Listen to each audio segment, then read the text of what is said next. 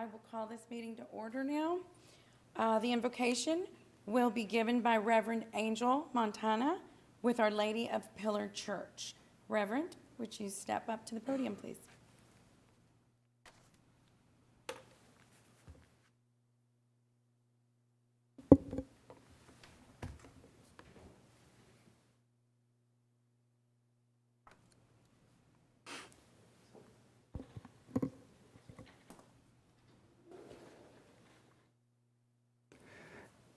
Heavenly Father, we praise you for the beautiful opportunity you give us to awake this day, not only to be witnesses of your love for us, above all, for give us the opportunity to serve to our community in the best way we can in following your ways.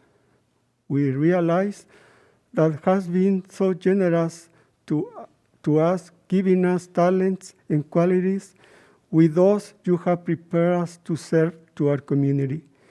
In this way, we have job to do, and we promote others to have a better way to live in our society with love, justice, and harmony.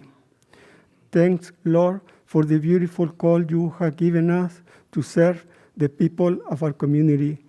We think we choose to serve them in reality, even though we did, the people choose us to serve, and we are happy to give the best of us and ready to serve them.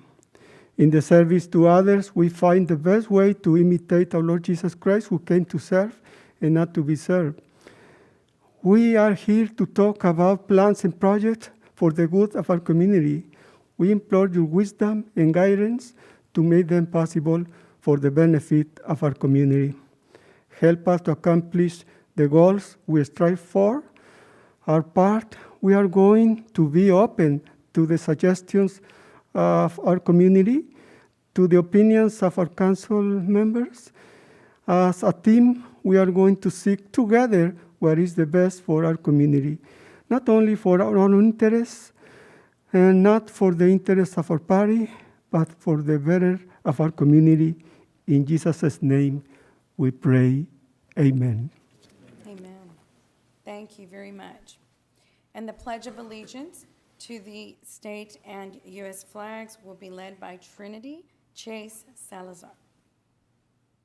Hi, my name is Trinity Chase Salazar. I am in 8th grade at Grant Middle School, and I play volleyball and tennis. Please join me for the Pledge of Allegiance. I pledge allegiance to the flag of the United States of America and to the republic for which it stands, one nation, under God, indivisible, in liberty and justice for all. Please join me for the honoring the Texas flag.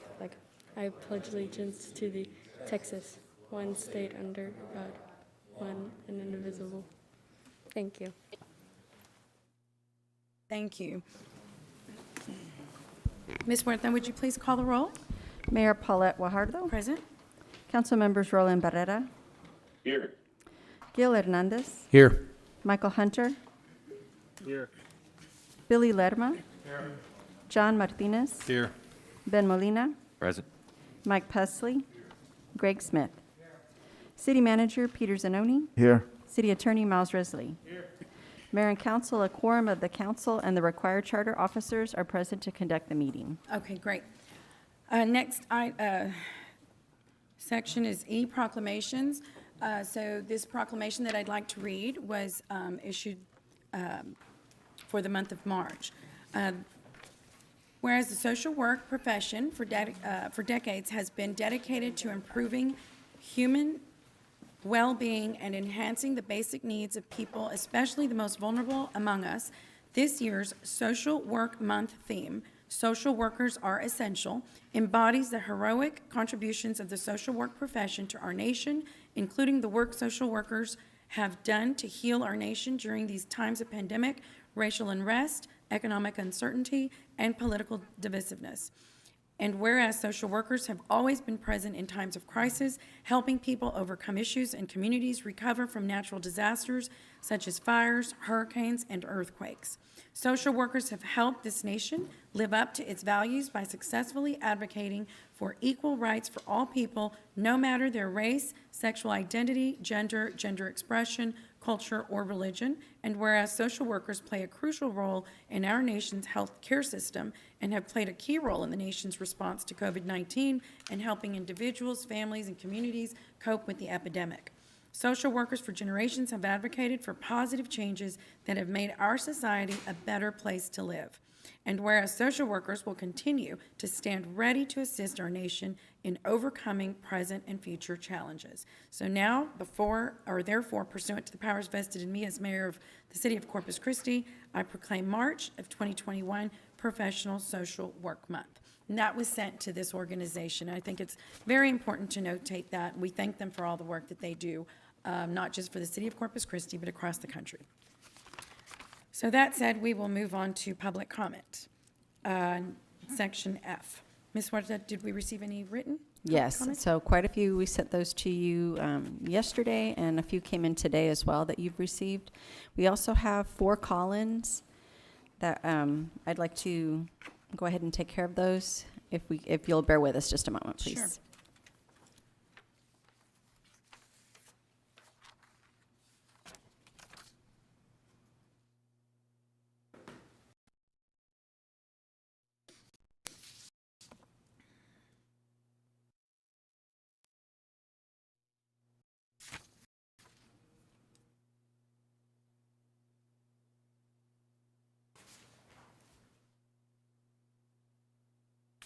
The first caller is Tom Schmidt, and he will be speaking regarding item number 25. Mr. Schmidt, please go ahead and state your name and state your address, please.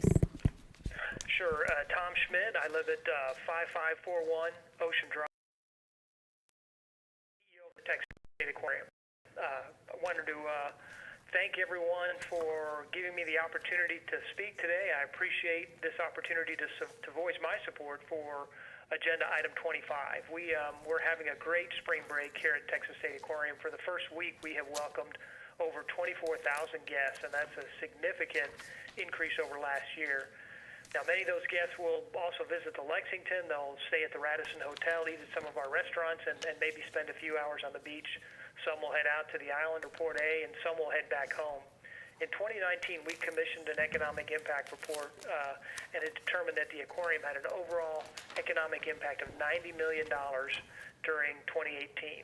Over 700 jobs were supported by the aquarium and $21 million in salaries. And I'm sure all of us can appreciate what the incredible economic impact would be if we could make North Beach a true multi-day destination. Now, the city of Corpus Christi has made great strides to improve this district, really beginning with the 2000 bond program and continuing in 2004, 8, and even through the most recent bond program. Tens of millions of dollars have been invested to improve our streets, our sidewalks, the parks here on North Beach, signage, wayfinding, and our utilities. The city continually inspects and assesses our stormwater infrastructure, all to support what we do and what others do here on North Beach. And an additional recent investment, very important investment, was a study commissioned by LAN last year to look at the feasibility of the navigable canal. And I think we know from the results of that study that the canal would work to help alleviate some of the coastal flooding and drainage issues, but with some caveats. We need to raise the elevation of North Beach, and we need to replace some of the stormwater sewer systems. And so I am really thankful for our city leadership, our mayor, our council, our city management that appreciate and understand the importance of investing on North Beach. The city is now making a wise choice to further engage LAN to understand exactly how much some of these solutions will cost. And I'm 100% supportive of that work, and I'm 100% supportive of what the staff is doing to help address these issues. I appreciate the attention that you all are focusing on North Beach. Here at the aquarium, we've invested over $100 million on North Beach, and as you know, we plan to do a lot more, and certainly with the city's help, we can do that and so much more. Thank you all so much. I appreciate it.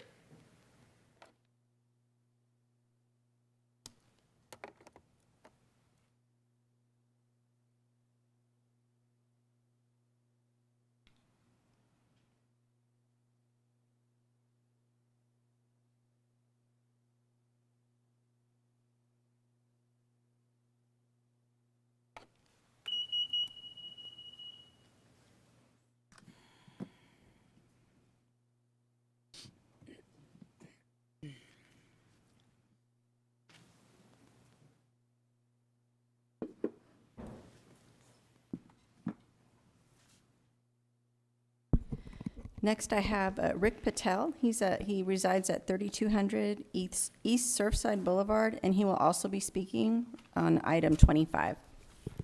Mr. Patel, please go ahead. Thank you, members of the council. I thank you for the opportunity to provide my opinion. I just wanted to say that I've been a business owner on North Beach since 1999, and I support the funding of the study for the cost estimates for the canal project. I think this will enable us to look at the probable cost versus value, both economic and lifestyle value of the project. As you know, we're located within a 3-hour driving distance from Austin, San Antonio, and Houston, some of the fastest growing cities in Texas. They are our largest feeder market for tourism. And North Beach is also located centrally to the fast-growing Portland and Corpus Christi. We have anchor amenities such as the Texas State Aquarium and the USS Lexington. This means North Beach is an excellent location to create an evening entertainment district. But the flood challenges has prevented this area from growing and reaching the potential that it could.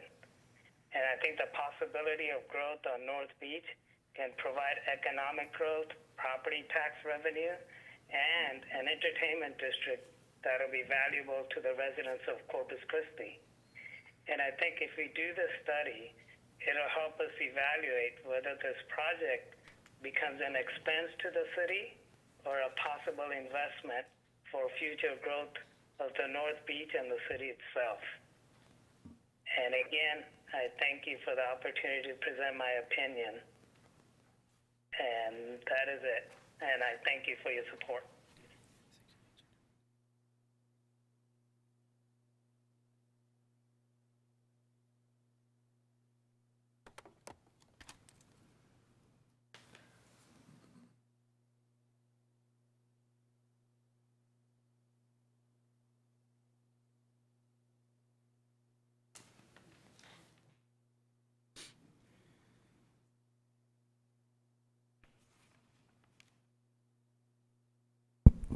The next caller is Steve Banta. He resides at 2914 North Shoreline Boulevard, and he'll also be speaking on item 25.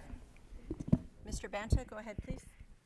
Thank you, and you've already got the address there. Thanks for saying that. I'm the executive director here at the USS Lexington Museum.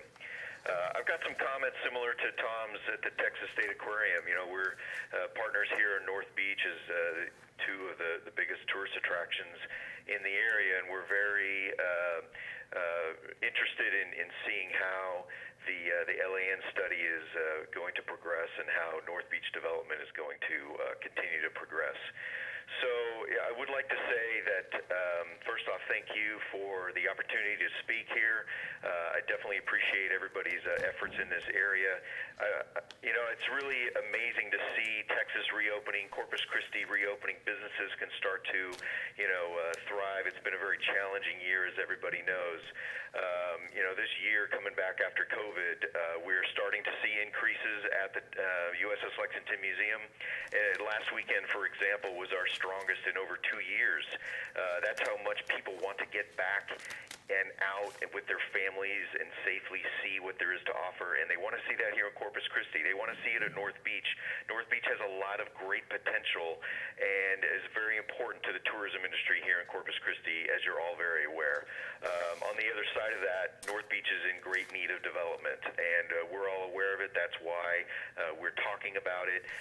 We're very glad to see, I'm personally glad to see that the LAN study will be continuing. I'm very supportive of the city's efforts in that area and supportive of the upcoming proposal for an addendum in order to continue that study. Looking forward to the results and to the future city efforts in the area of progress at North Beach and the development that comes there. Thank you so much for your time today.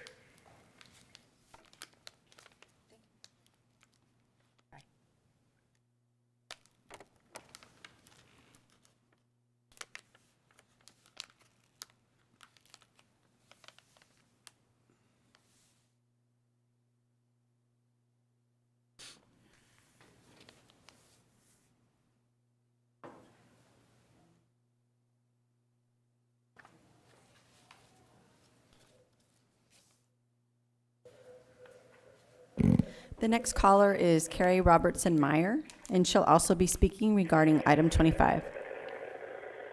Ms. Meyer, you have there's a lot of distortion. A lot of distortion on your call. Is there something you can do? Yes, that's much better. Yes. Okay, great. We'll go ahead and get you started. Okay, Ms. Meyer, go ahead, please. Carrie Robertson Meyer, 4401 Gulf Breeze Boulevard, North Beach. I'm with the North Beach Community Association. I'm on the board of directors. And thank you to everyone up there today for your service to our city. Also, thank you to Parks and Rec for having a lot of boots on the ground over spring break here, keeping the beach and our amenities clean. And to Corpus Christi Police Department for keeping the beach safe. I saw many officers on patrol and responding to calls here, so we appreciate that. I'm calling today on behalf of the NBCA board, who is asking the council to approve phase 2 for the LAN study, which is 25 on your agenda. I will send you the printed signatures. We have 80 actual signatures on a survey that's just basically move to phase 2, continue the study, get the costs. And we also did an online survey where we got over 500 signatures. This is a very popular project across the board with many, many people, not just North Beach people, because it's for our city. NBCA board also asks the city to, during the phase 2, allow the engineers at LAN to receive input from stakeholders. They weren't able to do that during phase 1 because of a technicality in their contract that could easily be amended or scratched, and that just said they weren't allowed to talk to anyone other than the city manager. So we want Jeff Blackard, the developer who came up with the canal idea and did the initial design, to be able to represent us and speak to LAN on a regular basis about the design and during this next phase 2. I've written you an email about that with details, but that's the gist of what we're asking to please support phase 2 today as a yes vote, and to please allow Jeff Blackard to represent the community stakeholders of North Beach and to be our representative in talking with LAN during the phase 2. Thank you so much.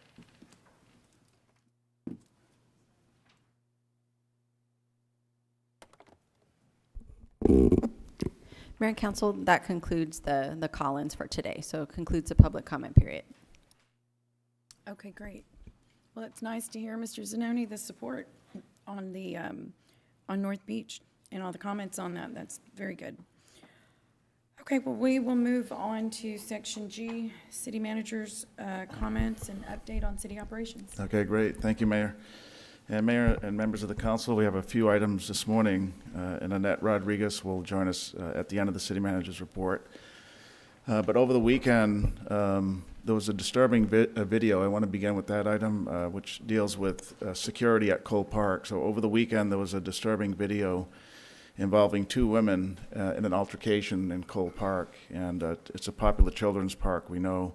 That video did circulate amongst social media Saturday before it was ultimately taken down, but the parties that were involved know each other, and that's according to our police department. But the reason for bringing it up this morning is I want the community to know that that type of behavior in public spaces is unacceptable. Mm-hmm. It's totally unacceptable, and it will not be tolerated at any level in our city.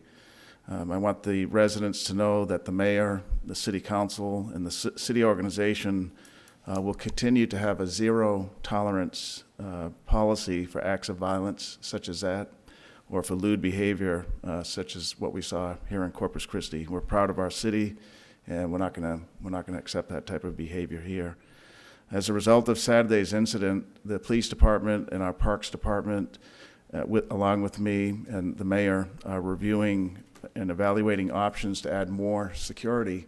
It's been known to me, who's been here about 2 years, that this city doesn't really have park security like other cities in Texas do, beyond our police department. And so we're going to look at some options to add more security at some of our parks, including Cole Park, or starting at Cole Park, I should say. So working with the mayor and the chief and Neiman Young, our new assistant city manager who oversees parks, we're going to review what's the best practice in the state of Texas and in the entire country to see how we can bring that better security or more security to our parks, especially Cole Park that has a lot of people every day and a lot of different amenities at that type of park. So with that, I did want Chief Markle just to say a few words as well, addressing the situation, and then and giving us an update as well on the situation. Thank you, Chief. Thank you, Peter. Mike Markle, Police Chief. As it pertains to that specific incident, I appreciate your involvement, City Manager Neiman Young. We did speak this weekend, and we know the involved parties. There's already an arrest warrant out for the suspect. We took care of that immediately upon review of that video when it showed up, and City Manager and I, and Neiman and I, have been talking since the incident occurred, and I know you were already contacting the City Manager. So that will be resolved forthwith.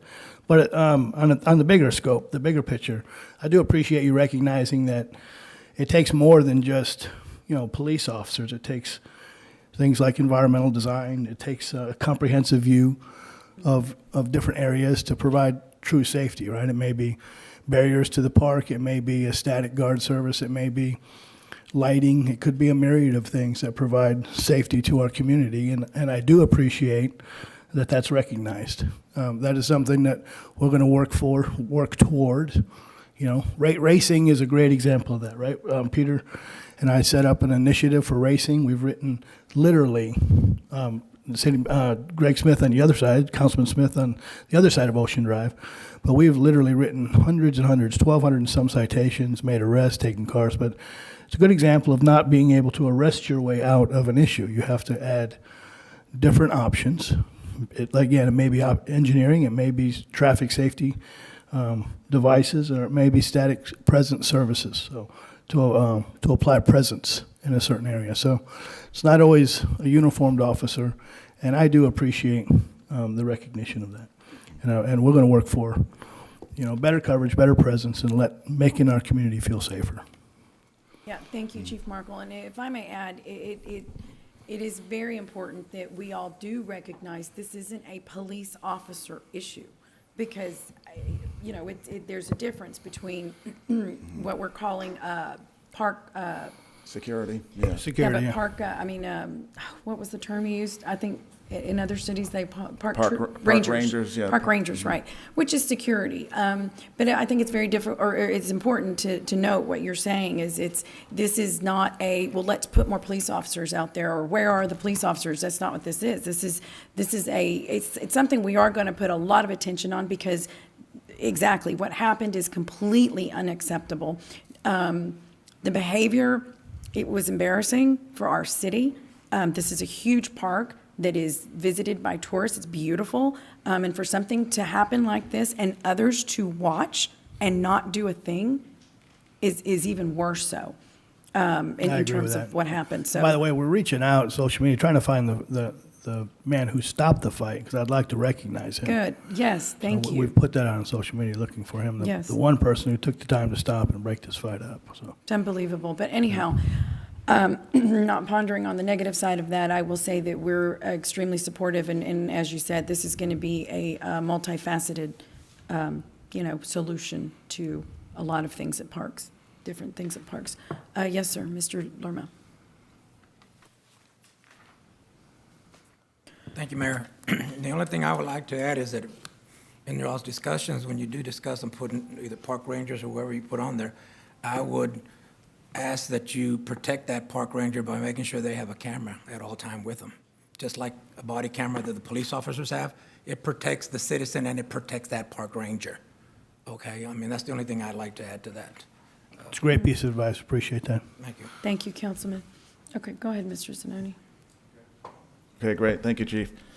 Okay, we're going to move next to public infrastructure. So Councilman Molina, several council meetings ago, requested that we provide a quarterly update on our 5-year infrastructure management program. And so this is where we improve streets in our community. This is not bond program work, but rather street maintenance, and we have a budget for that every year.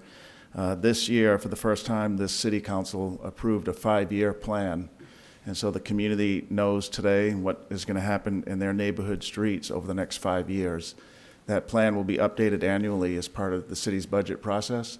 And so the community can see when in that 5-year continuum their street will be addressed by the city in terms of maintenance. And that plan is on our website. So today is a quarterly report. Councilman Molina did ask that, can we kind of tell the community and the council how we're doing quarterly? And we did pass out, or the secretary passed out a report. I was going to. We're going to pass out a report that has all the projects I'm going to talk about here. But just to give some background context, the maintenance program includes preventative maintenance. That's like crack sealing, where cracks begin to form in the streets, and our crews go out and seal those. You may see stripes in the road. That's preventative maintenance. We also do rehabilitation work, and then we do reconstruction. If the street has gone too far, it's a reconstruction. And then also for the first time this year in our budget process, we're including monies for concrete street reconstruction that has been brought up by several council members in the past 2 years. So the first quarter report covers October through December, and there are a total of 96 projects that were being addressed in that first quarter. Of those 96, 45 are completed, and 51 are underway, with 34 of those being under construction, and then the different 17 are in design right now to be put into construction. So the good news is that this represents 37 more projects than what we completed in the first quarter a year ago. And that's a testament to rebuilding our public works team, bringing on some professionals, and the city council approving several big purchases of equipment that's modern and that can actually get this work done on time. And so of the 45 projects completed, 29 of those were completed by our in-house crews that have been all retrained and are using modern equipment and the right applications. We're no longer using chip seal. We're using hot mix asphalt in our neighborhood street projects. The concrete restoration program was new in this budget. City Council approved that, $1 million. We do have many miles, I think about 15 miles or so of concrete street. Yet we had no maintenance budget or even a plan before. So we do now with Richard Martinez's help, and this $1 million will be used to maintain 3 concrete streets throughout the community. Those are scheduled to go out to bid in late April and early May, and they'll be completed by the last quarter of this fiscal year. And so good news on those concrete streets. And so, as I mentioned, you do have the report, and we'll be putting this online as well. It's several pages, list all the projects, shows their status, shows what city council district they're in, and what type of work is being done. Okay, and then third item I want to bring up, just to remind everybody, even though it was a little bit overcast and drizzling this morning, we still are in stage 1 drought conditions in our city. And the dry conditions that we have experienced really through last fall and into now are expected to continue up until the summer. And so we need to be mindful of that and be conserving water so we'll have enough in case even that forecast doesn't hold. So residents can use their irrigation system but once a week, and they should water on their days when they put out their garbage and recycling.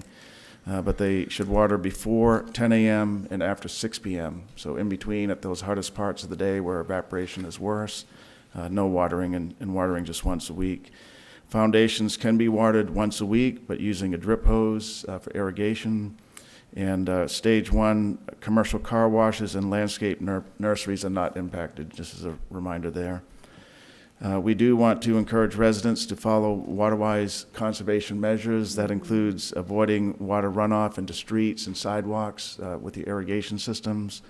Check for leaks around the house. I know sometimes those irrigation systems go off early, but you might want to get up early or set it at a different time and see if there's any leaks happening.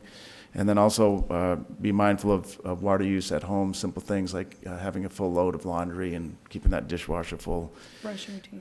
And yeah, Turn brush it off while you're brushing. Exactly. Turn that water off. That old age habit of keeping that water running can add up. Bad habit. Yes.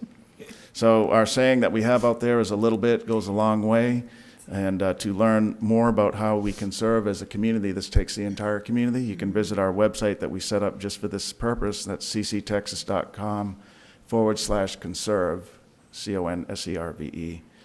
And then if anybody did want to report water violations, we are out there looking around, but if folks want to help us or help our community, you can go to our website as well, which is cctexas.com, and click on the report tab or call the water hotline at 361-826-1600. Okay, and then just one other quick update more so for the council, and then we'll have Annette Rodriguez give us an update on COVID. And so, we've gone through a lot in the past year. We've had the pandemic that started just about a year ago to these days. We've had hurricanes.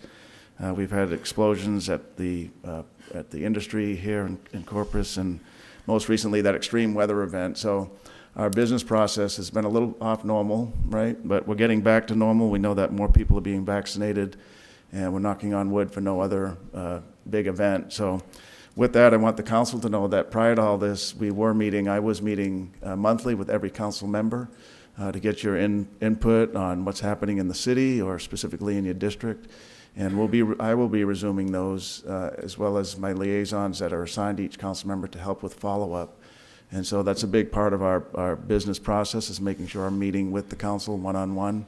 And those were scheduled up to these extreme events that took place, but as things begin to calm down a little bit, we're putting those back into our business process. In fact, last week I met with Councilman Molina, and he and I met for almost an hour and 45 minutes. It was a good meeting. So I got some input from him on what's important in the city overall, and then with regard to his district. So I just want the council and the community to know we'll begin those again, or we have begun them again, and keep an eye out for an appointment that I'll reach out to you to schedule. Okay, so with that, I think Annette is, Annette's here. Okay, great. I thought she may have been WebExing in. Yeah, Mr. Zanoni, if I may, I think we have a couple comments, unless you'd like to hold them. Councilman Molina? I'll keep my comments quick. Thank you, Mayor. Chief Markle, I appreciate your diligence with the issue for the Cole Park Pier incident.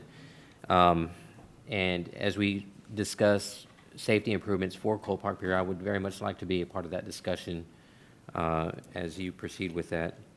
And then I also wanted to thank you, City Manager Zanoni, and Richard Martinez for your diligence in moving forward with the IMP program, and also with the report that you have given today. We appreciate the update.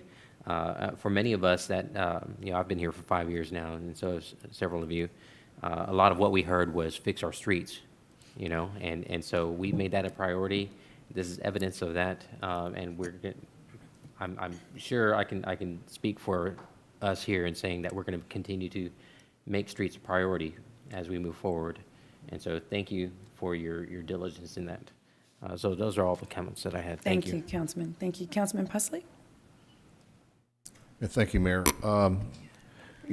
At one time, and I don't know if Cole Park, if the DMD's boundary of supervision includes Cole Park, but at one time, and this has been several years ago, the DMD was talking about helping to finance or pay for security cameras located in and around the downtown area to help CCPD with,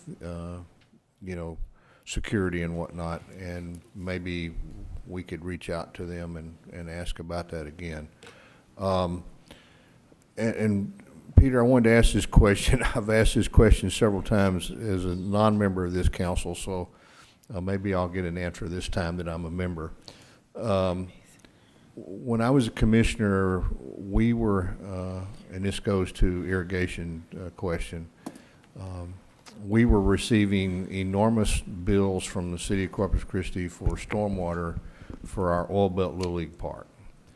And that was because we have to run the irrigation system on 9 baseball fields and 4 Little Miss kickball fields, and it's a huge complex. And so we were being hit with these huge stormwater bills, but we weren't impacting the stormwater system. We were just watering the grass.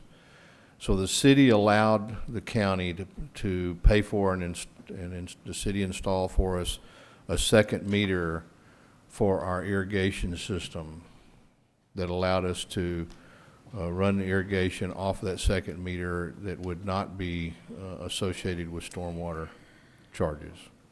My question is, can residents do the same thing? I think, I don't want to say no, Councilman, but, because it's probably a case by case, but what I can tell you is this, is that the stormwater fee, that is very outdated and it's probably the only one like this in the state of Texas. Yeah, I agree with that. Right, we're going to redo it. We began last year with a pretty big committee and a professional consultant, and we put that on hold because of the economic impacts of the pandemic. Right. But we recently, or we will be meeting with the mayor to reinitiate that whole process, and the goal is for this budget that we'll be working on with the council this summer, we'll have a new fee separate for stormwater. And these issues that you're talking about will no longer be. The fee would probably go into effect if the council approved in January 2022. And it would be based on a different metric, not water usage. Yeah, because you know, right at the time of the year when residents want to be watering to get things going during the spring, you're doing this winter averaging thing, so you get punished for watering your yard, and I just think that's unfair. Yeah, we agree, and that's why last year we recommended including it as part of the budget, but then we also said, you know what, let's take a time out because of the economic impact of the pandemic. Okay. But we want to bring that forward, one, for a more equitable rate structure, but two, to have a better defined stormwater program, especially this community where we're by the bays, estuaries, and beautiful creeks like the Oso. We need to be more mindful than we are today of stormwater discharge and how we maintain those bodies of water. So, right. Okay, well then I'll reserve my question until we do that. Okay. But I think if it's going to include some type of special fee for stormwater that's based on your water usage from an irrigation system, then we need to look at that. Yeah, no, it won't be at all. That's why. Yeah. Okay. Yep. All right, very good. Yes, Thank sir. you. Thank you, Councilman. Oh, Annette, yes. Annette's going to give the final part, which is a COVID update. Okay. Welcome, Annette. Thank you, Mayor, Council. Thank you for inviting me here to give this update. So I'm going to actually, for this update, I'm going to recap, since this is really a historic time. This is right around a year for us of going through COVID-19, and then I'm going to move forward and give the update. First slide, please. So back in December 31st, 2019, seems like a long time ago. So that's when China actually reported a cluster of cases of pneumonia in Wuhan. And then a novel coronavirus was eventually identified. On January the 2nd, China actually publicly shared the genetic sequence of COVID-19 with other countries. And so the United States actually had this genetic sequencing. And it's important because laboratories such as ourselves at the Health Department, we had what is called a Biological Safety Laboratory, a BSL-3. And that's one level under the CDC's laboratory in Atlanta, Georgia. And we report directly real time to CDC. So what happened when they sent us the genome sequencing, CDC actually picked up that genome sequencing and they started making what we called test kits. And these test kits, they sent them out to all of these places, and they sent us some as well in public health, and we had to check to see if these test kits actually worked. And you may not recall, but at the beginning they did not work. And so we had to send them back to CDC, and CDC said, you know what, forget the genome sequencing that they sent us, we're going to do our own genome sequencing. So CDC did their own genome sequencing, and they sent it to us, and voila, the test kits worked. How do you know a test kit works? It's because when they send you swabs, they tell you which ones are positives and which ones are negatives. When you run the actual test, the positives should always be positives and the negatives should always be negatives. Once they worked, they were good for us to go, and so we opened it up to the community and we started swabbing and testing people. On January 13th, the first case was identified outside of China, and that was in Thailand. And then on January the 19th, a 35-year-old man presented in Washington with 4-day history of cough and a subjective fever. So the patient had just returned from visiting family in Wuhan, China. So that was our first case in the United States. On March 19th, Governor Abbott issues an executive order in accordance with the federal guidelines to mitigate the spread of COVID-19. And then on March 21st, which is this coming Sunday, a year later, Nueces County identified their first COVID-19 case here. The patient was a male between the ages of 45 to 55, and he was in good condition, and he had recently traveled, and he was infected while in Houston, according to our contact tracing. Next slide.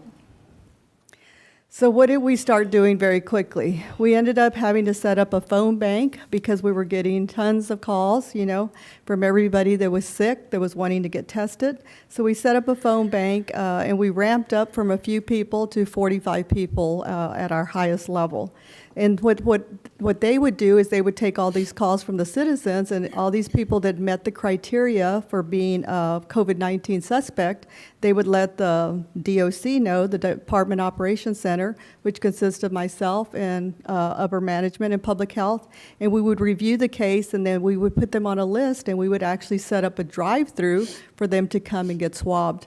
Once they would get swabbed, we would actually take those swabs to our laboratory that's right there in the health district, and they would analyze the test. They would come back to us in the afternoon or evening, and they would give us the results, and then we'd start all over again. We'd start calling people to let them know if they were positive, and we would start the contact tracing. Next slide. So I saw this on the website. This is a timeline of COVID-19 cases, case numbers, and policies in Texas. And it's really interesting. It doesn't ever get completed. But if you look at the beginning at the bottom, and if you follow the red line basically shows a 7-day rolling average of new COVID-19 cases.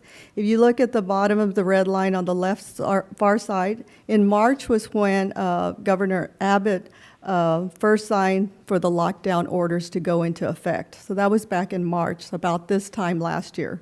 And then as we progressed into May, it was time to reopen, and the cases seemed to be staying fairly steady. They were still going up, but not by very much.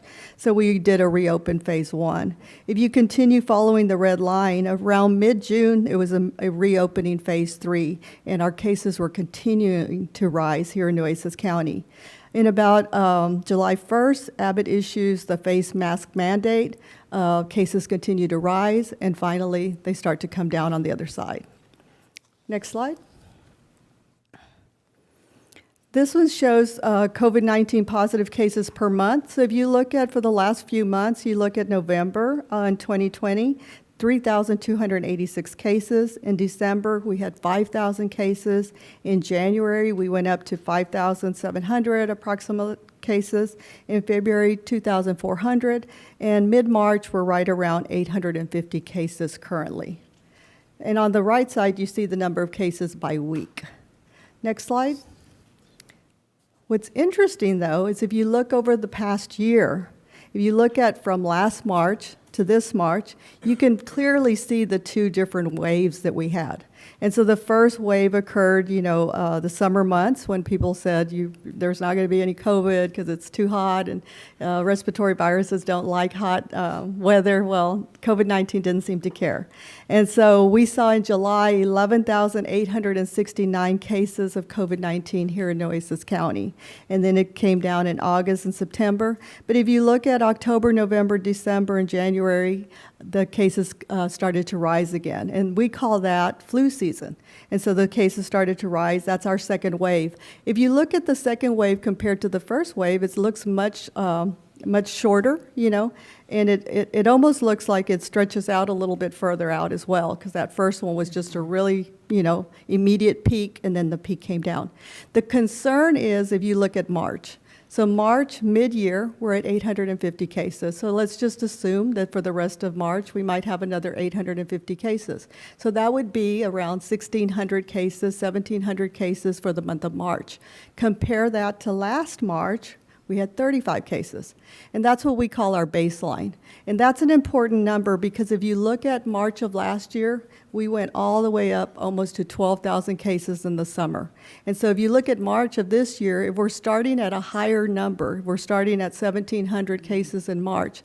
And if we were to go up and have a third wave, like some other places are doing, like you're seeing in Italy, and they're having to shut down again, it would be very concerning. So right now, the race is against the variants, and we all have heard of the variants. We've heard of the B.1.1.7 in the UK, the B.1.351 in South Africa, as well as the P.1 one in Brazil. So right now, we're racing the variant, because if we start seeing variants here, that could very well happen to us, where we see a higher peak than what we saw the first time around. Next slide. So going back to our phone bank is kind of, it used to give us an indication of what was going on in the community, because if you get a lot of calls, then you knew that, you had a lot of sick people, and so we knew when surges were coming. So September, 1,200 calls, and then in October, 1,500 calls to the health district, 3,200, 3,300, 11,000 calls, 22,000 calls, and 13,000 calls halfway through March. And people are calling now more because they're wanting to find where are the vaccines. They want to know where to get COVID-19 vaccinated. Next slide. So here's a comparison that I show, normally when I do speak to council, and it just shows a comparison of cases from the United States to Texas to Nueces County. We have 38,656 COVID-19 cases currently. For the number of deaths, we have 734 deaths currently, compared to Texas, 46,619. And then the death rate for the United States is 1.82. For Texas, 1.7, and for Nueces County, 1.89. Next slide. So I'm going to pivot over to, so we've changed from testing, from doing a lot of swabbing and testing at the health district, to now we're doing mass vaccination. And so this graph shows you the total COVID-19 vaccines administered in Nueces County. And this is from our VAO system. We have a vaccine allocation ordering system through the state of Texas, Department of State Health Services, and these are what the numbers show. So we are one of 2 designated hubs, which means that we are designated to vaccinate the masses, the large number of people in our community. And so for the health district, we have vaccinated 64,924 people. For first doses, out of those 64,000, we've given 47,536 first doses. And for people that we have fully vaccinated, that's 17,388. Again, this is just the health district hub. The Driscoll Hub has vaccinated 25,233 people, and the other providers in Nueces County have vaccinated cumulatively 51,957 for a total of 142,114 people that have been vaccinated in Nueces County. So, and some of our numbers are outside of Nueces County, so this is as close as I can get to telling you the numbers today. And the next slide. So what's new and on the horizon? Well, I think everybody's heard a third COVID-19 vaccine is now authorized for the United States, and that's Johnson & Johnson. The FDA issued this emergency use authorization for a single dose of Johnson & Johnson's COVID vaccine on February 27th. So Johnson & Johnson has not yet been allocated to the health district, but we do have other providers in Nueces County that have received this vaccine, and we're all anxiously waiting for it. Next slide. Effective yesterday, they also opened up Phase 1C, which includes those 55 to 64 years of age, because it showed that there's strong and consistent evidence of COVID-19's life-threatening effects to this age group. According to death certificate data collected over the course of the pandemic, 93% of Texas fatalities directly caused by COVID-19 are in people 50 years of age and older. Next slide. I try to always show you how flu compared last year to this year. If you look at the blue line, that's flu last year, and it was way up there at its peak. It was at 750 at its peak. And if you look at the red line, that's the flat line at the bottom, that's flu for this year. And so our numbers are very, very low currently, and we believe that that's an effect of COVID-19 public health strategies. And that's all I have, but I do want to end by saying, please don't let your guard down. We are still watching these variants. We do know that there's over 150 variants in the state of Texas. The majority of those variants are the B117 from the UK. We also had the second B117 case in the state of Texas. And so don't let your guard down. Continue to social distance. Continue to wear your mask if you're around people that you don't know their vaccine status, and continue to wash your hands often. Thank you. Are there any questions? Councilman Lerma? Yes, thank you, Mayor. Annette, your staff, everybody's done a great job, let me tell you. I'm impressed. I've seen them all. Kudos to everybody that's been involved in it. You know, I'm happy that the council worked hard to make sure that we were able to take care of our seniors also. But my question is this. Last night, I saw on the national news about the airlines, that if you expect to board and go to somewhere else, to another country, another destination, you have to be tested, and you have to prove that your test was negative, or we have to prove that we took the vaccine. My question is, how do we prove that we took the vaccine? We have nothing in hand, that we're fully vaccinated, or people are fully vaccinated. So we can travel on airlines, because they're requesting you to take tests. Why would I have to take a test if I've been vaccinated? Right. I mean, is there something that we can do or start here locally, you know, to get that process going? Let's not wait till we have 250,000 people vaccinated, then we're trying to figure it out. You know, let's try to jump up ahead. That's my question. I'm just curious, how can we do this to let people know that we've been vaccinated? Right. Even though we still want to take the safety precautions of wearing our masks. No, I agree completely. So what we do is we give a vaccination card. And so you have a vaccination card showing that you've been vaccinated for your first vaccine.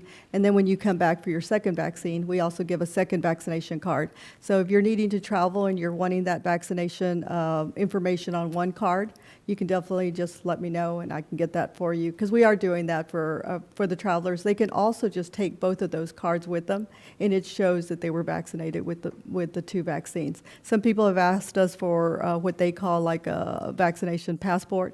So we just give the vaccination cards that CDC supplies us, and so those actually suffice for travel. But yes, you're right, you could also get swabbed within the 3 days of traveling, one or the other, but you have to have proof that has occurred.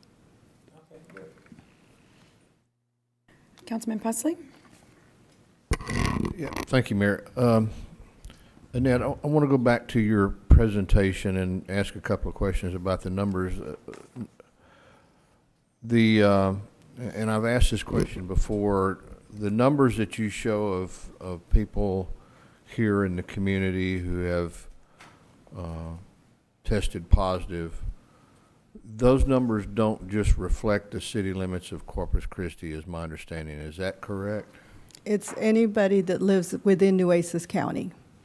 Okay, but I was told that we derive these numbers from the hospital, and the hospital won't tell us where the people came from, especially as related to the people who die in the hospital, that they could have come from Boston or wherever, and I'm using that as an extreme example. But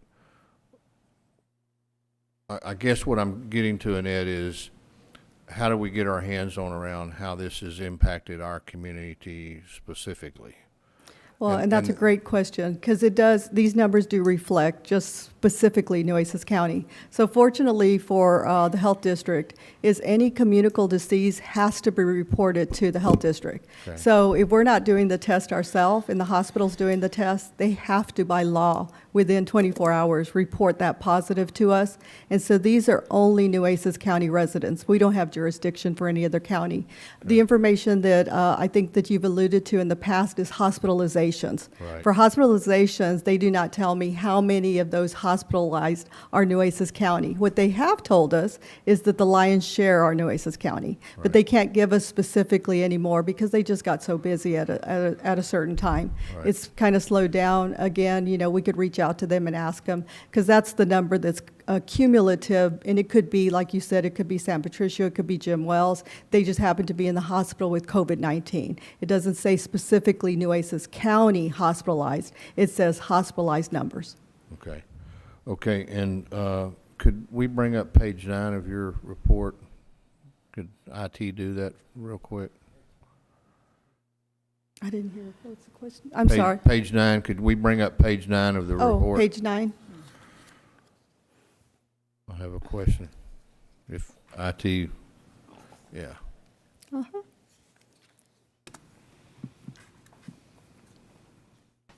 Okay. I want to talk just a minute about our distribution sites, and I'm trying to understand exactly how this works, because I get asked questions about it, Annette, all the time, and I know we all do. How many designated vaccination places do we have now that are operating within the city limits of Corpus Christi? Designated hub sites? Is that your question? Or just designated sites? Well, places where someone can go get a vaccination. Well, we have 91 providers that were signed up in Nueces County, but I will say 91 providers have not all received vaccine yet. So, but of those 91, there are at least, I'd have to go back and look, but I would say at least 35, 40 that are within the city limits that, like HEBs or, Right. those type of places. There's doctor's offices that have vaccine. Okay. Well, let's talk about your department specifically. How many places inside Corpus are you handling? So we're currently just at American Bank Center, Okay. and then we have our hub at Borchard Fairgrounds. Okay. Do you have any plans to do hubs, if that's what you want to call them, at other places within the city limits of Corpus Christi? We have, because we've looked at American Bank Center may have some different events going on, so we are looking at other, areas, and we just need to vet them, and we need to find out if they're available to us. But we've looked at the Greyhound racetrack, we've looked at the malls, we've looked at the natatorium, so, wherever they'll take us, we'll vaccinate. Because I get a lot of calls from the folks on Padre Island and the Flower Bluff area wanting to know if we're ever going to get close to them, and that's a big concern. So, if I understand it correctly, as the county incident commander, you have the authority to establish those hubs if you see that they will fit the parameters of handling the traffic and the people and all that. Right. Well, it's actually of the state. So the state sets the guidelines. They basically want to make sure that you're accessible to all jurisdictions, not to just one jurisdiction. So you have to be accessible. There is no residential restriction with the hubs. So if they're coming in from other, neighboring jurisdiction, that's allowed as well. It has to be large enough to have mass events for a large number of people to come through. So you don't want to try to have a hub site that's too small, because then it looks like you're only trying to gear it to one neighborhood. Right. And so you have to make sure that you meet those guidelines before, you decide on and a I hub. realize that's a challenge. And for example, on the island, you would potentially be hitting not only the folks on the island and Flower Bluff, but people who live in Port Aransas and Aransas Pass, and there's a number of people who could traverse to that area. I guess the challenge is, I always thought, well, we do it at Slitterbomb, but now they're going to bulldoze that building, so that was out of the question. So, But, I think the other part of that is the providers don't have those same restrictions that the hub sites have. And Okay. so the only two hub sites are Driscoll Children's Hospital and the Health District. But there's other providers that they could actually go to these different locations, and that's not counted against them. Okay. For the hub sites, we just do have some criteria that we need to follow. does the state handle the distribution to these other sites that are not hubs, that are like the HEBs? So They do. Your department doesn't have anything to do with that? No, Okay. they sign up as a provider. Now, we're kind of a liaison, so we try to help them if they're not getting vaccine. A lot of them aren't because they're not in the eligibility criteria. So like a geriatric physician, he actually would already be getting an allocation because he is meeting that population that is in the 1B and in the 1C now. But Okay. for some other providers that aren't in the eligibility yet, they haven't received vaccine. But we try to help them as far as signing up and working with the state. If they need vaccine, if they're short vaccine and we have some, we can transfer vaccine to them if we have some. Right. Well, I hope you understand, Annette, that, my reason and the reason maybe for other council members expressing concern about having these distribution sites within the city limits of Corpus Christi is we are the city, and we are the representative for the people who live here in this city. And the city-county health department is part of the city. And we just want to make sure, I had tons of emails and phone calls, and some of them were not pleasant, about why the heck are y'all doing this over in Robstown and not in the city limits of Corpus Christi? After all, you're the city. And so we have to be able to explain that and make sure people understand. But I think it's vitally important for us to have as many of these hub locations, Annette, as your department can possibly handle. And I know you're dependent upon the number of vaccines you get, but I just want to encourage you to do everything that you can to make sure that we're getting out into the far reaches of the city of Corpus Christi, even into the northwest area. And I know sometimes we think of Cal Island being a part of, Robstown, but it's not. I mean, that's a fair hike for people who are elderly. And it's a real hike for people who are elderly to come from Padre Island and Flower Bluff to the fairgrounds. So I just want to reiterate that it's important that we recognize that and that we try to do everything we can to reach those populations. Thank you.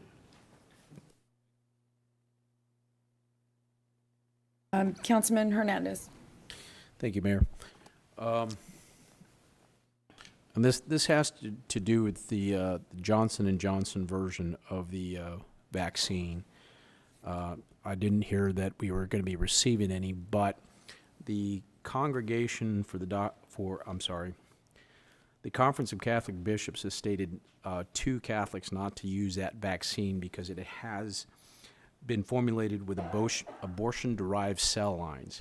Is that correct, and are we planning to receive any of the Johnson & Johnson?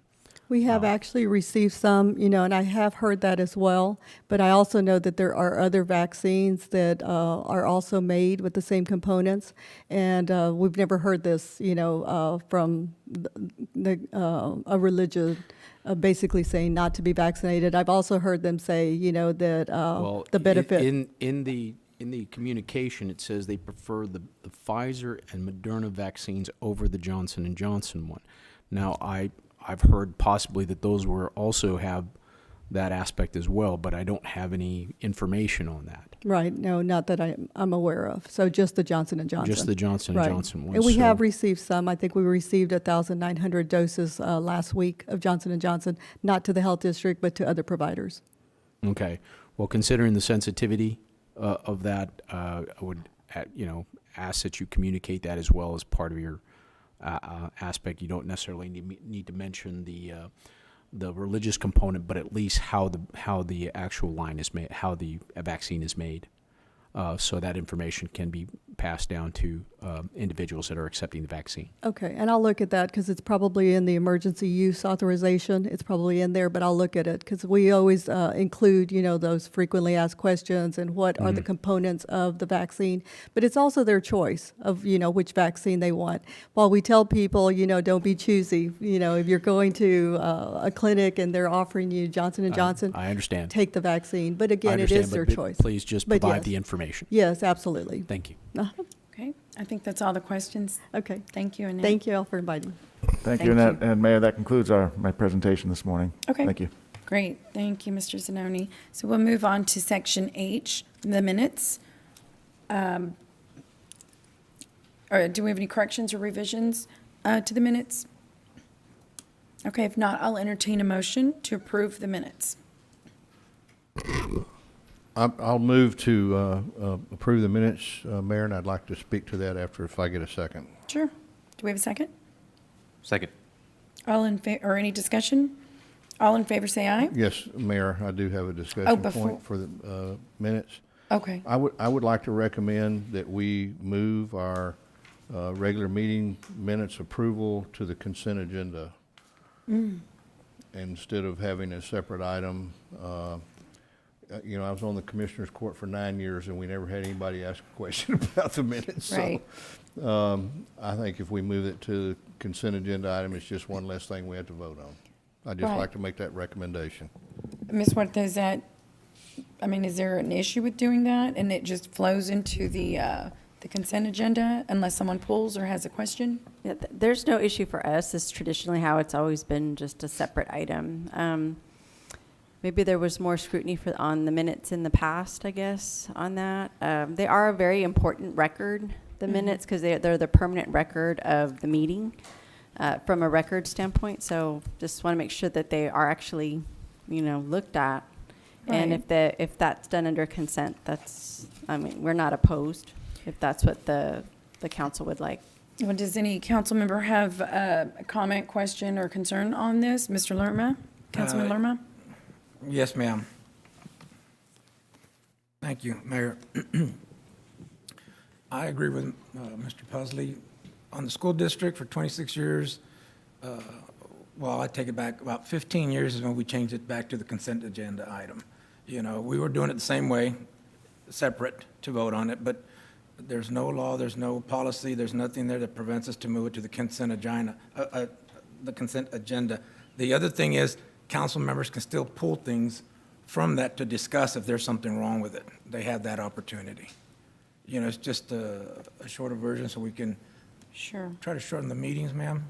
You know, Efficient- even though it's It might efficiency, shorten yes. us a minute or two, but that's okay, you know. If we want to be as efficient Yes, as ma'am. we can be. So, yeah, I'll agree with Mr. Pusley on that one, Councilman Pusley. Okay, so we can go ahead and approve this, and then moving forward, we'll include them in the consent. Thank you for your suggestion, sir. Yes, sir. Okay, so all in favor say aye to approve minutes. Any opposed? The motion passes. So we will skip, we have no board appointments. We'll skip down to K, consent agenda items, 2 through 16. Does anyone have anything to pull or have questions on Mayor, our I'd consent like to agenda? I'd like to pull agenda item 2, just so I can vote no. I don't need a presentation on it. I'm sorry, what item? Item number 2, Number 2? Mayor, I'd like to pull item number 15 for informational purposes only. Number 2 and number 15. Anything else? Okay, I'll entertain a motion to approve the consent agenda with the exception of item number 2 and 15. Mayor, I had just a quick question on number 8, if we could pull it. Number 8. Yes. Okay. That's okay. I'll entertain a motion to approve the consent agenda with the exception of items numbers 2, 15, and number 8. So moved. Is there a second? Second. Okay. Any discussion? All in favor say aye. Aye. Any opposed? The motion carries. So let's address item number 2 first, which is construction contract award for And Leopard Mayor, Street. Like I said, I just wanted to vote against it, so there's no presentation required. Councilman, we can't hear you. Can you maybe get a little closer to your, Well, how about now? that's much better. Okay, there's no presentation necessary. I just wanted to be able to vote against it. So if somebody wants to move and second it, and then I just want for the record that I voted no. Okay, so does any council member have any other questions on item number 2, which is the Leopard Street Construction Contract Award from Palm Drive to Nueces Bay Boulevard? Okey-doke, then I'll entertain a motion to approve item number 2. Okay, we have a motion and a second. Is there any further discussion? All in favor say aye. Aye. Any opposed? The No. motion carries. Nay. Who else voted? Oh, opposed, I'm so sorry. Yes. Councilman Barrera opposed. No. Okay, so there's 2. Mr. Hernandez And did also. Councilman Hernandez. And Smith, okay. Okay, and Smith. Okay, so we have 3. So Smith, Barrera, Hernandez, no. Okay, everybody else, yes. Okay. Gets it last time. The motion carries. So item number, we can do 8 or 15. Mayor, my question with item number 8 is just related to Constance, if you could pull me a P&L for Sunrise Beach, that's all I wanted. I just want to look at the numbers on Sunrise Beach and see where we are with that. For item part. 8? For item 8. And other than that, I'll move that we approve item 8. I think that's a good move, adding security there, Peter. You've been dependent on the sheriff's department, and you got to call them. So. Yeah, no, right. Councilman exactly. Pusley, could you repeat that? What is it you're requesting? I'm requesting a P&L, just look at the profit and loss on, Okay. I call it a P&L. I just want to look at the financial We understand. statement. Yeah, we'll do it. Okay. We went up there about a year ago, Councilman, because we were looking at options at the time of actually sourcing it out. Yeah. But I don't recall the profit and loss, but we'll get it for you. I do know from my experience that when it was leased out, it made more money than when the city was operating it. But I think it's good to look at the numbers on it Yeah. and see where we are. Okay, we'll do that. We can provide some history on it too, sir. Okay. As well. Good. Oh. Thank you. I appreciate that very much. We have a couple of comments. Yeah. Councilman Smith? Councilman Pusley, the audit committee did a comprehensive audit on it last year, so you may want to request that too. So it gives you further background on it. Constance will absolutely take care of me. I'm convinced of that. So sure of that. Councilman Hernandez? Yes, and I think the reason Councilman Pussy was pulling this is because on the agenda memo, it says the fund sources from the water fund from the Owen Stevens Water Treatment Plant to treat water. It's not actually going to come from that fund, sir. Okay, which fund is it going to come from? There's a Sunrise Beach Fund under Managed Raw Water Storage.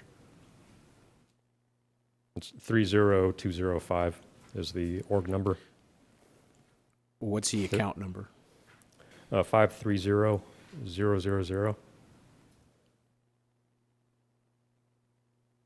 for professional services. Okay. All right, so. And we'd confirm there's adequate funds in there, sir. According to the amended budget, professional services, you have $60,792.22. Yeah, and so this one's for the first year, 32,000. There's plenty of For funds this in that fiscal year. account, Councilman. Yeah. It's Councilman Pusley, I'll send you what I have. Thank you. thanks, sir. Okay, so we have a motion on the floor. Do we have a second? Second. Okay, any discussion? All in favor say aye. Aye. Any opposed? The motion carries. Okay, item number 15, please.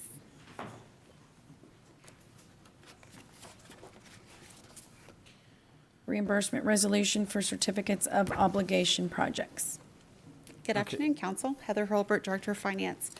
So this item we've done this with our revenue bonds along with our GO bonds. And so this is a tool we can use to go ahead and start the projects and reimburse ourselves once we issue the bonds. So these were projects that were approved for CO issuance.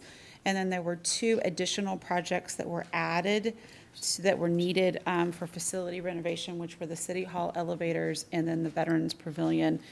So we have a total of a little over $12 million in projects that will be funded through a CO, or certificate of obligation. Okay, who pulled, Councilman Yes, Hernandez? yes. Okay.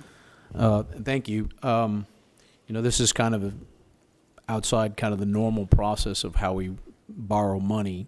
And I just wanted to kind of have a reflection on it as to how we do this and why. And I'm glad you explained it in this sense, but is this something that we want to continue doing in the future by utilizing certificates of obligation for things that could possibly go on a general obligation bond? I mean, it is a philosophy that can be, determined by council. A lot of these items that are on a certificate of obligation are more internal facing or capital maintenance type items. They are for our solid waste. A lot of the projects are for our solid waste utility, which is within our general fund. And you weren't here at the time, but I bring this up because if you were a while back, there was some work to be done on the city building that was put on general obligation bond, and it failed. Mm-hmm. Okay, Yeah. so just it failed. So I think it was for the roof and some other things on here. So I want, just so we're transparent about this, this is for internal items with this, and we're not circumventing any voters. That's correct, Councilman. Exactly, Alrighty. exactly. Thank you. Mm-hmm. With that, I make a motion to approve. Any discussion? All in favor say aye. Aye. Aye. Any opposed? The motion carries. We'll move on to Section M, public hearings. Item number 17, Ocean Harbor. It's also a first reading ordinance for zoning case number 1120-02, Ocean Harbor 2 LLC. Welcome, Mr. Raymond. Wait for the presentation to come up. Thank you. Good afternoon, Mayor and Council. The case before you is to rezone a property located at 14805 Wynwood Drive from RMATIO Multifamily Tourist Attraction District with an island overlay to RMATIO PUD Multifamily Tourist Attraction District with an island overlay and a planned unit development overlay. The purpose is to allow for the construction of a 44-unit townhome development. The applicant is Ocean Harbor 2 LLC. Next slide, please. The property is located along the west side of Wynwood Drive, south of St. Bartholomew Drive, and north of Robila Drive. The property primarily fronts along Wynwood Drive and along St. Bartholomew Drive, which is designated as a minor residential collector street. To the north is a vacant property zoned CR2IO, Resort Commercial with an island overlay, and Beach Access Road 3A. To the south is a condo development, Nautilus Galleria, zoned RMATIO, Multifamily Tourist Attraction District with an island overlay. To the east is a condo development, the Gulf Streams Condominiums, Zone CR1IO, Resort Commercial with an island overlay, and to the west is a townhome development, Village by the Beach, Zone RS6 THIO PUD, which is a residential townhome development with an island overlay and a planned unit development overlay. The subject property is 2.13 acres in size, and it is platted. Next slide, please. Next slide, please. Oh, great. The proposed rezoning is compatible with the future land use map, compatible with Plan CC and the Mustang and Padre Island area development plans. The proposed rezoning is also compatible with the neighboring properties and the general character of the surrounding area and the neighborhood, and the general character of the surrounding area. And this zoning change does not have a negative impact on the adjacent neighborhoods. The property is currently vacant and has not ever been developed. The PUD allows daily, weekly, and monthly rentals. The current RMATIO zoning allows that as well. The surrounding developments are existing, and there are no new plats or rezoning cases in the surrounding area. And as for with respect to Wynwood Drive and St. Bartholomew Drive, there are no current CIP projects proposed as well. Next slide, please. These are the PUD deviations. RMAT district, the RSTH, which is the townhome district, and the proposed PUD. The lot area in the RMAT is minimum size 5,000 square feet. Minimum size in the townhome district, which is 1,600 square feet. The PUD proposes 1,100 square feet. Minimum lot width in the RMAT, which is 50 feet. In the RSTH, it's 16 feet, and the PUD proposes 17 feet lot width. Front yard setbacks is 20 in the RMAT. It's 10 in the RSTH, and the PUD proposes 10. The paved street width is 28 feet in the RMAT, 28 feet in the RSTH. The PUD proposes 24 feet paved street width. The curb type in the RMAT is a 6-inch curb and gutter, the same in the RSTH. The PUD proposes a 1-foot ribbon curb. Parking requirements in the RMAT and the RSTH are similar. The PUD proposes 1.7 parking spaces per unit, totaling 77 parking spaces throughout. Sidewalks, the RMAT and the RST proposes the same. The PUD proposes 6-foot sidewalks on one side of the private street. Next slide, please. This is a layout of the master site plan. Next slide, please.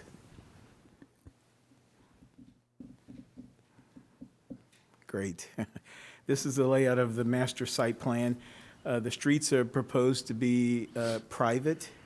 The developer will construct the alley on the north end, and I'm sorry, let me orient you. North is to the right. The developer needs to construct the 20-foot alley to the top of the page that daylights onto St. Bartholomew Street. Next slide, please. 59 notices were mailed out inside the 200-foot notification area. 0 were returned in opposition. 11 were returned in support. Therefore, this case is not controversial. Next slide, please. Planning Commission and staff recommend approval of the RMATIO PUD, which is the multi-family tourist attraction district with the island overlay, and the plan unit development overlay as per the Smuggler's Cove development guidelines and the master site plan. I stand by for any questions. Councilman Hernandez, do you have a line on? Mayor, I apologize, that was from the last one. Okay. Councilman Smith? Thank you. So, Mr. Raymond, this represents a substantial increase in density, is that correct? Going from 1,100 square foot lot to That's 5,000? correct. Okay. So it's really kind of two zonings ratcheting up? 'Cause It could be considered that. However, the PUD gives that flexibility, right? So he had 4 lots. The developer has taken 4 lots and has created a development that is feasible, and staff supports it. So, but it is a significant increase in density. Yes, it is. Okay, thank you. And I don't know, Mr. Harris, 17-foot lot widths, how do you do it? It's magic. I'll explain when I come up. Okay, we'll have public hearing. Okay. Thank you, Mr. Raymond. Yes, sir. Councilman Pusley? Yeah, thank you, Mayor. Councilman Smith asked my question. Unless you're building one of those mini homes like you see on television, I'm wondering how you get something on a 17-foot wide lot. So I'm a little concerned about the density of that and what it does for the traffic in that area, because he's at the end of the street. So that's going to put all that traffic, because you've increased the density going down the entire street. So let's hear what Mr. Harris has to say. Okay, I'll go ahead and open the public hearing for item number 17, the Ocean Harbor 2 LLC zoning case. And Ms. Huerta, do we have any public submitted written comment? No, ma'am. Okay. Thank you, Mayor. Thank you, council members. To address the question first from Greg and Mike, 17-foot wide, but you have to look at the building, which is more like 17 times 4. So that would be 64 foot wide, and each unit is 17 by 38. So what we found out through the development, and I handed out a piece of paper for y'all to see, this is kind of what I've worked on since 2001. It's basically a very simple math, 462 units developed on the island, just in this area. This doesn't include what we've done in Port Aransas. It's just on the island. $115 million worth of economic development, generating about $2.5 million a year in property taxes. Now, this was all done when we thought about doing Packery Channel. And I left Packery Channel marked out on the chart because that was, the idea came up in my conference room with a lot of the the former leaders of the community, the Joe Fulton, the Mike Carroll, the Al Jones, some of them are still leaders, but we tried to find a way to get Packery Channel done. The only possible way is it had to be a blighted area. Well, if you look at Lake Padre, there are no sidewalks in Lake Padre. It's considered a blighted area, and that's how we got the TIF financing approved in there. So when that was done, we needed to be able to generate tax revenue to pay for the bonds. $30 million in bonds, we needed to find a way to do it. I was running a title company. I had no idea I was going to be a developer. I sold my title company, and I said, well, I grew up at the beach on a surfboard. Why don't I build a project? I built my first project, a few duplexes called Going Coastal, 14 units. And then here, 19 years later, $115 million worth of development. But I couldn't have done that if two things. One, if we didn't have short-term rental. Because these investors, I have an investor that just bought a unit in Smuggler's Cove. That is his 5th unit on the island. He lives in Carlsbad, California. So I have investors all over the state that invest at the island because we have short-term rental. That's the way that they get their unit marketed, developed, paid for, and they go from project to project. We have built units that are 3 stories tall, 2,800 square feet, and I built units at Aruba Bay that we just finished that are 495 feet in that unit. And we have buyers that range from 150,000 to 500,000. So we do something for each kind of buyer. That's what I'm getting at with it. Maybe 17 foot wide, but really and truly that's a building of 4 units. It's 2 bedrooms. We don't waste 1 square foot of space. No, if we can get away with no hallways, there's no hallways. And so, and then it's marketed and promoted that way. So it is interesting, Greg, both Greg and Mike, that's 17 foot wide. These, and I know that the traffic pattern, there was a question about traffic pattern with it. The traffic on the island does this. Wintertime, almost none. This week, it's crazy. And then next week, you'll be able to walk down the middle of the street and not have any issues. But I hope I answered your questions. We're going to keep building them. We're going to keep developing. It's critical we have our short-term rental market. We study that. We have an answer for everybody on that matter, but that's what's driving and paying these bonds back. Sir, can you just identify yourself for the record? I'm sorry, am I hearing it? Can you identify yourself for the record? Oh, I'm sorry. I It's should have okay. done that. I don't do this. Alex Harris, 2138 State Highway 286, Corpus Christi. Thank you. Is your light on, sir? Or is that the old light? No, that's my old light. And Smith, you too? Yeah.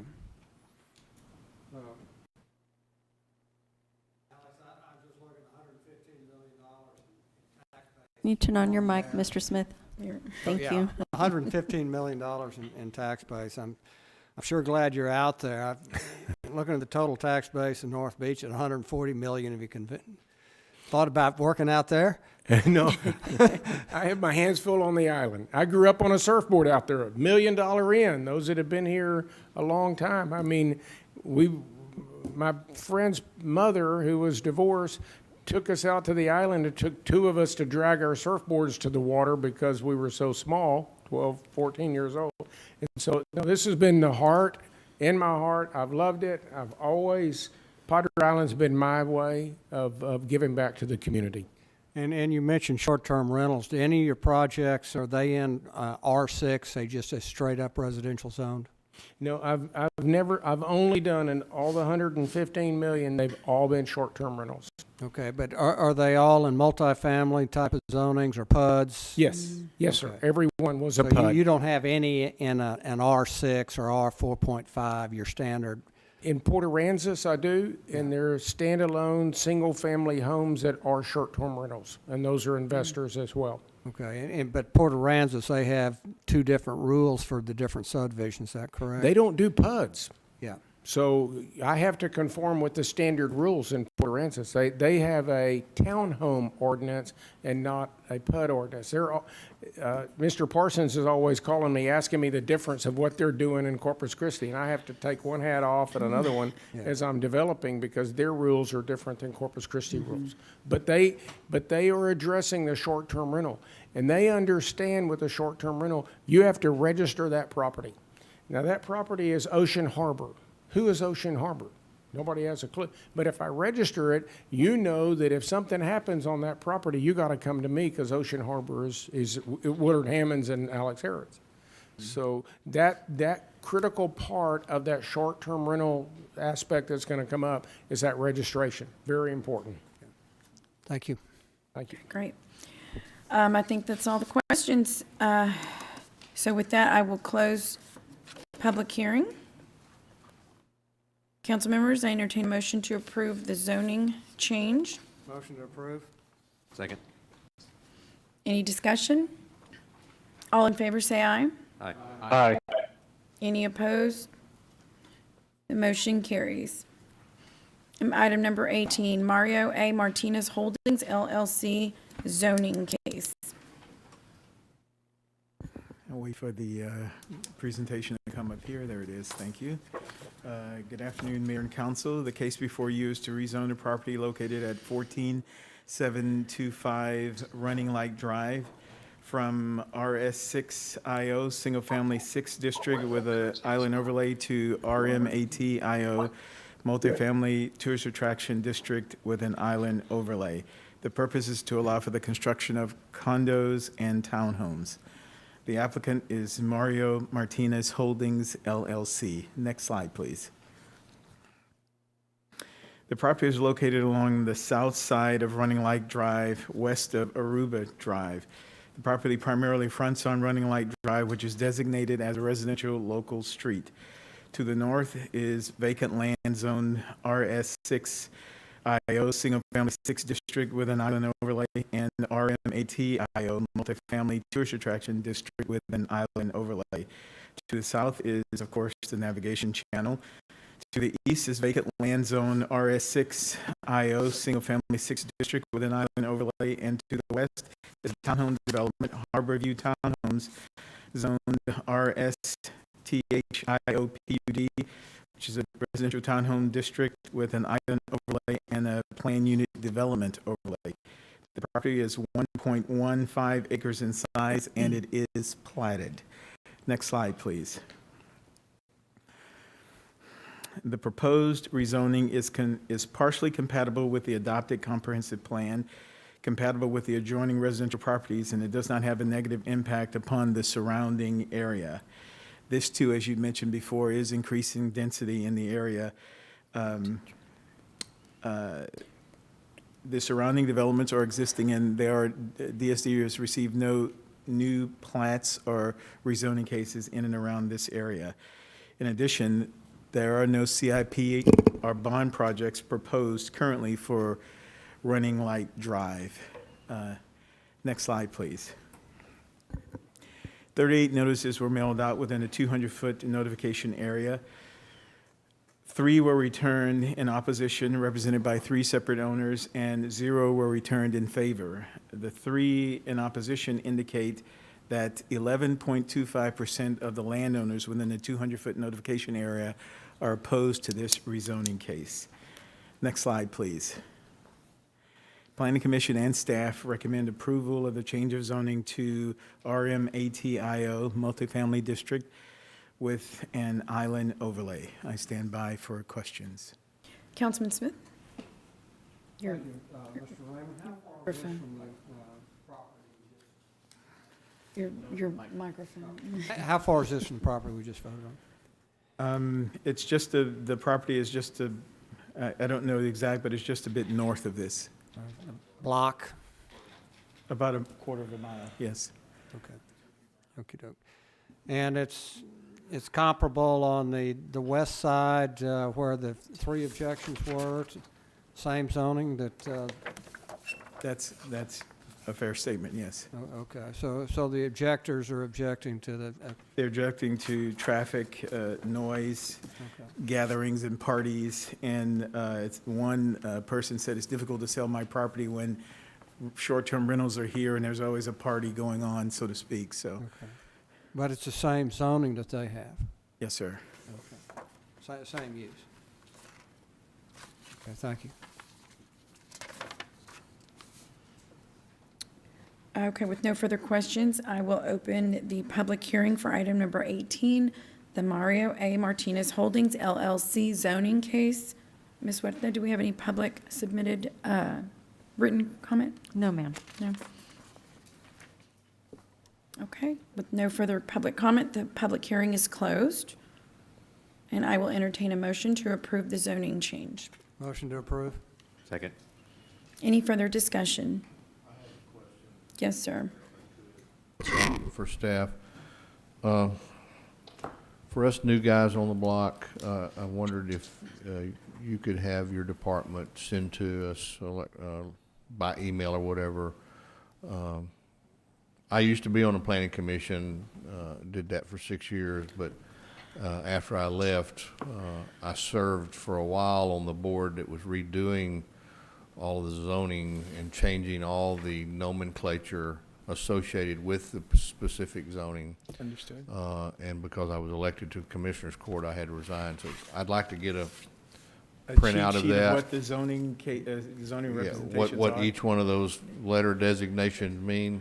Yes, sir. And also, I have no idea what an island overlay means, so I'd like to get some information on that. I think that'd be good for all the new council members to have. Yes, sir, will do. Thank you Okay, for the thank you. suggestion. Great. Good suggestions, Councilman. Let's see here, did we close? Yes, we're on 19. Yeah, you closed it.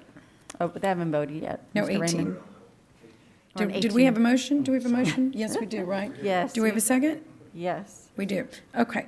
We did discussion. Yes, Okay. that's- All there in we favor, are. say aye. Aye. Any opposed? The motion carries. Okey-doke. Item number 19, let's see, this is a public hearing and first reading ordinance for zoning case number 1220-03, the Episcopal Church Corporation in West Texas.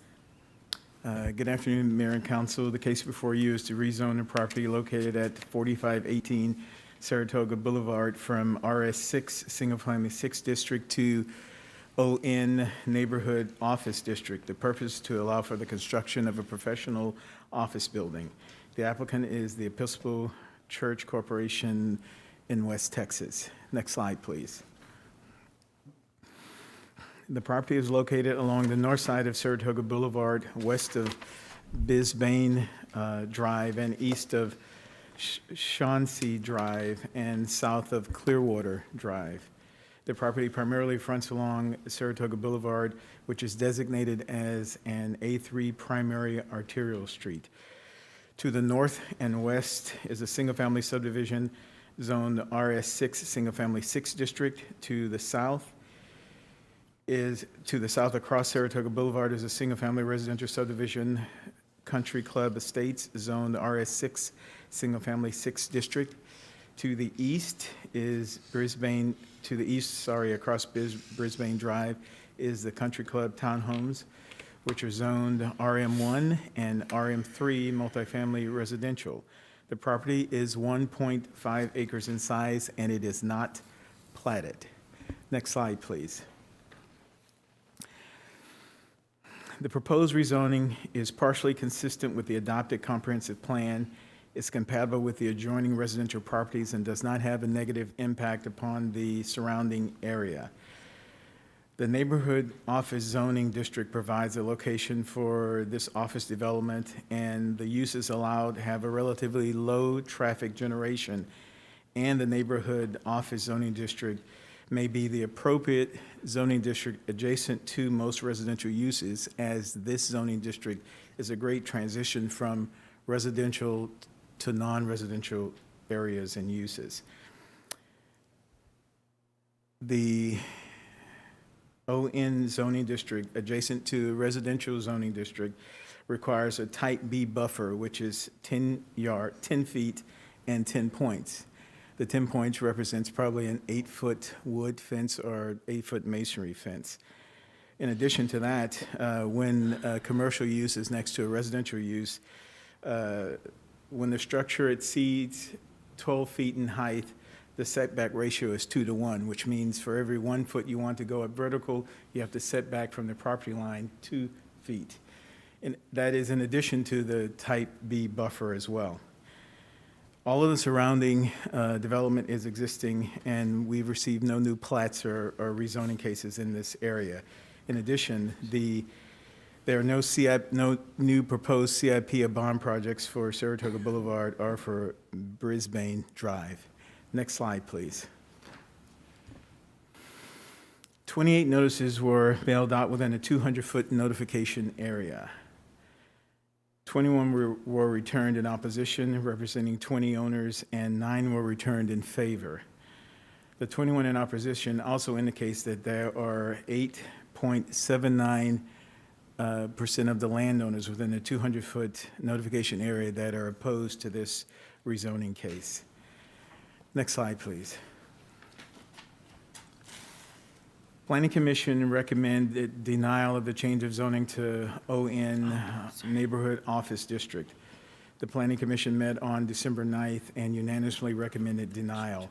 Staff recommends approval of the change of zoning to ON Neighborhood Office District. This will require a 2/3 vote of the council. 3/4. I'm sorry, 3/4, you're right, sorry. Next slide, please. This slide I put this slide in just to indicate, for example, in this zoning district, the maximum height that the building could be is 45 feet. The applicant said 2 to 3 story office building.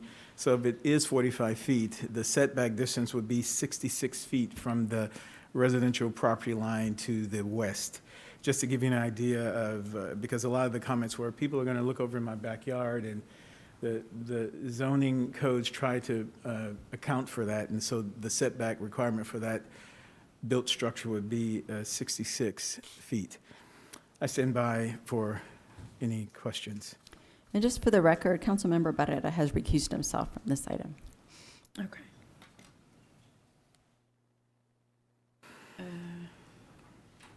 Councilman Pusley. Okay, I received this plat from one of the people who sent in comments, and it's the best explanation I've seen of what's going to happen here. I will say, and I don't mean this derogatorily, and it doesn't mean every case, but sometimes the maps and the information we receive from staff on these very complex cases are a little lacking, and this tells the story of where it's going to be located, what it looks like, what the buffer looks like, what the landscaping looks like. And the other comment I have is, I've been now here half a dozen or so meetings, and it seems to me that the Planning Commission keeps kicking up these complex cases to the council for us to wrestle out. And I would challenge the staff and the Planning Commission to work a little harder to work through these issues and solve these issues at the Planning Commission level, rather than send them up here for us to have to go through and spend a bunch of council's valuable time trying to ferret out these complex issues. I do want to ask some questions about this project. Number one, it's my understanding that the property that's shown on this was a church at the backside. Mm-hmm. That's going to be demolished by the owners when they build this new building. Is that correct? That's not what we know to date, right? The church is still going to be there. This building will be built separate from the church. Separate from this, yes, okay. Sir. That's the plan today. Okay. However, you've got that. I'm almost sure we've never received that. So we've never gotten anything from the applicant that says, hey, this is what I'm going to do. Yeah. We just are going off of the application. Well, this didn't come from the applicant. It came from, I think, I'll go back and look. I think it came from somebody in the homeowners association or thereabouts, or maybe the engineer. But it seems to me this project would have lent itself perfectly to a special permit to address some of the concerns that the neighbors have had around this project with respect to the height, because when this was presenting to the Planning Commission, he was talking about a 6,000 foot base footage, and now he's reduced that to 5,000, and it's not going to be a 3-story, it's going to be a 2-story. So those are some things that are, I think, important for the people who live around this project to know about. I think there are certainly a whole lot less objectionable things that you can have next door to your house other than an office building. I mean, this is a corner property. I'd much rather have that than a 24-hour day service station, convenience store set up. Not that there's anything wrong with those businesses. Understood. But living next door to one certainly might be a challenge. But the buffers here, I think, allow for a great deal of comfort, or should allow for a great deal of comfort to the neighbors, and hopefully they'll recognize that. Plus, the landscaping is going to be done. So, staff approved this. Did you talk to the owners about landscaping and all of that, or are you just assuming that's going to happen because of the ON zoning? No, we did talk to the applicant, and we reached out to some of the opposition as well. I wanted to make a point, to point out something that you just said about a special permit. That's a good point, because what that does, that would probably alleviate a lot of the opposition, because they really want to keep the RS6, right? But a special permit would allow this to be built with, special conditions as well. So the council could request to table this so that we could go back to the applicant and work on a special permit if that's something that you would. Well, that's what I would almost recommend that you do, is you go back and work this out at the Planning Commission level with a special permit to address those concerns and put the things in writing that the owner has obviously, I have several notifications here that the owner has offered to do X, Y, and Z. We just need to get those in writing so that we can be sure that that is exactly what happens. But I think this is a perfect example of where you would want to do a special permit. Thank you, sir. Councilman Molina. Thank you, Mayor. Councilmember Pusley, would you mind sharing that plat on the overhead projectors so we can all view it? I think that would be very helpful to the conversation. And I've received a lot of comments and input from the public about this particular project, and a lot of it, I can understand some of the concerns, but some of the other correspondence that I've received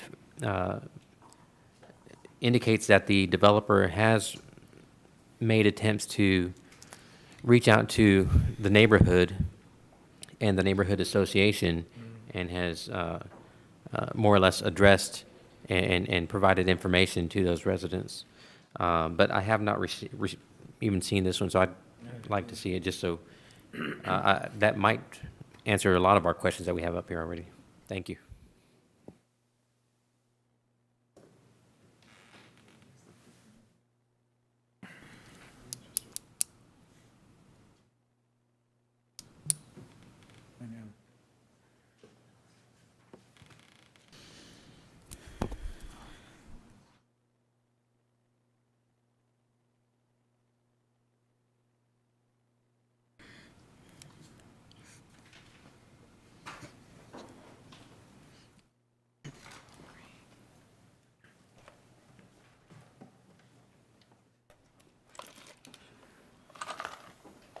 Thank you, sir.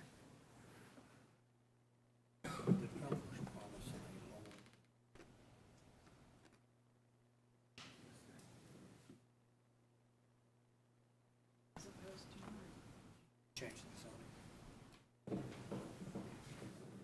Change the zoning to 45 feet. Do a special permit, he's limited on what everybody's going to do.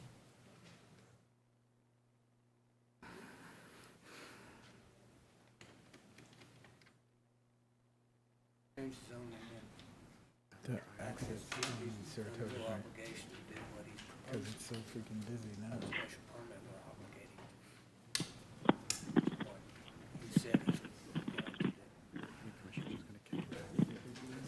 We can make copies of that and provide if there's an issue with the thing, so we'll do that. That's the only one, sorry. He's told that he's going to do it. I think it's, if you look in the packet of deals you got, it should be in there. I think it came from Xavier Galvan, who's with Urban Engineers. I think it was or maybe it was Wayne. I can't remember. Wayne, did you send that? Urban Engineering sent it. That's what I thought. It was attached to the Al. document from Sir, Urban. I'm sorry, Mr. Raymond. So he's committed to doing what you've explained, Yes, which is why you're saying go with the change of ON. correct. The issue is that, and I even thought it was unusual, is that at Planning Commission, most of the opposition called in, and I want to say Planning Commission listened and sided with them. That's not good or bad, I'm just kind of stating the facts. To me, it's a great transitional zoning between non-residential and residential. So like you just said, hey, it could be worse uses on the corner, right? So that's why staff supported it. We worked with the applicant. We talked and tried to reach out to all of those that would allow us to engage the opposition. And that's why, again, we supported, right? It wasn't that we didn't work with the planning commissioners, that they unanimously voted to deny it, which I found interesting. Yeah, it's wow. Well, So in that effort, we decided to bring it before council and give you, as it were, the good, the bad, the ugly, and you would make the decision. I think a special permit is great because I think most of the detractors feel like, hey, something else could come in here, like a hotel or some, unsightly thing that they don't like. So that limits what that can do. The only problem with the special permit, as we've seen from the last several council meetings, is that we don't really have enforcing authority per se, right? So Yeah. they'll call someone, and I'm sure it'll be by office, Oh, yeah. saying, hey, look at this, look at that. So anyway, but I think the special permit would be a great idea. Well, and again, I think a special permit is good here, but I'm perfectly comfortable with going forward with what you've recommended. Mr. Harris is a reputable individual. He's done other projects like this in the community, and I think, there's not been any problems with any of those, but if there's any hesitation on part of the council, then I think a special permit would certainly clear up a lot of the concerns I think that the neighbors might have and make this a very viable project. But again, I want to state, just like you just said, there are a lot worse things to have behind your house. And I've seen some of those go through and get approved by planning commissions and get approved by this council. And next thing you know, you're living next door to an operation that's 24 hours a day, 7 days a week with bright lights in the driveway. So something to consider. Yes, sir. Okay. Councilman Lerma? Yes, thank you, Mayor. You made a comment about that the church will stay there. They're not going to demolish the church, just from what you That's the gather. plan right now, yes. My concern is, are they going to maintain the area where the church is at? Are they going to, I know that it's boarded up, but from what I've understood, there've been some issues out there on the boarding up of the church. How are they going to handle the church? They have stated nothing in the report on how they're going to handle it. That's true, and you see even the drawing that was provided separates itself from the church. So Yes. the church, still being a vacant building, would fall under code enforcement for the same kinds of things: vagrancy, tall grass, trash. But that is part of their property though, right? Yes, but the person, when this comes in for building permit, they will have to plat and separate from the 2.5 acres. So he would have to plat the 1.5 acres, which is the office building, and the property of the church will be separate. But it still will be handled like any vacant building in the city. which is basically complaint-based when someone calls and says, hey, look, the grass is too tall, or I see people in the building, or trash on the street. So once they plat it, then that means that part doesn't belong to them. That's correct. It goes back, it actually belongs to the church. It stays with the, I assume it'll stay with the Episcopal Church Corporation, yes.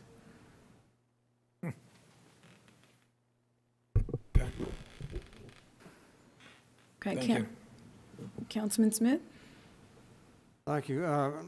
Mr. Raymond, your comment on transitional zoning on there. So really, the city doesn't want to have residential butting up to a hard commercial. Is that kind of what we're looking at? That is exactly what we're looking at. Okay. So it's a bad practice then to put residential next to.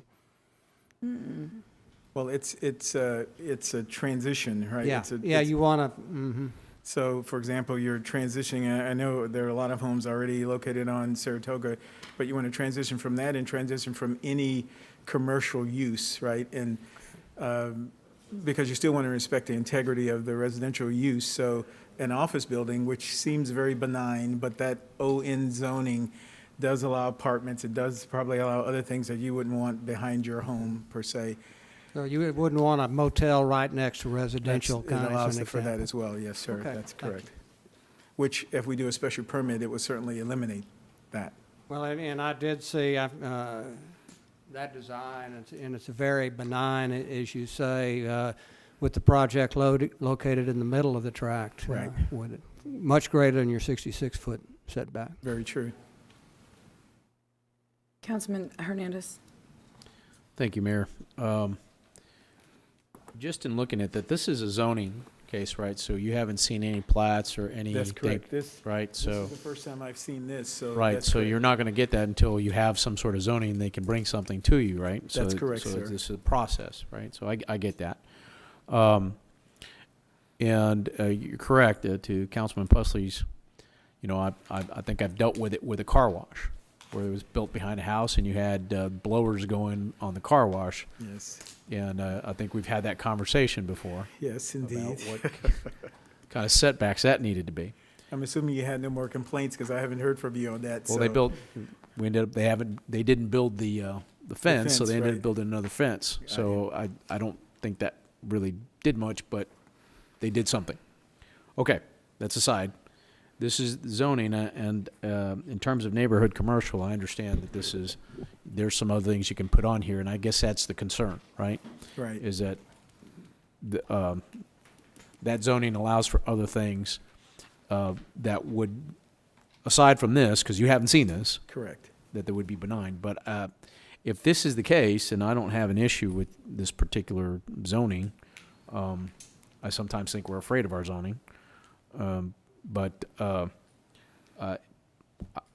my personal opinion, I think this is a great thing that would be a good transition that could happen. Plus, you wouldn't have anybody there on the weekends, probably. It'd be pretty quiet. Very true. I don't, much less than a car wash, which would be very noisy on the weekend. The challenge is, Councilman, is, I guess what the opposition is worried about is that if this building goes away, or if he never does anything, the zoning stays with the land. Right. So the next guy could come in and say, oh, apartments or motels or whatever the detrimental other things in that zoning that would be detrimental to a residence if you were, living adjacent to it. So that's the real concern, which again, and I'm not pushing this special permit, I thought it was a great idea, but the special permit would hem all of that in and list exactly what could happen on the property should it not work out, so to speak. Okay, well, I look forward to the respondent or the applicant making their case. Thank you. Okay, well, with no, actually, I can't see anymore, goodness. Are we going to hear, Mrs. Huerta, do we hear from, if the applicant's here, can we hear from them Yes, now of if course, they'd like? yeah. We usually do it during the public hearing, Okay. so if you open. Yes, sir. Mr. Lundquist, would you like to come forward?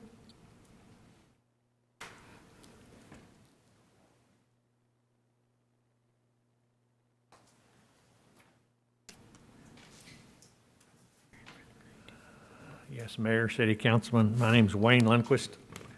I reside at, my business address is 700 Everhart. And I wish that I'd have been at the planning commission, but I had a total knee operation that day. And I would have explained to the planning commission that we had a two-part process here. We had to amend deed restrictions. This property was restricted to a church only back in 1964 by Mr. Hahn when he developed Country Club Estates. So we had to get the deed restrictions amended before we could even request the rezoning. So we went all through the neighborhood, got 56 signatures to amend the deed restriction, which allowed for a professional office, not retail, professional office, and then with a buffer of 1 acre in the back for the church. And of course, immediately, not immediately, but within the next year, before the construction of his law office is finished, he's going to knock down the church. The church is an eyesore. It's been a horrible homeless situation. I've had to meet code enforcement out there about 4 times. The police have arrested 2 people. We had a fire about 4 months ago. But this has been about a 1.5 year long process because of COVID, getting 56 signatures.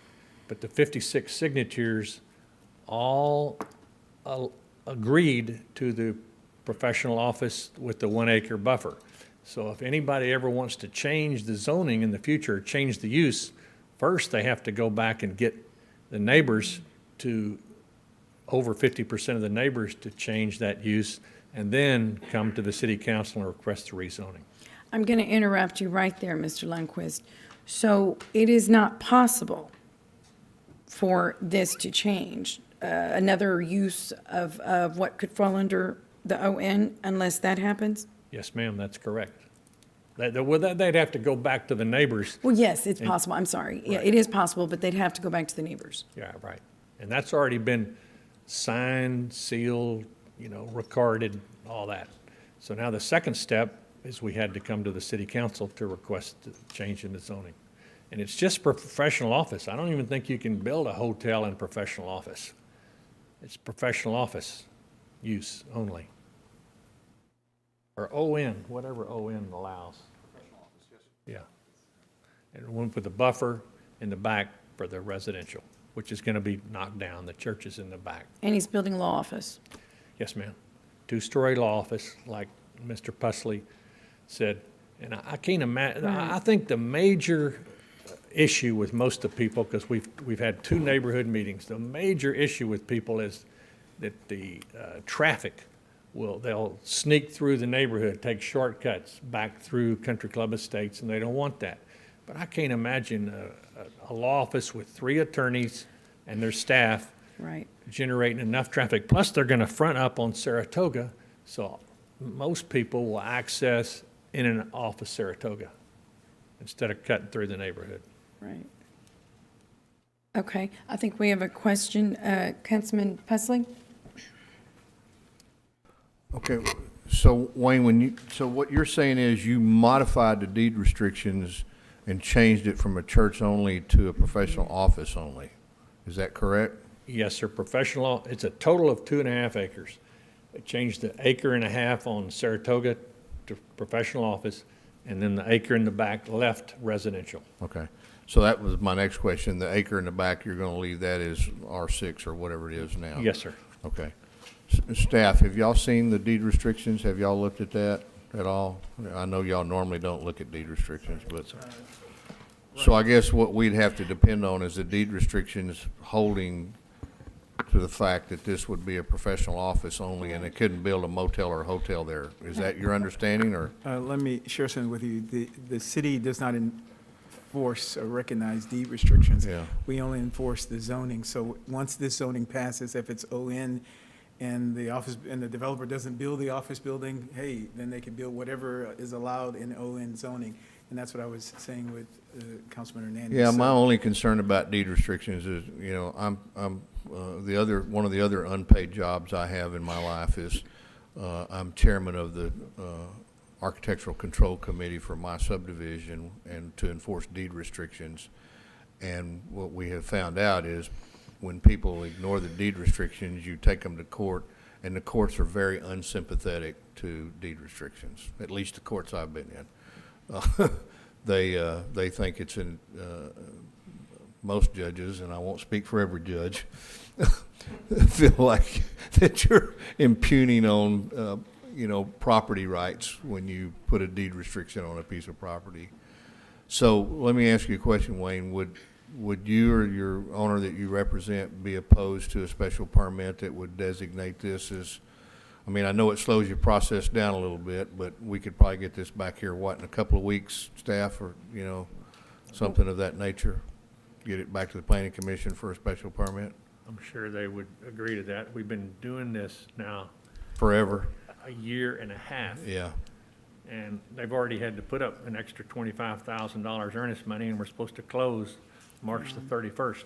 No, okay. But we'll be happy to show you the deed restrictions, and I don't know, I mean, are there any attorneys here? I mean, deed restrictions are. Right Oh, there. yeah. We got attorneys tripping over each other.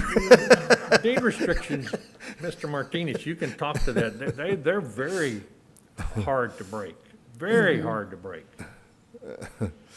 Well, I need to hire your lawyer then to help me on my deed restrictions.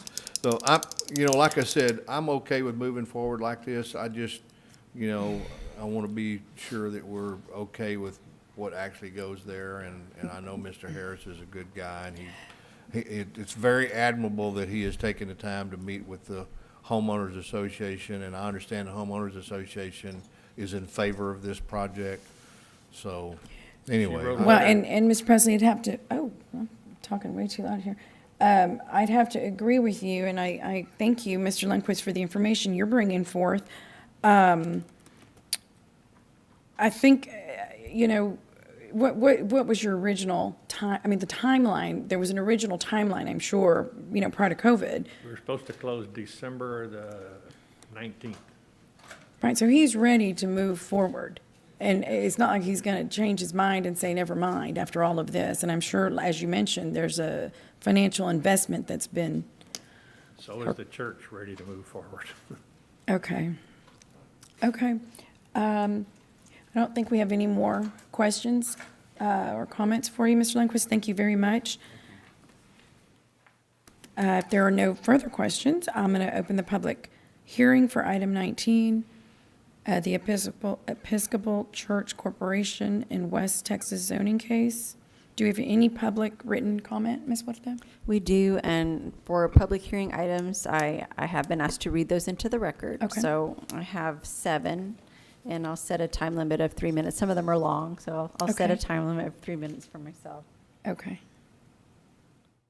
Okay, the first one is from Deanna Stevens. She says, I oppose the recommendation to rezone the property at 4518 Saratoga Boulevard owned by the Episcopal Church from RS6 Single Family 6 District to ON Office Neighborhood District, which the Planning Commission has denied.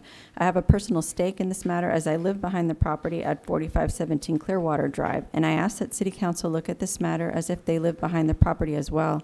It seems inconsistent that City staff is going against the Planning Commission's denial. I question the comments included in the Planning Commission final report, and I'm dismayed at how unprofessionally the matter has been handled.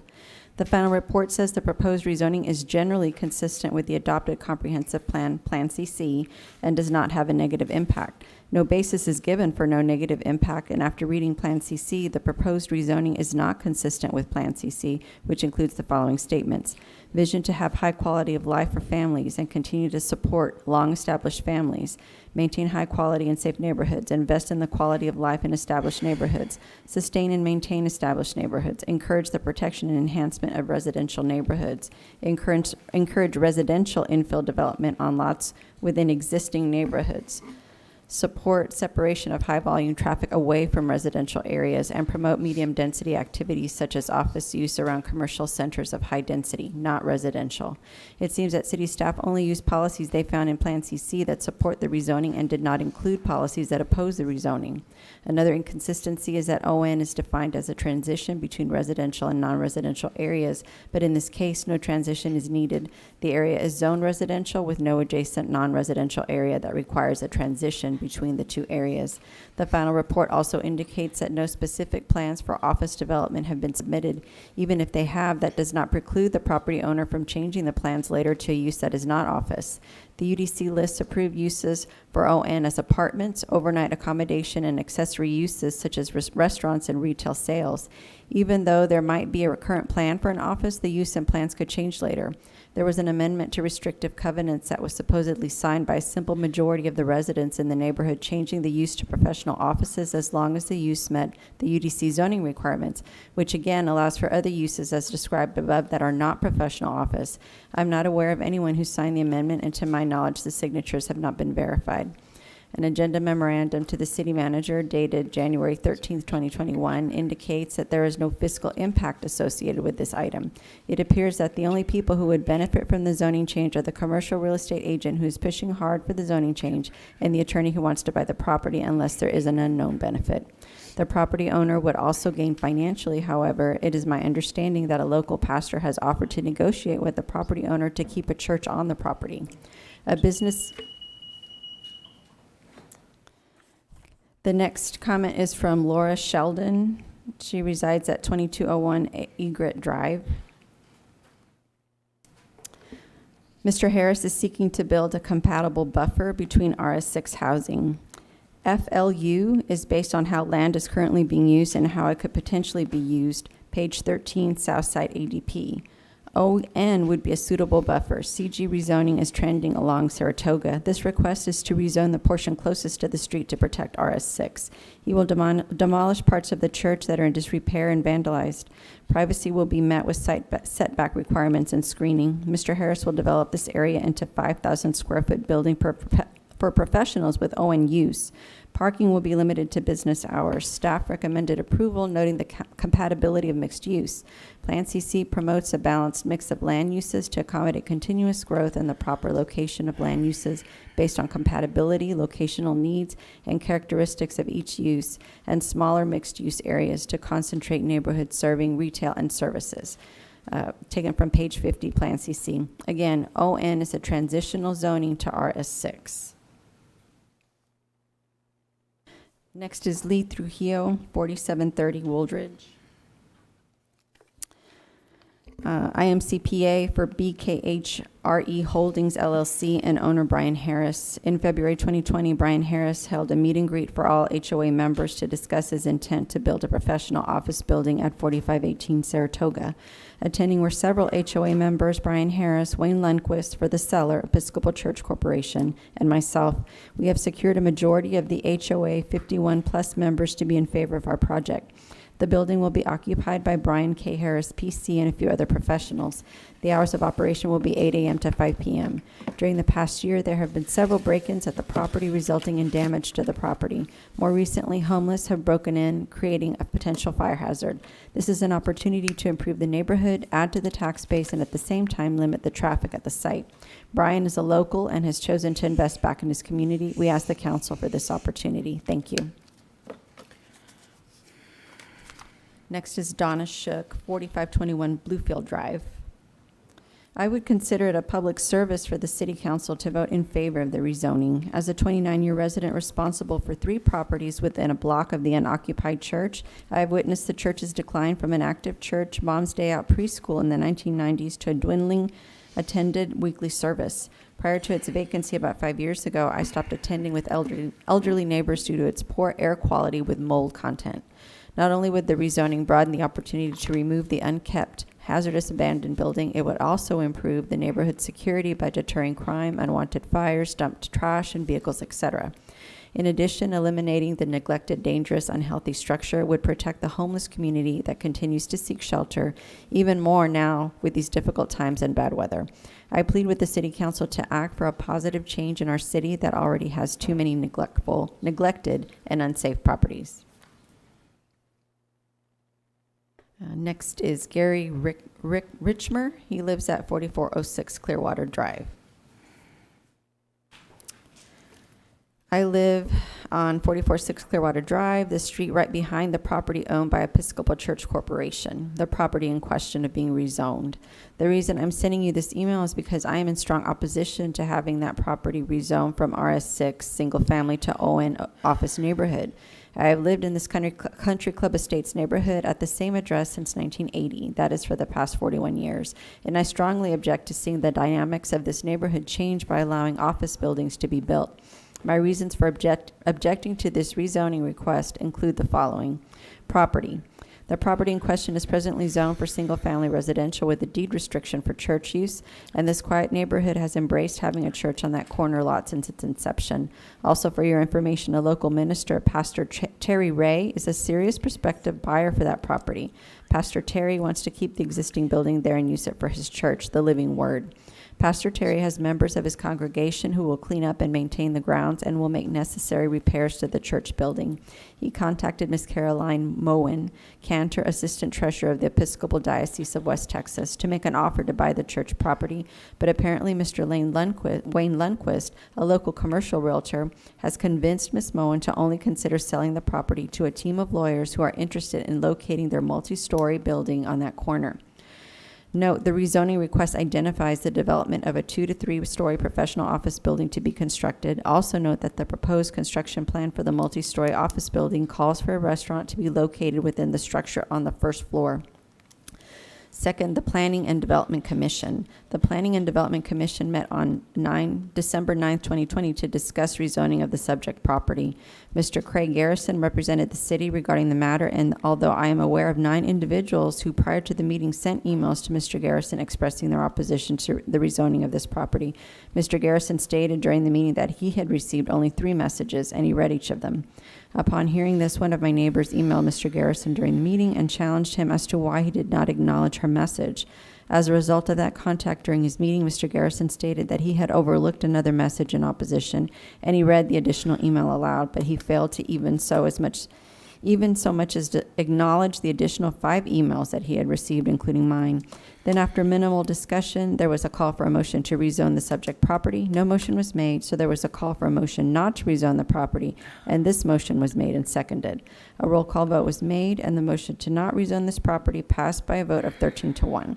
The Planning and Development Commission made it clear that they were not in favor of rezoning the corner property at Saratoga and Brisbane, where the Episcopal Church presently is located. Traffic. Office buildings and restaurants, no matter how small, bring people, and people bring traffic.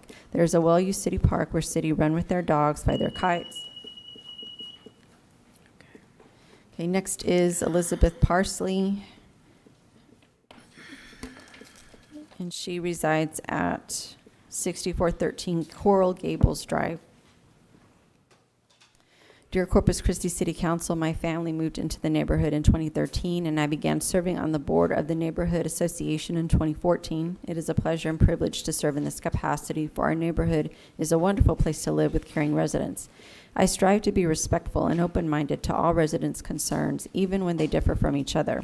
When I first became involved with the Neighborhood Association, the most complained about issue was the vacant pool at the corner of Congressional and Pebble Beach. It has been vacant for nearly 10 years and continues to be a safety and hazard concern, especially being right next to the children's playground. So it was a huge disappointment to the residents when the Episcopal Church closed its doors and was no longer active. The neighborhood now has another vacant structure within a block of each other to contend with. Since the closing of the church, I have received numerous calls from residents about various issues of trash dumping, break-ins, and vagrants squatting at the facility, adult males walking from the church into the neighborhood, and engaging children at the playground. Now, I absolutely respect and understand the concerns with having a commercial zoned area in the neighborhood. The idea of commercial zoning brings all kinds of images of unwanted businesses next to residential homes. An initial proposal of a funeral home was vehemently opposed, and I wholeheartedly agreed with that opposition. I attended the meeting on December 2019, where Mr. Brian Harris was present to address questions and concerns from the residents in attendance. It is my understanding that Mr. Harris is requesting to rezone the 1.5-acre Saratoga frontage as Owen Neighborhood Office District, and build a two-story office building for his firm and potentially lease office space to other professional associates. The homes closest to the office building would be 2 to 3 homes on Swansea off Saratoga, with approximately 80-foot distance from the side of the office building to the back of the residential fence line.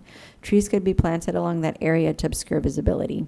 The back 1 acre where the vacant church sits and is closest to the rest of the homes on Swansea and Clearwater would remain as single-family residential or church use. I also understand that regardless of the Owen zoning assignment, the deed restrictions override zoning and only a professional office building can be on the 1.5 acre, that it could not be used for retail purposes, thus limiting traffic activity. Mr. Harris also said that he would have the dilapidated church demolished after his office building is completed. Mr. Harris also expressed that he would be a good steward of the neighborhood and do what he can to support the neighborhood association. I appreciate that Mr. Harris is a lifelong resident of Corpus Christi, and I hope he is sincere with the intentions he has put forth. If all that is true and correct, then it is my opinion that this proposal is the best and highest use of this lot. I have spoken with several residents throughout the neighborhood, including those on Swansea and Clearwater, and many shared their worries about the ongoing vagrant and criminal activities occurring at the deteriorating church building. It is the hope that Mr. Harris's proposal in partnership with the neighborhood will be a positive solution to those issues. Okay, and this is the last comment from Xavier Galvan. He resides at 2725 Swantner. Oh, I'm sorry. No, that's not for this item. Oh, no, it is. Sorry about that. My name is Javier Galvan. I am with Urban Engineering, the listed applicant. Prior to the Planning Commission meeting, plans for the proposed building were still in their early stages. At that time, the developer was unsure of what size building and the amount of parking that could be built to maximize the use of the property. The site plan has been provided, shows a 2-story, 5,030 square foot building. The building is proposed to be a 2-story building, but the actual square footage can potentially be between 6,000 square feet and 8,000 square feet. This is much smaller than the 3-story, 12,000 square foot to 18,000 square foot building that we listed on the land use statement at the time of the application. The early numbers were used as a worst case scenario, as a site plan had not yet been prepared. And that concludes the public comments received. Okay. Thank you, Ms. Huerta. There being no further public comment, the public hearing is closed. So I will entertain a motion to approve item number 19. Move to approve. Which recommendation? You doing the Oh, denial or staff's- the? I'm sorry. Yeah, I'm sorry. I should have said that. To recommend approval of staff's recommendation. Okay, so yes, that will require Yes. 6 votes to approve. Is that correct? Right. Okay. Do we have a Second. second? Okay, great. Any discussion? All in favor say aye. Aye. Any opposed? The motion carries. And Barrera abstained, just for And the record. Mr. Councilman Barrera abstains. Okay, we are going to, thank you, sir. We are going to recess for lunch. If that, I know y'all are waiting, sorry. We'll make it quick. Thank you. Let's see here. We're going to also go into executive session on item number 27 per Texas Government Code Section 551.071, and we will return shortly.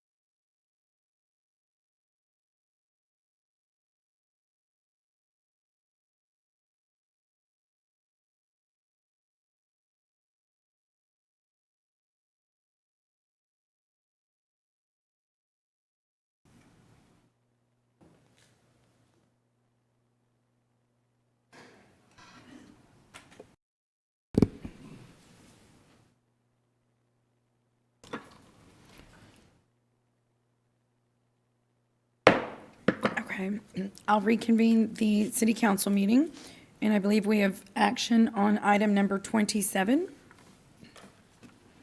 Yes, ma'am. I would like to make a motion to authorize the execution of all documents necessary to settle Nora Avila's lawsuit in the case of Martha Martinez and Nora Avila versus City of Corpus Christi in an amount not to exceed $100,000.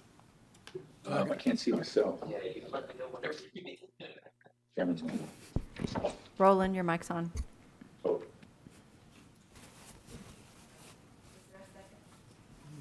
Greg? Okay, all in favor say aye. Aye. Any opposed? Okay, the motion carries. So we will now skip, or not skip, but return back to item number 20. This is a public hearing and first reading ordinance for zoning case number 1020-02 Mustang Island LLC. Okay, there's a presentation. Thank you, Mayor and Council. The case before you is to rezone the property located at 7213 State Highway 361. Rezone from RMAT multifamily tourist attraction district to RV recreational vehicle park district and CR2 resort commercial district. The purpose is to allow for the development of a 4-story 90-room hotel and an RV park. The applicant is Mustang Island LLC, represented by John Petrobon. Next slide, please. The property primarily fronts along State Highway 361, which is designated as a RA3 rural arterial street. To the north is a vacant property zone, RMAT multifamily tourist attraction district. To the south are single-family homes currently under construction as part of a planned unit development zoned RMAT multifamily tourist attraction district. To the west, across State Highway 361, is vacant property zone FR Farm Rural District, and to the east is vacant property zone RMAT multifamily district.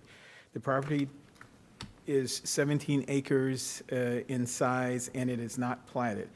Approximately 12 acres will be utilized for the RV resort park, and 5 acres will be utilized for the hotel, the CR2 district. Next slide, please.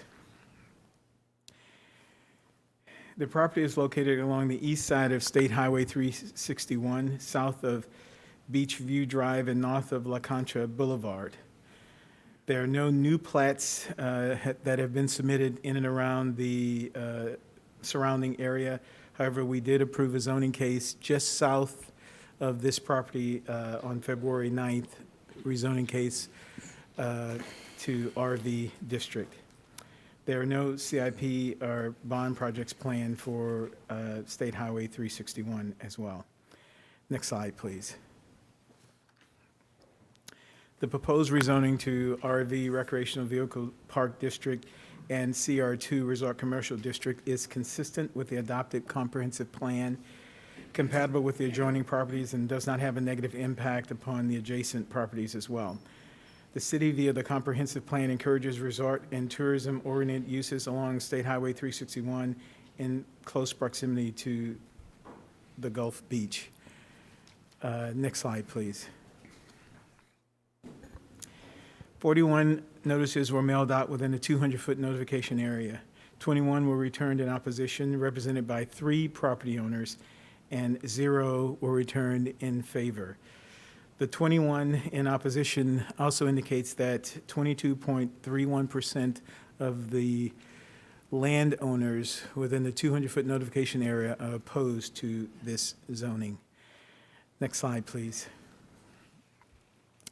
Planning Commission and staff recommend approval of RV Recreational Vehicle Park District and CR2 Resort Commercial District. As council may remember, this came before council on December 8th, and council chose to table this until they could see a presentation of exactly what the applicant was proposing for his site. So the applicant is here, and I guess when you open up the public hearing, he will kind of run through the presentation of exactly what the proposed use will be. I stand by for any further questions. Councilman Pusley? When you say just south of this is where we did the other one, how far south? About 200 feet. Okay, that's what I thought. So we did a very extensive special permit there for that project to Yes, sir. protect the property owners around that project. Why would we have not done that for this same project? We tabled this because, and I don't remember if the new council was seated then, but we tabled this because council just wanted to see what was being proposed before that project was submitted. But that's the same issue we had with the other one. I mean, they can show you anything, but once you grant them this particular type of zoning, I mean, Understood. they can turn it into whatever they want to. So I would think what's good for one, Is good 200 for the feet other. away is good for this one. I don't disagree.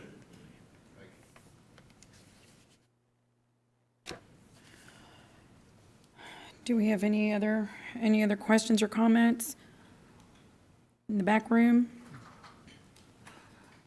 Point of information, did Councilman Smith recuse himself, or? Thank you, Mr. Hernandez. He did. Councilmember Okay. Smith recused himself. Thank Okay. you.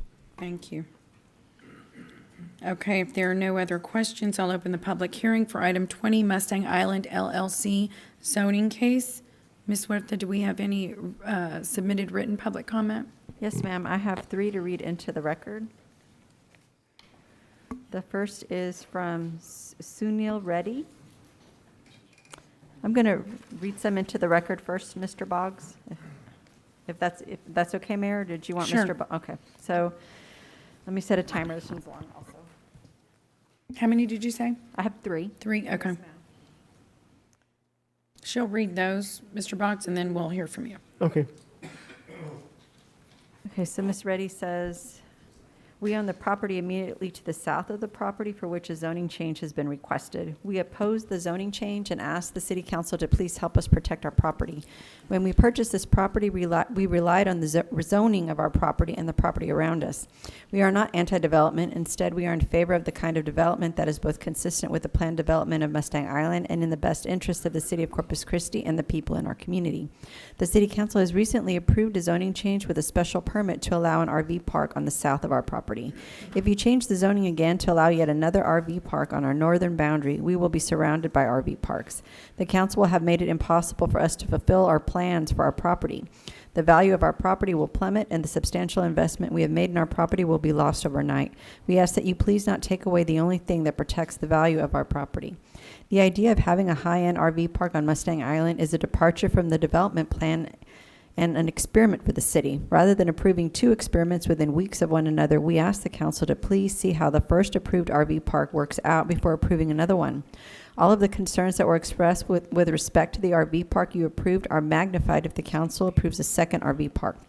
This is a perfect time of year to observe how traffic flow on Mustang Island is already a challenge for our community under normal circumstances. By allowing one RV park on Mustang Island, the council has taken a risk that the roads can handle even more traffic and even more delays. We have not yet seen a hurricane evacuation or other emergency evacuation scenario on Mustang Island with the newly approved RV park. We ask that you please wait to make sure that a safe evacuation from Mustang Island is possible with the newly approved RV park before you risk adding more RV traffic. The conceptual rendering provided in connection with the requested zoning change has not been engineered and is completely unrealistic.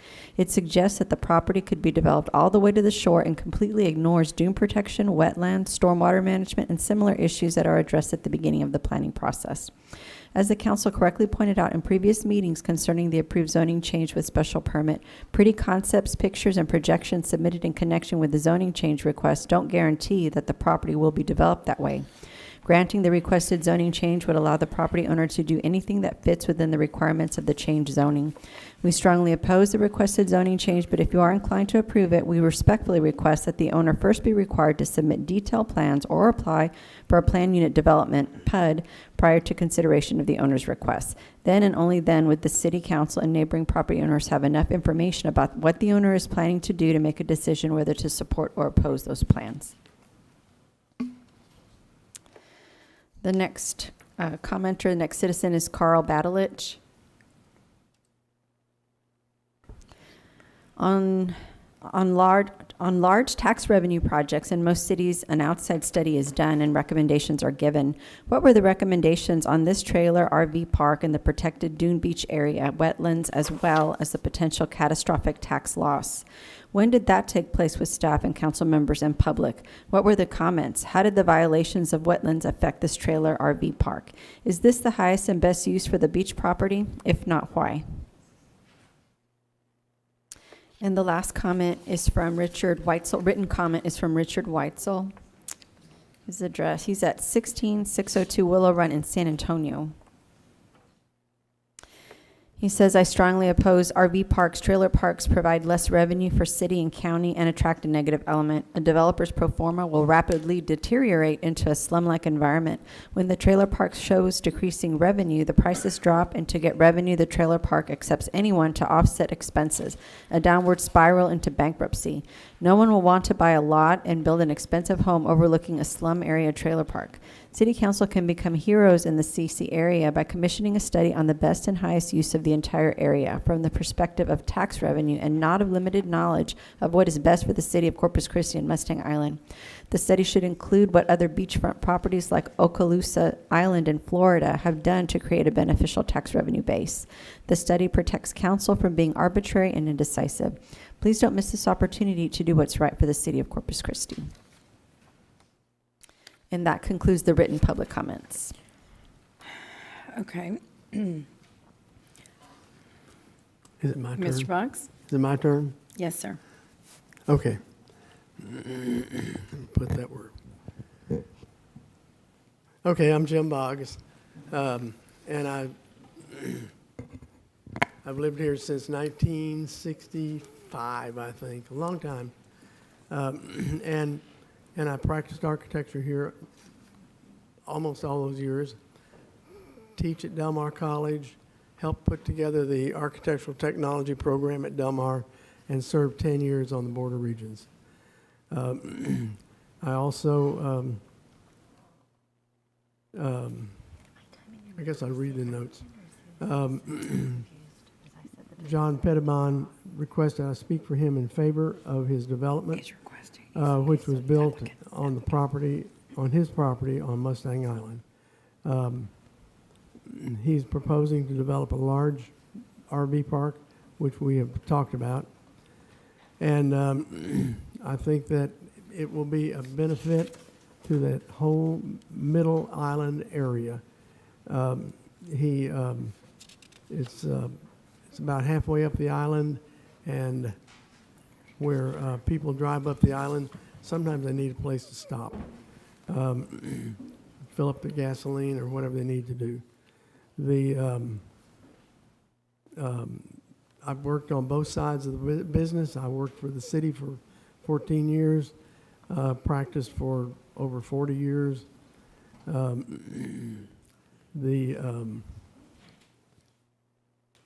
This letter is far too long for me to read to you. But I do know this. I do know that Mr. Pettibon is a serious developer. He would not be going into this if there was not a value of it for him and for the island and for the city of Corpus Christi. The taxes alone on this property, once it's developed, will be a great benefit to the city and to the people that live around it. I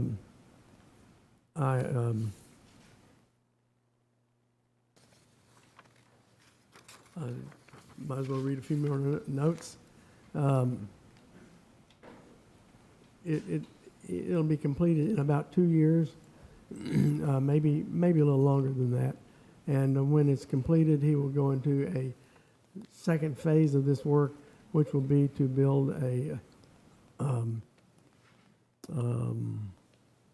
high-rise building that will contain as many as 100 units in the hotel. It'll be a hotel and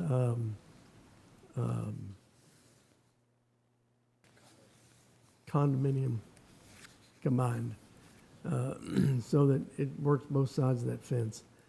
He plans on advertising and getting many of his customers from the northern states of the United States and Canada. He has a broad mind, and he feels as though it's ripe and proper and timely to invite our friends from Oklahoma, New Mexico, California, Arkansas, Missouri, Minnesota, to come down for the winters, which are much more comfortable here than they are up there. The slides you will see, whenever they start making the slides, you will see the site plan, you will see the perspectives of the potential buildings. You will, I think you will see a nice project, one that I believe will enhance the island. I helped the estimator who did the appraisal for the island properties recently, and the island hasn't moved in 20 or more years. This is an opportunity to make the island move and become more of a part of our community. Any questions?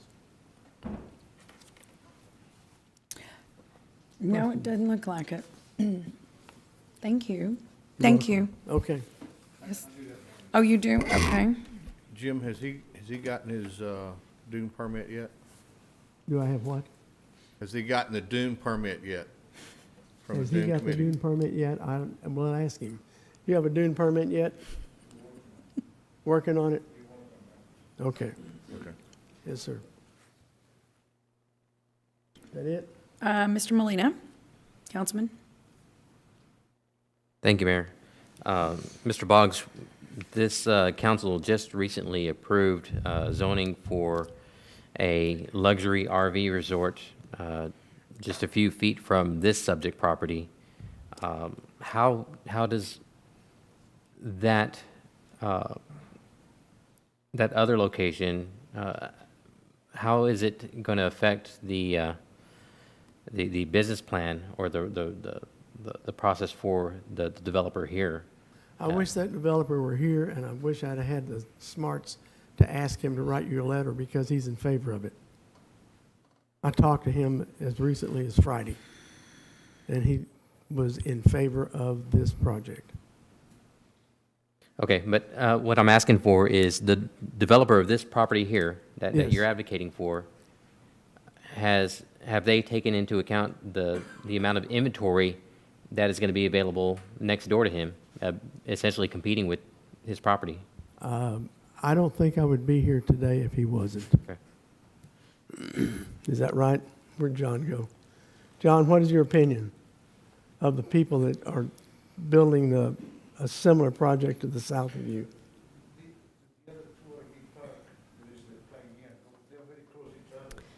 Sir, can you please speak at the microphone? We can't. Yeah. He can come you up. come up here and talk? You don't mind? We can't hear you. I think my only concern is just we're creating so much of a inventory here that I don't want to create Over- excess and then. Right.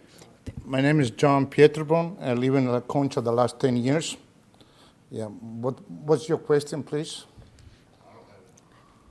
Yeah, it was my question.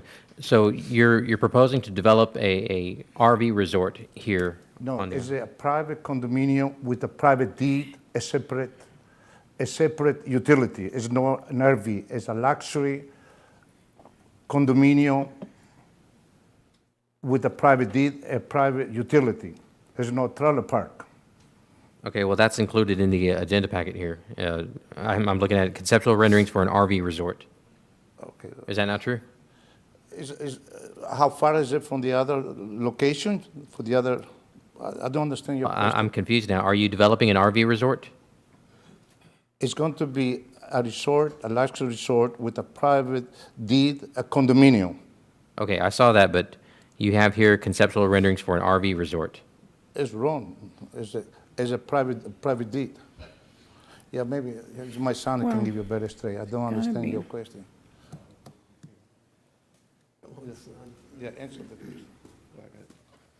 Hello, my name is Stephen Pietrobon, and I think the misunderstanding is the resort RV resort, the lots will be separate, condominium style, separate deed. It won't be one big piece of land, one deed. Yes, I saw that here. It's two separate parcels of land. On one part, you have the condominiums. No, You have this big building here. Every RV lot will be a separate deed with separate electric, every stall. Yeah. Call it pad site. We'll have it separate electric Okay. that the owner will Okay. pay of the lot. I understand It's a that. condominium. Mm-hmm. It's a condominium, like an apartment. When John says condominium, he means every lot, pad site will be, Right. like a condominium in a building, a condominium building. Every unit in a condominium building is a separate property in the building. Okay, so you have the resort. Could the control room bring up the applicant's presentation for this project? Great, okay, so you might want to have your son go through this because I think next slide, please. Next slide.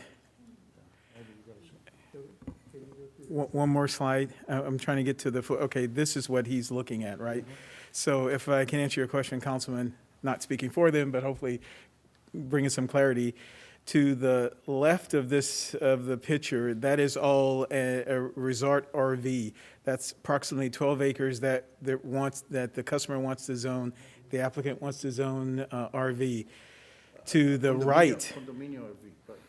Right, to the right is what he's zoning CR2, which is the Okay. commercial resort or resort commercial. So in essence, you're asking, hey, this is a lot of volume compared to, I think the other guy was going to do like, I don't know, 140 spaces.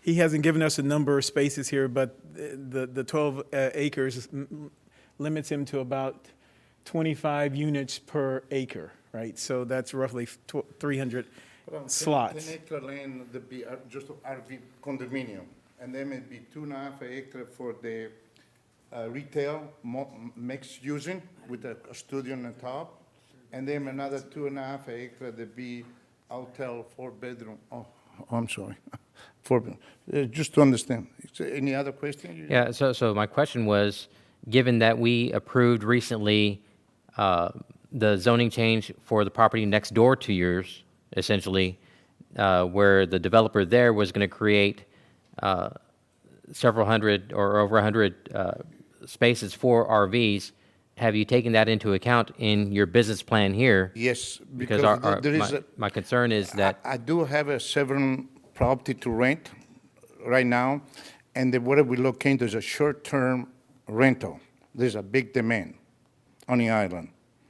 We invested to build some the duplex like to rent, and there's a big demand. So we done our research. We got a lot of confidence. We'll be successful to do it if you help us to make a decision. Mm-hmm. Okay, I appreciate it. Thank you. Let me go up here and finish this. Huh? Let me finish this presentation. Yeah, finish the presentation. Okay. All right. Thank you, sir. Thank you for the question. Okay, I've never run your slideshow before, and I didn't know I was supposed to run it till right. All you do is just say next slide, when you explain what you're looking at, and Okay. then ask the announcer to go to the next slide. Okay, let's look at the slide, the one I'm looking at. It has an aerial view. There it is. Look it up there. That big white building is a proposed service center where it'll have a gas station in it, fill up with your gas, that kind of stuff. It will also have food and a small restaurant in it, those kind of things for people that are just going up the highway. Then let's go to the next slide. Can we go back 2 slides? Attaboy. Now you can see in this one, you can see the white buildings and so forth. And to the left of that is the RV motorhome park area. And then, as we look toward the back, you see another building back there that can serve as a mobile home court. I mean, not mobile home, I'm sorry, as a motel, a small motel to take care of the people that come to visit their people in the RVs, and they need a place to spend the night because the RV is too small, so they move them over here. All right, now let's go to the next slide. That's one more past this one. Okay, this is just simply showing what the space might look like when it's developed. Next slide. Same thing. And you notice that there's a lot of space that you can see where you can sit out in your front yard. It's almost like having a regular house, but you bring in your own house. Next slide.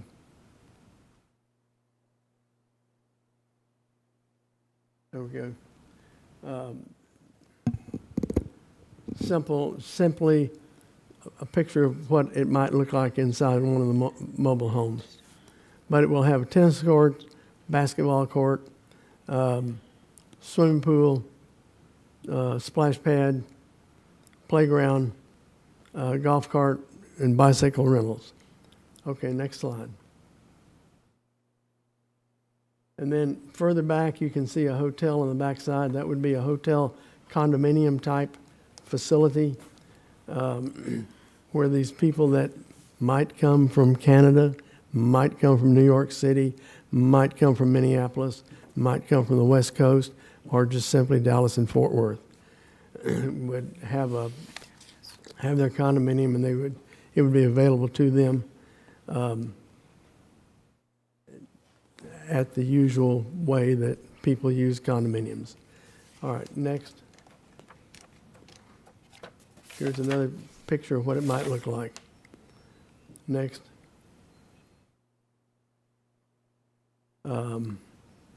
Says property proposed to be divided into fee simple estates composed of separately condominium sites designed for residential purposes, together with an undivided interest apparent to the site in and to the common elements. Next slide.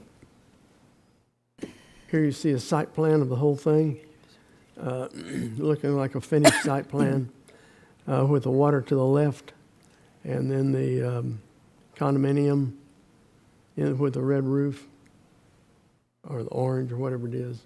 And you can see what that might look like. Proposed plan for the condo. Next slide.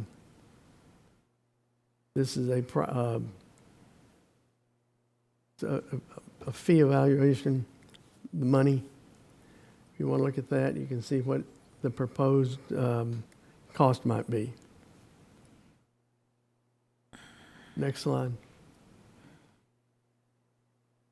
Next. Must have been the next one. Okay. I'm back to this. Okay. Now is the time we should ask for the questions. I'm sorry. Any other questions? Councilman Hernandez. Where? Yes, thank you, Mayor. And this might be a question for Mr. Raymond. Okay. The density for this particular development versus the previous one, is there comparability? Is it the same? What kind of density are we looking at here for those spaces? I don't remember specifically of the special permit, 8.5 per acre, 8.5 per acre, right? And what do we have here? This developer applicant hasn't given us the count of what the sites will be, so it's limited right now, based on the 12 acres, is limited to the RV zoning is limited to 25 units per acre. That's max build out, right? 300 sites, but with landscaping, buffers, setbacks, streets, he won't achieve that, but he has not given us a layout of exactly what that count is. Okay, a lot of the discussion we had previously on the previous go-round was the number of, the density of those, of the amount of RVs that are going to be there. So I guess that would be the question is, what is your planned density for the RV park, I guess, or the condominium-style RV where they own the separate lots? What's your density per acre? Or proposed or planned? Your proposed density? Or your son? Go on,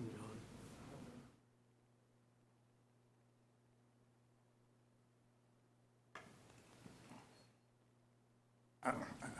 Yeah, I'm sorry, it's everything in my head. We didn't wrote down. It's got to be a luxury condominium with a private deed, and then we got to have the clubhouse, everything. An average, every lot is going to be 27, 28 feet wide by 60 or 70 feet deep.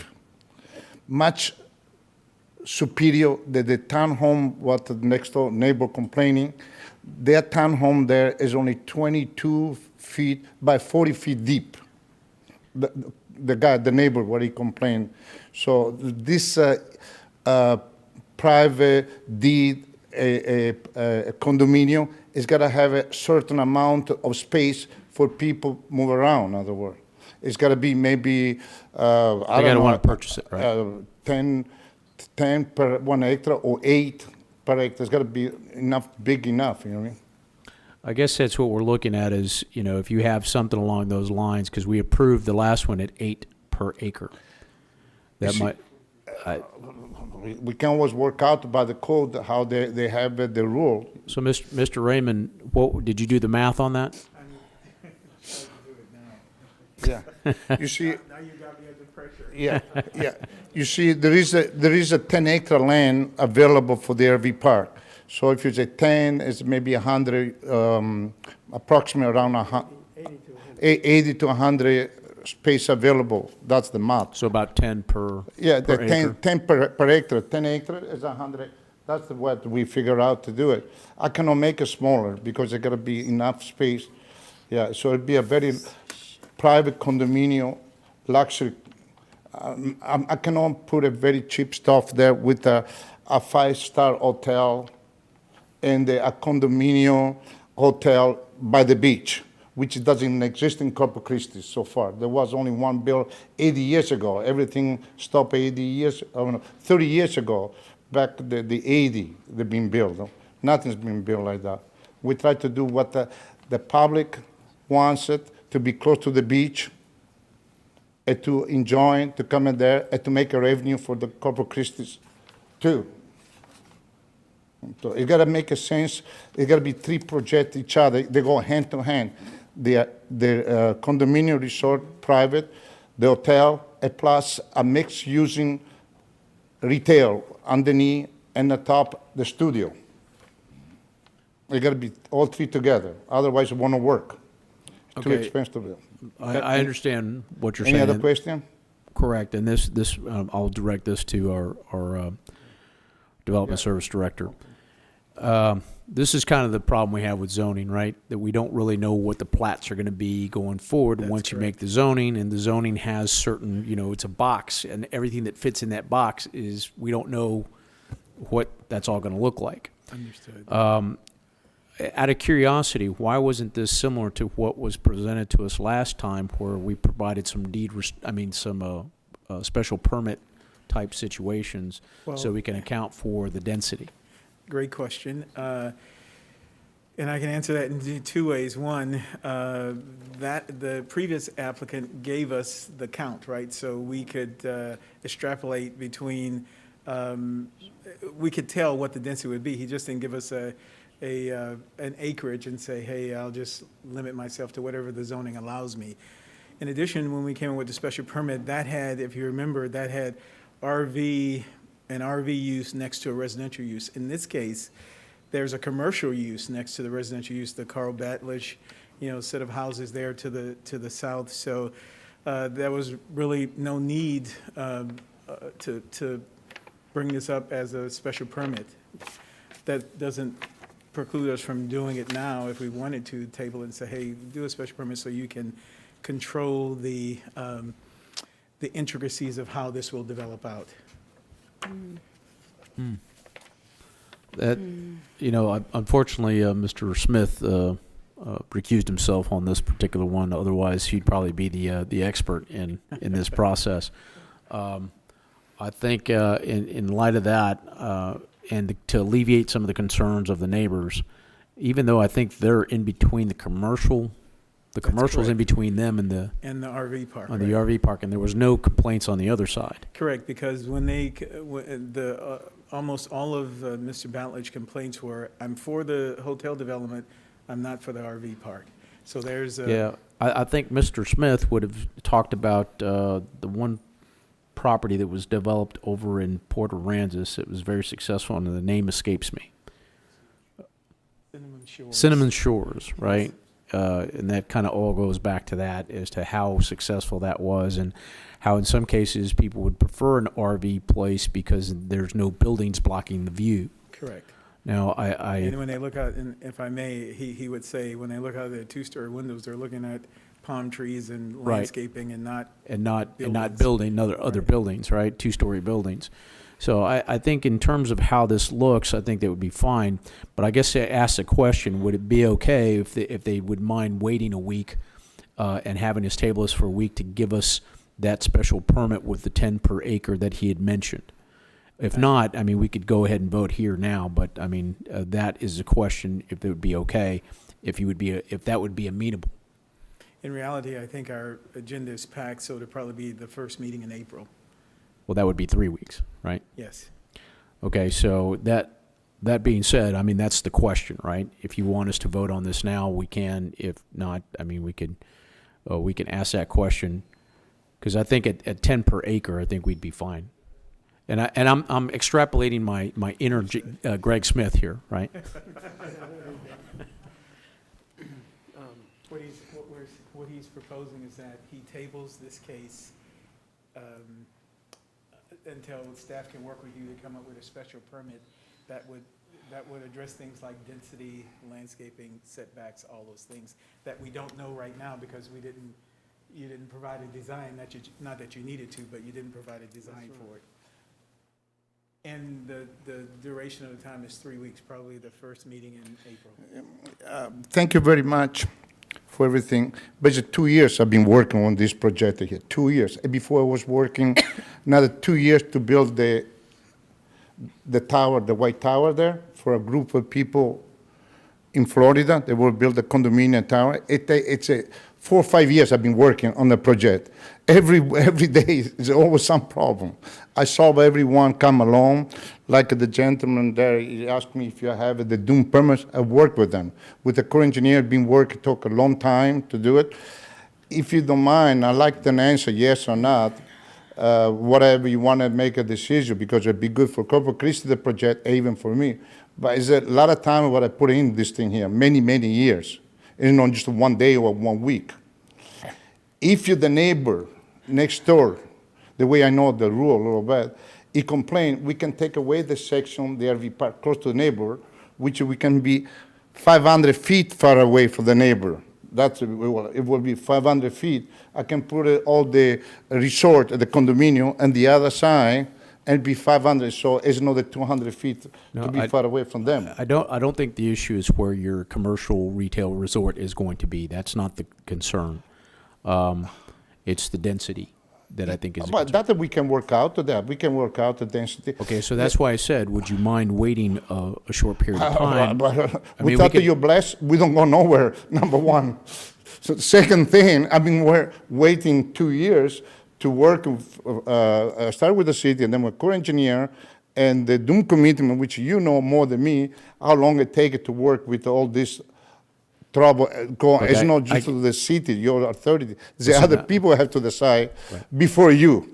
Okay, so listen. I can't speak for my other council members, right? But I see, to come in front of you, I asked the core engineer to be able to do the council. They didn't want nothing to do. And I made such a big issue to come in front of you at the beginning and then to go to the core engineer and do commitment. Because it's like the dog chasing the tail. We don't know which is the first one to make a decision. It's a lot of time consuming for everybody.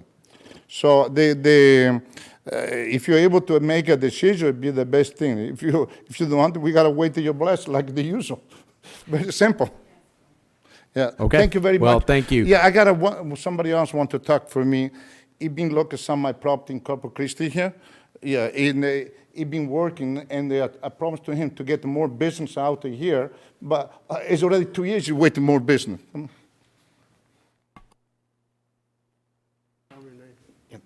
I'm James Gay. You might recognize me from the Padre Island Business Association and the community involvement from on the North Padre side of things. Thank you for your time, Council and Mayor Guajardo. To talk towards one of the addressments that Ben brought up would be about how this is going to play out with the neighboring and developments that are happening now. Is those numbers are ran once in real time. So once we find out about those developments that are happening, obviously they're not going to share that information with us. My role is to look at how operations are going to be once all these phases are done. So my involvement is very little right now in the development side of things, except for starting to start plans and talk about where short-term revenue would come from, short-term rental revenue would come from, tax roll, where retail, the environment's going to be, what's going to be provided there once we hit the ground running, boots on the ground kind of atmosphere. So once we learn that information, we're able to use that to help develop those plans. So to address what you talked about there, that's real-time information. So we're learning some of that, coming from the last, 2 weeks ago, that we learned the density of that one. So to speak towards the density of that could be a changing number based on what the needs are from what we're seeing on the short-term rental side. I own and or operate for other owners short-term rentals here on North Padre, and then a couple of his units as well. I've known him for several years, worked through a lot of this project here to be the boots on the ground for when it's time to go. When it's through all this process, and we've already done all the homework that needs to be done, and the construction's done. So I can open up to talk about those discussions here, which does play into some of what you've talked about here. But addressing those issues, I'm positive, knowing his background and his team's background, that if the recommendation is going to be a number that works well for everybody to move this project along and not delay it any further, I think there could be an agreement there, if that helps.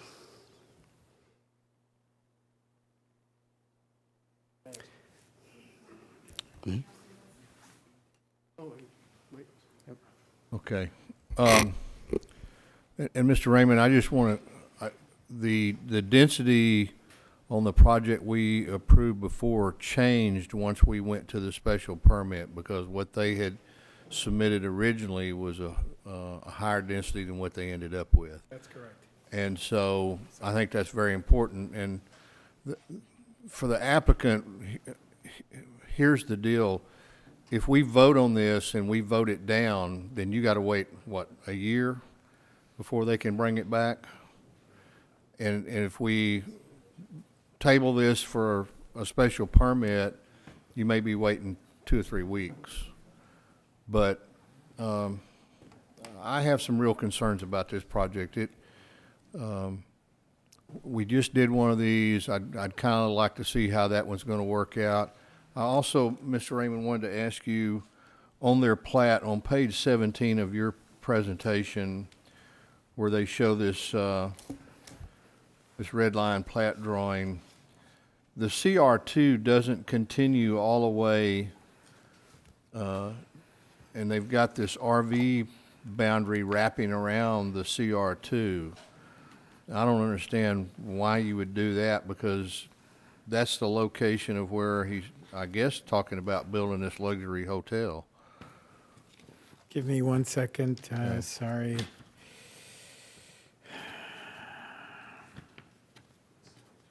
Yeah, I got it. Slide 2, and I apologize. Councilman, ask the question again. Okay. If you look at that, the RV area that they showed is going to be zoned RV. Right, it's to the north. Is L-shaped and wraps around the CR2. Is that correct? That's correct. So why would you have the RV park coming down in front of the CR2, which is your oceanside view, unless you were going to plan on putting RVs there as well?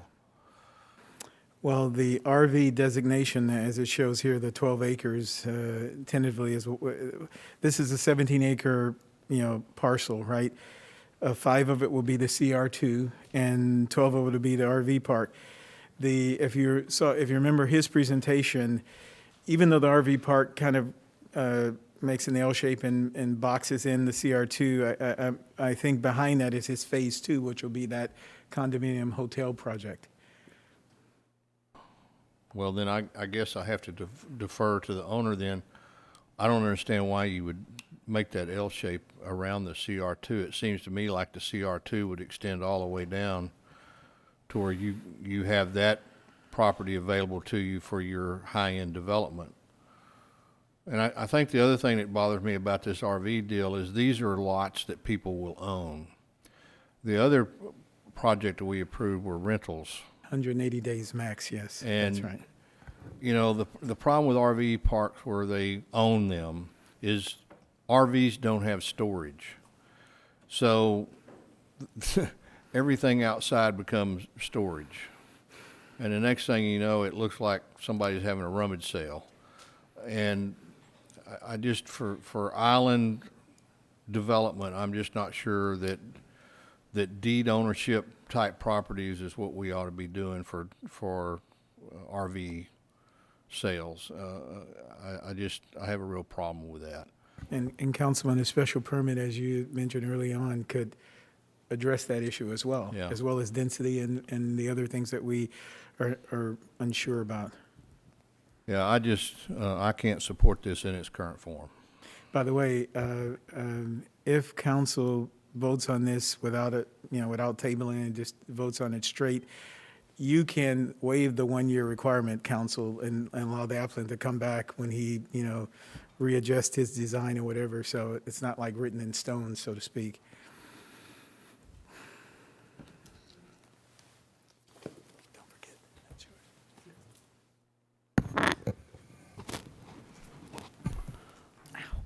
Mayor, I'd like to make a motion.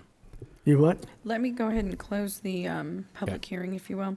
So there being no more public comment, the public hearing is closed.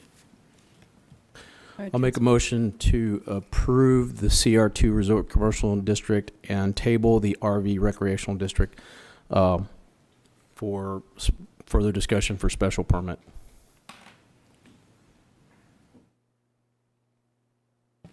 Councilmember, can you repeat that? There's two things that they're asking for here, the CR2 portion and then the RV portion. I recommend we approve the CR2 and then request that we table the RV zoning for special permit discussion at a later date. Respectfully, Councilman, one application was submitted for both, so it's So we'd have to table both of them? all or nothing, yes, sir. So I make a motion to table both. I rescind my motion and vote to table for both for discussion on a special permit. Second. Okay, any discussion? And this is to table the entire project, Since it's one application, since yes. it's one application. All in favor say aye. Aye. Aye. Any opposed? The motion carries. And Smith abstains. for And the Mr. record. Smith Yeah. abstains, yes. Okay. So that's, item number 20 is tabled. Okay, let's move on to item number 21.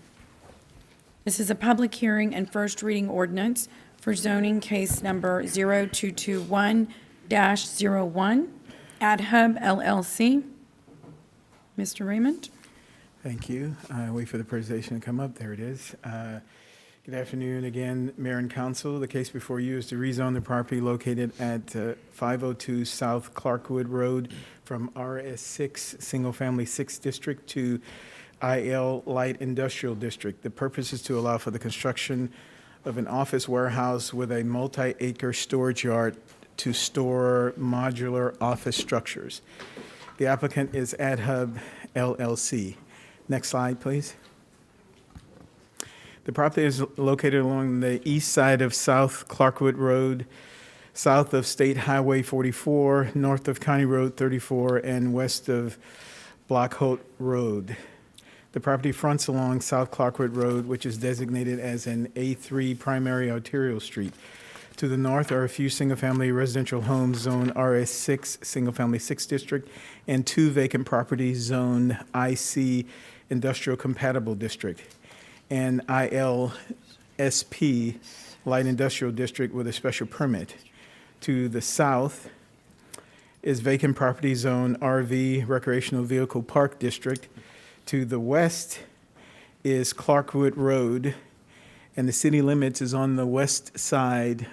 City limits ends on the west side of that right-of-way. To the east is a drainage channel and vacant property zone FR, Farm Rural District, and RS6, Single Family 6 District. The property is 30.77 acres in size, and it is not platted. Next slide, please. The proposed rezoning to light industrial district is inconsistent with the adopted comprehensive plan and the adopted future land use map. However, the proposed use does not have a negative impact on the adjacent properties. As per Plan CC, the land is intended to be used for single-family homes on very large lots. Our associated rural enterprise uses, such as agricultural uses and small business clusters that serve a rural population. The subject property is in the flight path of the proposed future runway at Corpus Christi International Airport. The proposed runway does not have a timeline for construction, but much of the land, of course, is still in private ownership. Next slide, please. Air Installation Compatibility Use Zone, the ACUS. The subject property is located primarily in Accident Potential Zone 1. The requested use of warehousing within the light industrial district is compatible to a 1:1 ratio with the FAR, floor ratio requirements in the IC district. Additionally, the ACUS overlay on the subject property has been established to protect the proposed runway flight paths that were included in the Corpus Christi International Airport Master Plan, which was adopted in 2007. Next slide, please. 12 notices were mailed out in the 200 notification foot area. 2 were returned in opposition. None was returned in favor. The 2 in opposition represents 2 separate owners, and that opposition indicates a 2.54% of the landowners within the 200-foot notification area are opposed to this rezoning. Next slide, please. The Planning Commission and staff recommend denial of a change of zoning to IL Light Industrial District in lieu of approval of the change in zoning to IC Industrial Compatible District with a special permit. Next slide, please. Special permit requirements. There's a height restriction of 35 feet maximum. Stacking of containers are not allowed to exceed 3. The buffer yard between the IL and the RV park is 30 feet with an 8-foot high fence. 3, the Federal Aviation Administration, prior to submitting for building permits or beginning any construction, a notice to propose construction alteration, Form 7460, shall be submitted in a determination rendered by the FAA of no hazard to air navigation and/or flight operations to and from Corpus Christi International Airport regarding any construction at the site or temporary structures for construction such as cranes on the site. And of course, the time limit, as we do with all special permits, is 12 months. The applicant has 12 months to submit for building permit, which would then give an extension to this special permit. I stand by for any questions.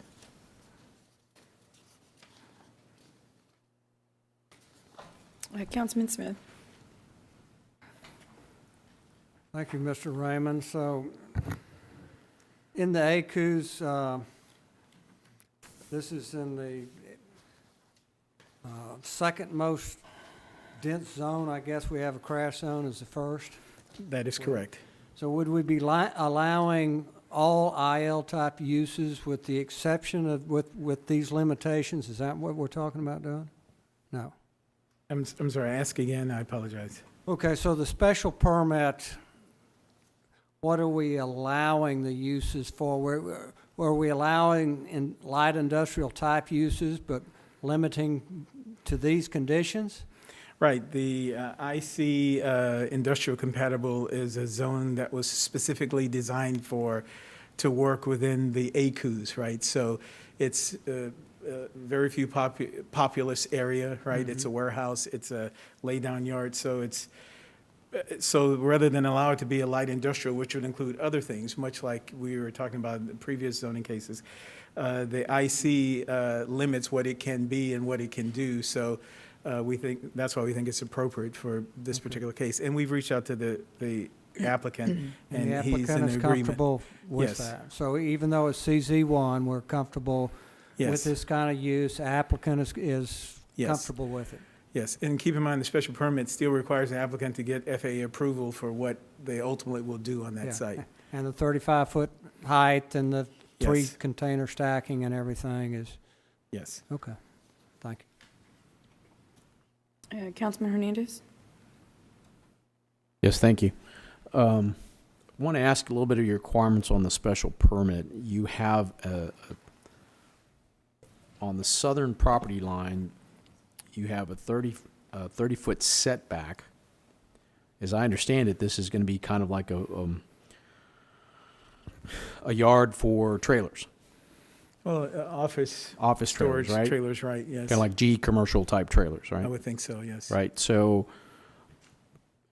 a 30-foot setback, how does that work with trailers? I mean, it does, I mean, if it's a big parking lot, you're Right, not but that- actually building something in that area. Is that really, I mean, what are you saying by setback? Are you talking about what's actually constructed, hard constructed, or are you talking about things that are, Just the space, it's kind of like the same thing that we were talking about in the previous zoning case. It's just the buffer space. Eventually in our UDC, we'll have a planting in that buffer space, but right now it's just a standoff distance, right? To respect the residential, the proposed residential use, which is the RV zoning. okay, the RV zoning, and then next to that is trailer homes, right? Correct. But I mean, right now, it's just It's just land, it's It's just a just zoning land, right? designation, right? So, on that 30-foot buffer, can you park within that 30-foot buffer? No. Or because you just, it's just got to be. It's a buffer, right, it's a standoff. So you want a fence and a buffer for open land? Well, keep in mind. Current open land? Keep in mind, Councilman, the zoning for that open land is RV, and we. Does the RV park have RV have a buffer that they have to They maintain? will, when they finally develop, there'll be a buffer from their property line to this commercial property line as well. And what is that? I'm not quite sure. 15 feet and 15 points, thank you, Andrew. So you're talking about basically a space in between both properties of Which is about 40 45 feet. right, Plus exactly. whatever points. Oh, yeah, gotcha, right. Okay, so based on possible future use, you're going to have them build a 8-foot fence all the way across that property. That's what the zoning requires, yes. That's what the zoning Wow. requires. So if you didn't, what is the alternative? Somebody comes in, Yeah, do we go back and say, now you have to put it up? Well, here's the thing, the RV was zoned in 2017, and it's still just vacant land. But, zoning runs with the land, so we still have to respect what it is. And the person, the zoning designation with the most requirements, you still have to kind of adhere to that. Right. That would require a commercial development coming next, as much like the zoning case we were just talking about. Right. Commercial development next to residential use, hey, you have to buffer because you have to respect their, quote-unquote, people living there, whether temporary or not. there's still people living there for a period of time. So we have the buffer and we have the fence. Okay. Any other questions? Mayor, I have a quick question, if that's all right. This is Michael. Sure, go right ahead. On the requirements for the fence, does it have to be concrete? The height is 8 feet. You can, if you can achieve that with wood, you can. It can be wood. But when you go that high in a fence, usually people make it out of something more formidable than wood. Would you see anything wrong with, the height being 8 feet? So this is out next to the airport, and there's not really much going on out there. It just seems like we're putting up a lot of requirements for bringing in a taxable business here, and we're making it a little complicated, in my opinion. The setback was already discussed. I think that should be lowered, maybe? I don't know, shortened? I don't know what the correct word would be, but if there was 30 feet in between an undeveloped RV park and this, 15 feet and 15 feet, and then potentially, I don't see anything wrong with a wooden fence, but a chain link fence, because, that's kind of what the airport has.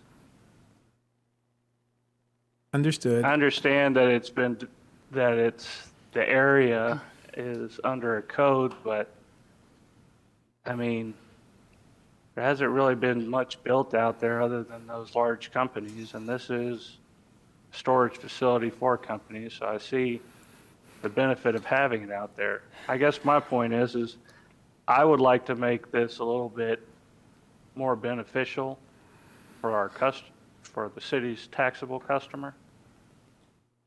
And I would like to make an amendment, if y'all could go to slide 7.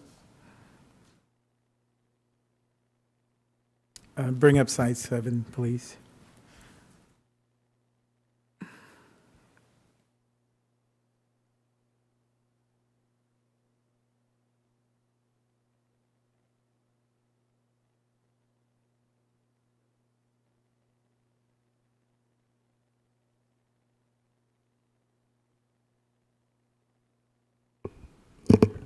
Slide 7, please. Control room. There you go. On the buffer yard,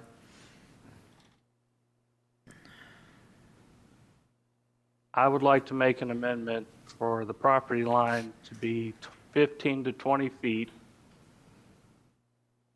and the fence to be 6 feet in height. I assume you mean a solid screening fence, not chain link, and the buffer instead of 30 feet to make it 15 feet or 20 feet? 15 to 20. 15. I'm sorry, and how much for the fence height, did you say? 6 feet. 6 feet. Here, With a Michael, chain link fence with slats or wooden. The zoning does not allow chain link fence with slats, so it either needs to be all wood or all masonry,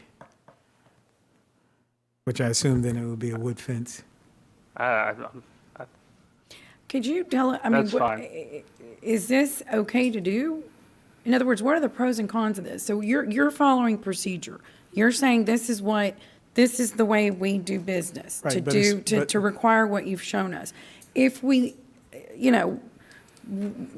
I guess, made this change, is that a big deal, or is No, there a negative to that, a The special positive? permit is it is the negotiation between staff and Okay. the applicant, and council certainly has the right to say, hey, this should be 3, 4, or 5, or whatever. We just have to make sure we share with you, if there's a detriment to it or whatever. All we were just trying to say, because we work with the applicant and reduce the required buffer to what we put in the special permit. However, you know, if you have to realize this is an RV or let's say a residential use next to a commercial use, and someone's going to remember we've done this here before, and they're going to ask for it again when it benefits them. And that's the, I guess I want to say, the danger of going so far off the beaten path. When we do a special permit, we try to take the applicant's issues into account with respect to the UDC and present to council, hey, this is what we think is the most advantageous for us, the applicant, and everyone to be happy. I really don't think these changes hurt us so much. However, if you go to chain link fence and all of that, now we're starting going on a path that really doesn't, the UDC doesn't support, so to speak. Okay, and what is the requirement? That the fence be made of? Well, right now, the requirement is a solid screening fence. So that doesn't mean chain link with slats or anything else. It's either wood or masonry or a combination of both or something of that nature. And so if they choose to say, if you choose to say, hey, 8 feet, let's do 6 feet, that's great. It's still a screening fence. If a chain link fence with slats is too much, I'm sure a wooden fence would be fine. I'm just trying to picture it out there along with a lot of the other properties, and that's kind of similar, especially if it was dressed up nicely. But, I mean, a wooden fence doesn't seem to be that big of a deal. I think the buffer line is, because I don't want to hinder development there, especially in an area where we can provide some tax benefit to the city. Okay. So your suggestion was going from 8 to 6, is that correct? Right, and a buffer of 15 to 20. I'm assuming we should pick one, right? We should pick one. 15. So Okay, I Councilman. would suggest 20, but that's just me, so. And what is it now? It's 30. The special permit recommends 30. And that's an area, and I want to make a statement too. The fence and the buffer are just that dry land, right? And I mentioned planting, but I realize we're in the ACU, so we don't have trees and that kind of thing for a very specific reason. So all we're going to have is space and a fence. And yes, I know if some people say, well, the RV park hasn't developed since 2017, and that's a good point. However, we still have to respect the zoning. So I would go with the 20-foot buffer and the 6-foot fence. I think that's a reasonable compromise. Okay, You Councilman stole the Pus- words out of oh. my mouth. I mean, it has been since 2017, you know. Hopefully they get moving soon. But yes, I think a wooden fence is fine. I don't see what the big deal is about that. 20-feet buffer should be plenty. Thank you, sir. I just don't want to hinder any sort of commercial development there or tax revenue. So I'll second that. More Well, the we've better. got Councilman Pusley. Wait, is a developer No, here? no. Councilman Pusley. Thank you, Mayor. Yeah, we started moving away from these chain link fences with slats back when I was on the planning commission, because we used those a lot. And what would happen is every time we'd have a windstorm here, the slats would blow out of the chain link fence and you'd end up with just a chain link fence. So we started moving to wooden screening fences. So I think that's what was meant here all along, is a wooden screening fence. If you want to reduce it to 6 foot tall, that's fine. And I don't have the 20-foot buffer.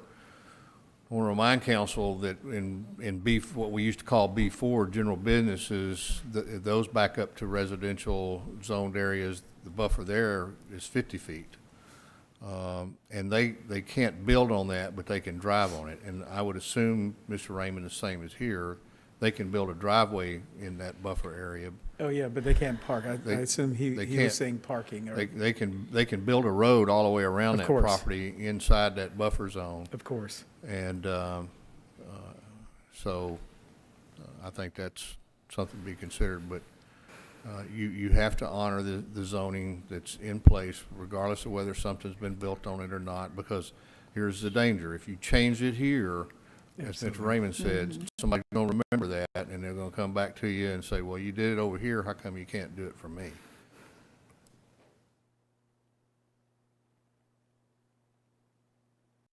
And I Okay. understand that, and I agree with that. The problem is we've already done that many times. 100 times. Yeah. Yeah, I really don't have a problem with the 20-foot buffer. I think that's a nice compromise. But the chain link with slats, yeah, we don't have to do Yeah, that. That's just a suggestion. They wouldn't be happy with that, I'll guarantee you. But this is an area that's been vacant for a long, long time. I used to, but I don't anymore, own property just south of this, and I've driven that road 1,000,000 times, and there's not much there. So development has been very slow. Okay, thank you. Councilman Martinez? Yeah, and, I understand the zoning issues, but coming to learn from what we're doing, special permits seem to be a case-specific resolution, right? So even though we have zoning that generally deals with properties, the special permit looks at the individual property itself to come up with a good use for it or the best use for that area. So I don't think things that we do in this case necessarily necessitates doing that in other zoning cases. And if it's a special permit case, well, we're there to find a resolution that works for the property anyway. But before we do make any decisions on, and I know we're going to do this anyway, on what is okay, I would like to hear from the developer as to whether or not any of our solutions are necessary or are needed, and why or why not. Okay, understood. Very good, yes. Good point. Okay, oh, so we can go and hear from? Yes, I have What- you open the public hearing. Okay, yes, so I'll open the public hearing for item number 20. 21. Mustang, no, I'm sorry, I'm the wrong one, I'm so sorry. For item number 21. Correct. AdHub LLC. Yeah, hi, Mayor and Council. Thank you all and staff for everything you've done so far, and staff Demas and his group on trying to find a solution for us to develop this property. We're really excited that this is a Fortune 500 company that's coming in here and looking at consolidating some of their areas and locations outside of the city into a city property that's going to generate taxes for everybody. And it will be good, I think, for spurring development in that area. I wanted to make, and we're appreciative of the special permit and trying to make this work. Our only concern that we're asking for a slight modification from is the 30-foot setback and the privacy fence. As y'all's already touched on, there's not much out there, and we're I know there's some planned and RVs next to us, but if I'm not mistaken, the reason we came up with a 30-foot and an 8-foot setback was usually that's a 15-point system for IL to, or IC to RV. And in this case, because of the airport zone, you could have met that 15 points with a 6-foot fence and foliage, landscaping, which we like to do on our projects. Unfortunately, in this area, they're asking us not to do the foliage and the landscaping because of the attraction of birds into an air zone. So in essence, the solution was, hey, how do we get to 15 points? I think that was the mindset of staff, but we make the spacing bigger. Well, we already have some challenges with that property. There's 2 pipelines running through it. We have other setbacks on the remaining portion. So that additional 15 foot of setback requirement for us is challenging. We lose almost an acre of property with that combined 30 foot over 1,200 feet of property line. So we'd like to see that drop back to 15 and us not being penalized for being in the air zone and actually finding a development a customer that can fit here. Because I think it's going to be a challenge for anybody.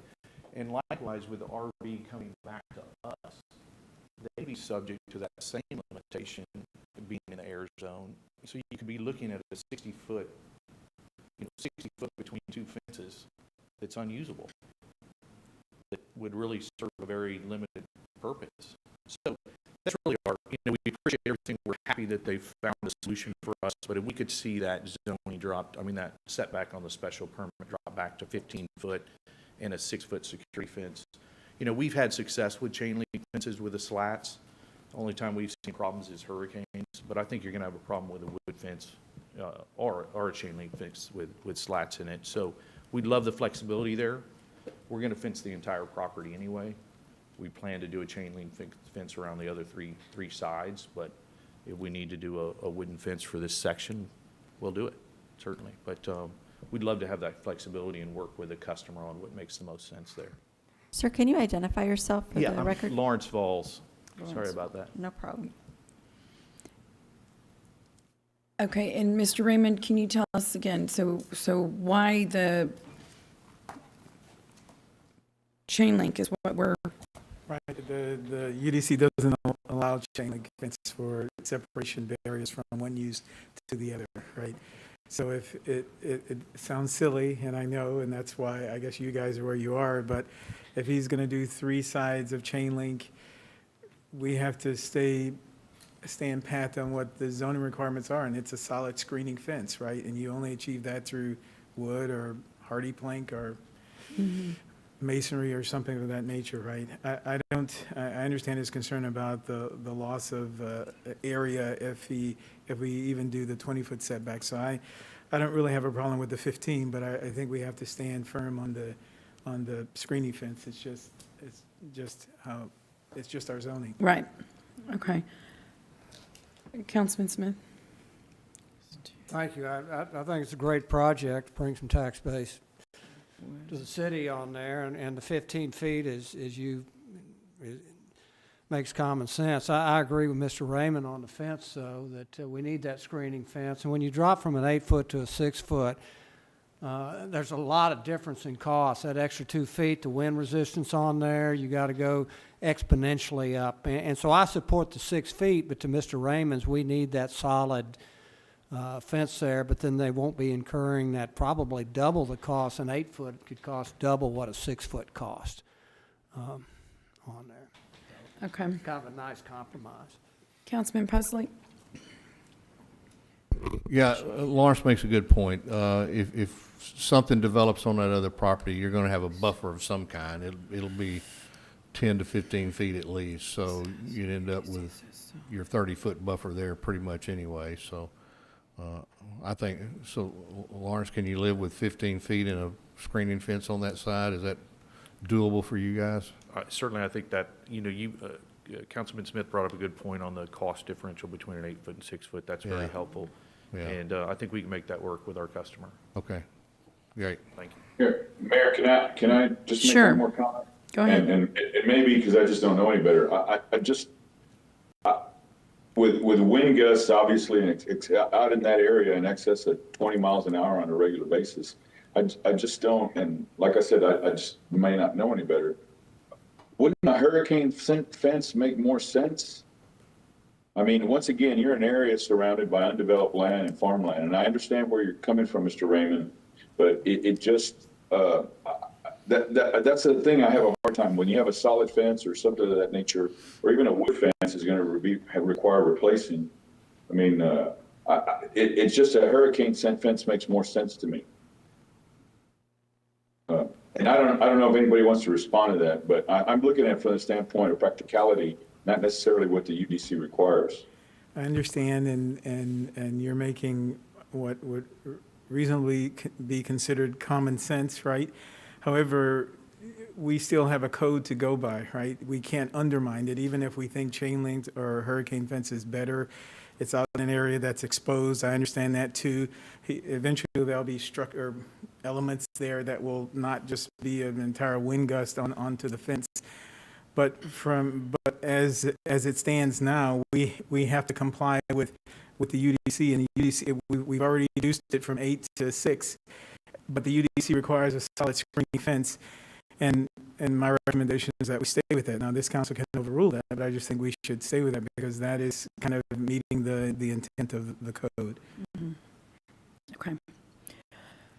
Okay, so there being no further comment, the public hearing is closed. Sure, so I will entertain a motion.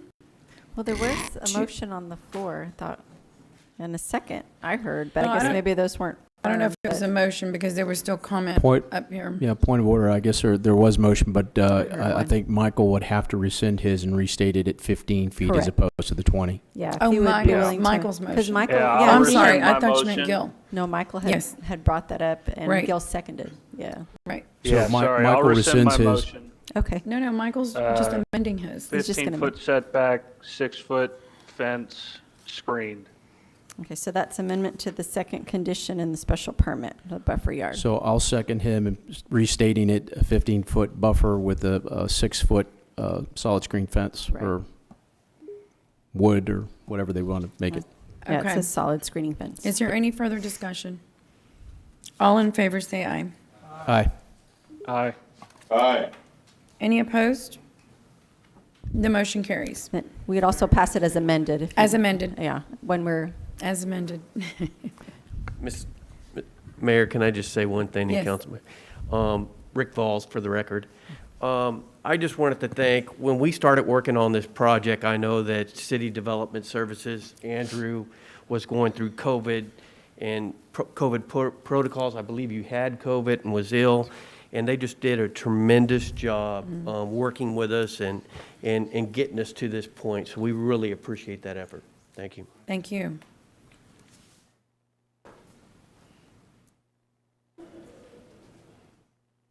Hang on.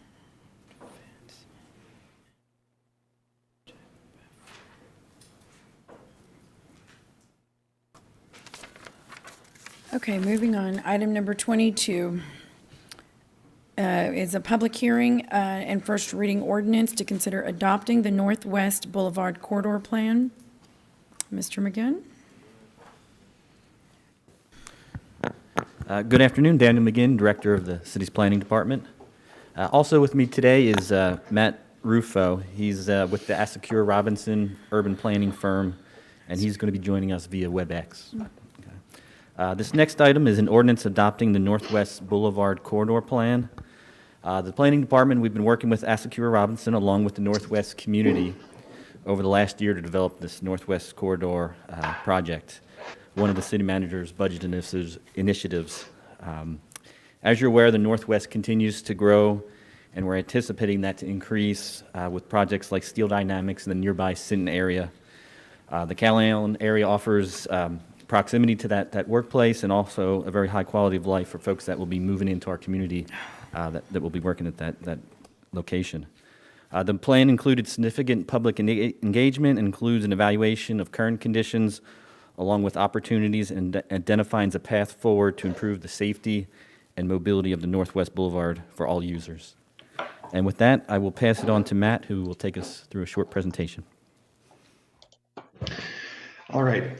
Thank you, Dan. Good afternoon, members of the council and mayor. My name is Matt Rufo. I am a principal with the firm Asacura Robinson, and we have been working with Dan and his team to develop the Northwest Boulevard Corridor Plan over the last year. And so if we go to the next slide, I'll show you the study area that we've been working with. Next slide, please. It's about a 3-mile corridor from I-69 on the east to County Road 73 on the west, and we're looking most closely at the 500-foot buffer area between Northwest Boulevard, Farm to Market 624, and its surrounding land uses, which are incredibly diverse and interesting. We've got schools, we've got a number of different businesses, large national chains, small local businesses, and a number of residencies as well. If you look on the next slide, it gives you a timeline of our process and engagement. If you look at the plan report, which is in your packet, it includes a good amount of detail on the engagement methods that we used, which we really had to, I don't want to say improvise, but we certainly had to pivot back in this time last year when we kicked off the project. We usually do a number of in-person town hall style events. We try to go and meet people where they are.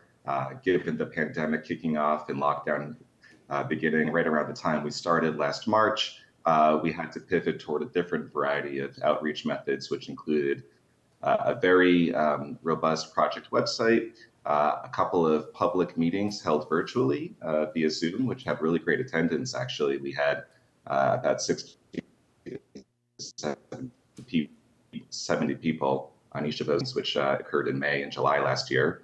We also worked with a steering committee comprised of a number of different local businesses, district churches, the RTA, the NPO, TxDOT, Northwest Vision, and some other partners who were really helpful in helping us understand the challenges and opportunities in the area, as well as helping spread the word about the public meetings and the opportunities to participate on the website. We held an online survey, 2 online surveys actually, and received nearly 600 totals from the surveys. And so considering the small size of our study area, we were pretty pleased with the high number of folks coming out to turn out even during COVID to participate in the process. The next slide shows our work to synthesize each of the public comments that we received regarding the vision and goals for the plan. And so you'll see here that the vision is a Cal Allen's Main Street, providing the amenities of a prosperous neighborhood center and a small, tight-knit community. The boulevard's a welcoming, diverse, and family-friendly place where people go to shop, gather, invest in businesses, play, and raise a family. And 4 goals are described to achieve this vision around 4 different themes. The first being safe, accessible, and easy for people of all ages and abilities to get around. And so a number of our recommendations have to do with redesigning Northwest Boulevard to be more accessible and more safe for people using all modes of travel. Second, prosperous with a strong local economy anchored by small businesses. Third, healthy for people and nature with opportunities to be active outdoors. And fourth, attractive and orderly with new development that fits to a cohesive whole. And the next slide provides an overview in a concept plan.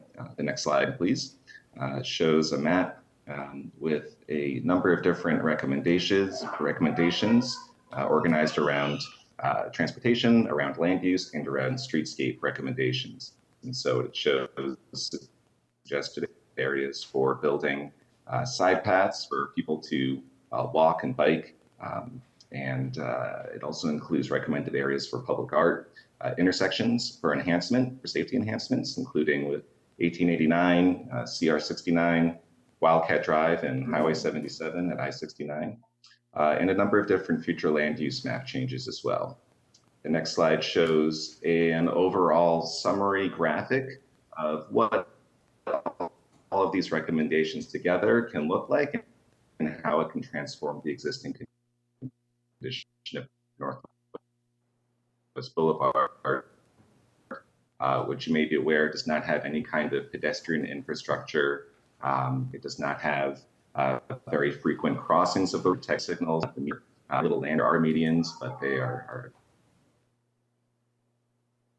There's a number of these different recommendations all in one visual to provide an overall idea of the type of environment that is recommended coming out of this study. And again, the report provides a good amount of detail on each of these individual strategies. The next slide shows our transportation strategies summarized.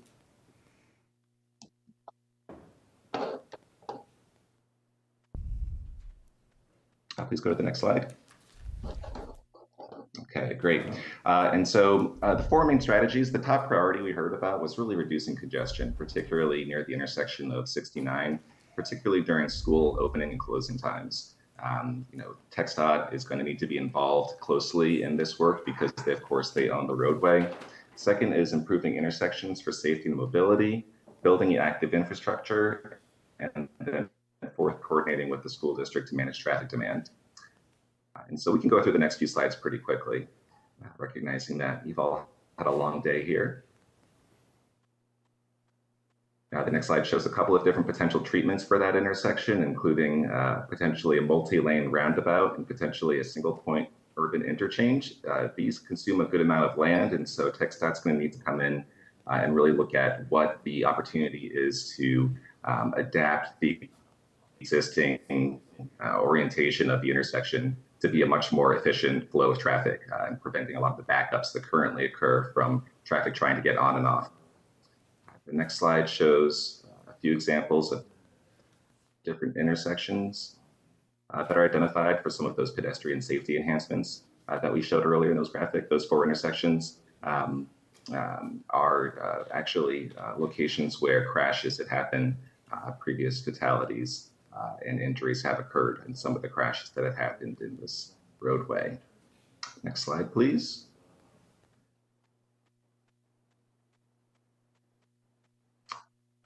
We heard a lot from people that they want to make it easier to get around the neighborhood and not always using a car, for instance. And so we built upon previous recommendations from the MPO's Phase 1 bike plan, as well as mobility Corpus Christi. And so have provided a couple of other specific recommendations for specific treatments that could be viable on the neighborhoods. We're recommending a separated shared use trail along either side of Northwest Boulevard from I-69 to FM 1889, and then only on the north side from 1889 to County Road 73, where it's much less developed currently. Next slide, please.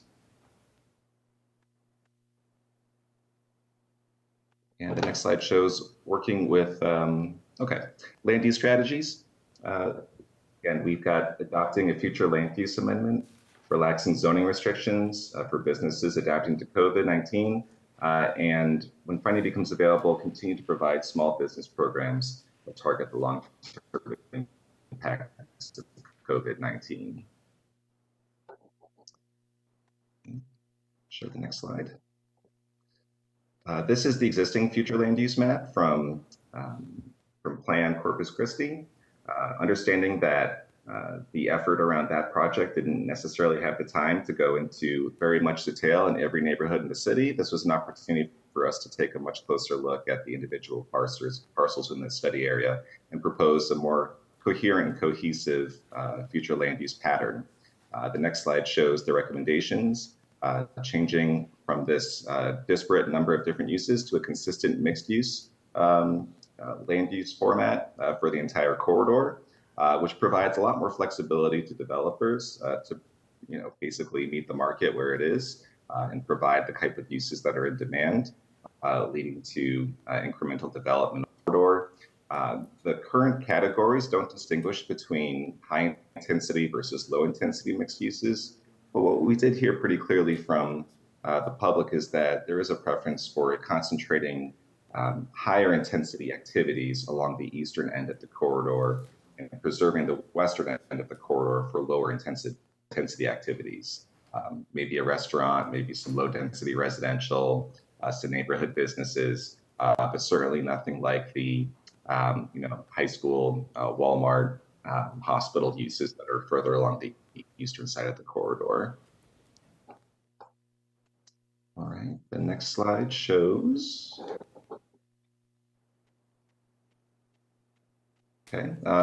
Summary and overview of all the different streetscape recommendations that are included in the plan. We can just go through these instead of me reading them 1 through 5. Number 1 is reducing lane widths. Current lane widths are quite wide on Northwest Boulevard. This leads to a lot of speeding, especially in the western side of the corridor. We heard a lot of public comments concerned about not just crossing the street on foot, but even turning, making a left-hand turn from a cross street onto the roadway is quite difficult when there's not a lot of traffic, but there is a lot of space for cars to really speed down the roadway. And so reduced lane widths is one recommendation. Go forward a couple of slides, please, to enhance planting areas. You can skip to the next one, thank you. Shade was very much desired by a lot of the public we spoke with on surveys. There's not a lot of shade out there right now. We're going to provide facilities for people to be walking and active. Makes sense to actually provide some shade during those hot summer months. We've recommended a number of different tree species that are already approved by TxDOT in the city's landscape ordinance that would be compatible with this environment. And the next slide shows expanding and planting medians. Very divided opinions about how to landscape medians. A lot of people were concerned about ability to maintain and keep up the appearance of these plantings based on previous experience. That hasn't always happened.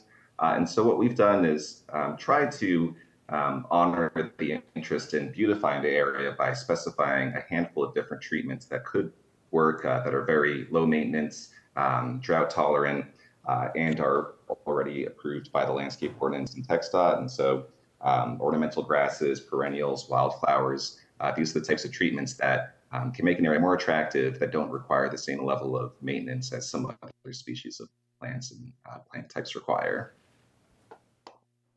All right.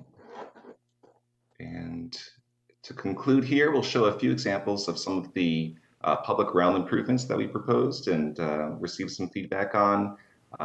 Branding the area, understanding that Calallen is kind of almost a city within a city in a sense. It has a very distinct identity, but that identity isn't carried through in the physical appearance of the place necessarily. And so these are suggestions for wayfinding signage, street overhead signage, street signs, to really help install a sense of place. Graphics based off of the high school in the area, but again, these are not already produced and fabricated. These are conceptual signage to provide some inspiration for future projects that might pay for these types of facilities. In addition to street signs, we've also provided some conceptual street banners and wayfinding placemaking signage as well. Installation of public art is a great way to engage the community in placemaking as well, whether they're murals, crosswalk, highway, or sculptures.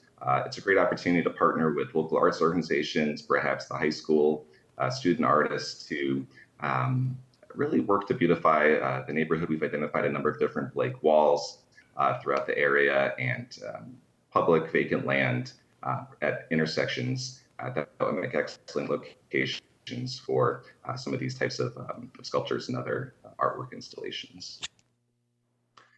Finally, at the end of the plan is a detailed implementation matrix, which summarizes each of these strategies and recommendations and assigns a time frame, a high-level cost estimate, potential funding sources, and responsible partner entities.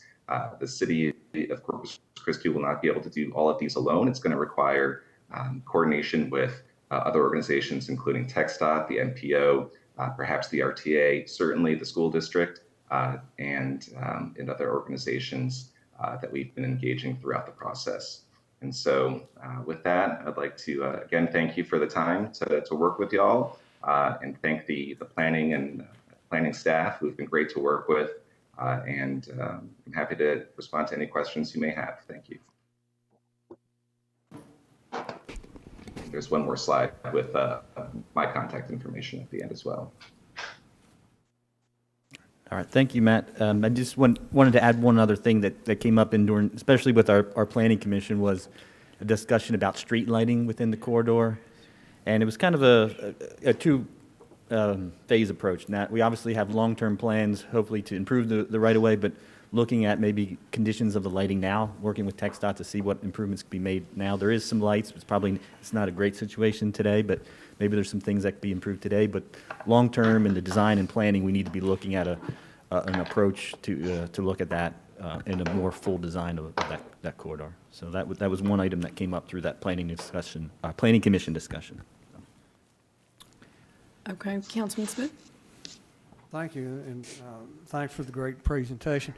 Was there anything, I noticed on the renderings you had above-ground telephone poles sitting there. Was there any discussion of going underground? I know that the city is being framed now in heavy black creosote telephone poles with it. So was that part of the discussion? Yeah, some suggestions came up certainly in the divisioning process, defining the area, one great way would be to bury the we haven't been scoped to estimate the cost of that, but could say it would be quite significant. However, if you pair that type of project with a ongoing street construction project, such as was actually proposed by TxDOT in the long-term budget with the Metropolitan Planning Organization, is to widen the roadway from County Road 69 all the way to the western end of the study area. If matching that type of project with that type of those two types of projects, you might be able to do it in a much more cost-effective way. However, we heard very mixed reactions to the plan to actually expand it from 4 lanes to 6 lanes all the way down to the western end of the corridor, given concerns folks had about bringing more traffic and more congestion that would result from expanding the roadway capacity in the western end of the corridor. Okay. Councilman Lerma? Thank you, Mayor. My concern is the city doesn't have a great track record on landscaping maintenance. And for example, I say that because I do live out in the Annabelle, Calallen area. When they passed the bond to do Leopard Street, we did all this fancy trees and we put all this nice, beautiful plants, flowering plants, and I want you guys all to go take a drive out there and see what it looks like now. Okay? We don't have a good track record. It's not that I want to talk against the project. I think the project's a great project, don't get me wrong, okay? But I don't want the city to waste its money and throw money out the door, because our track record will continue that same rate. Sure. Because if it would have changed, we would have gone back and fixed Leopard Street, the medians, and made them look beautiful, like you're talking about on the northwest corridor. Go to Leopard Street when they're mowing and see all the grass that they mow out on the streets and traffic's passing through it, going back and forth. They don't sweep it up. The trees are dying. We have an irrigation there, it doesn't work, because the first car that ran over the first median broke the lines and they never fixed them, they just capped them off.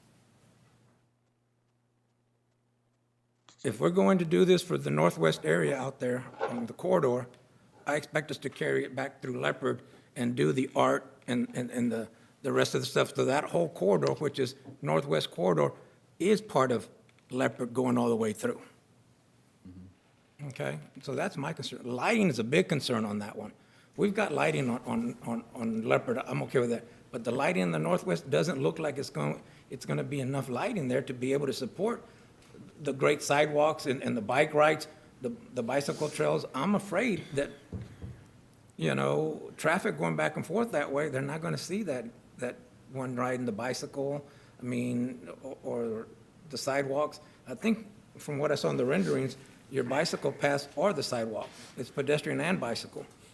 I don't know if that's just a rendering that you came up with, or a picture that you put on there, or if that's actually going to be legit, or the bike trail is going to be separate. I don't know, That's probably something you have to work out. I'm not sure if that's how you intended it to be, because that's how I saw it. Yeah, the preference would be to have, yes, this off the edge of pavement and away from the traffic lanes. I think that's great, don't get me wrong. I really do, I like that. I don't know how wide your sidewalks are going to be. They're going to be 6 foot, 8 foot, 10 foot wide to be able to, for people to be able to walk and ride the bicycles on them. I don't know. I don't have the specs on that. But I think that looks great. I'm impressed with that. But like I said, my biggest concern is the landscaping. We just don't have a great record on it.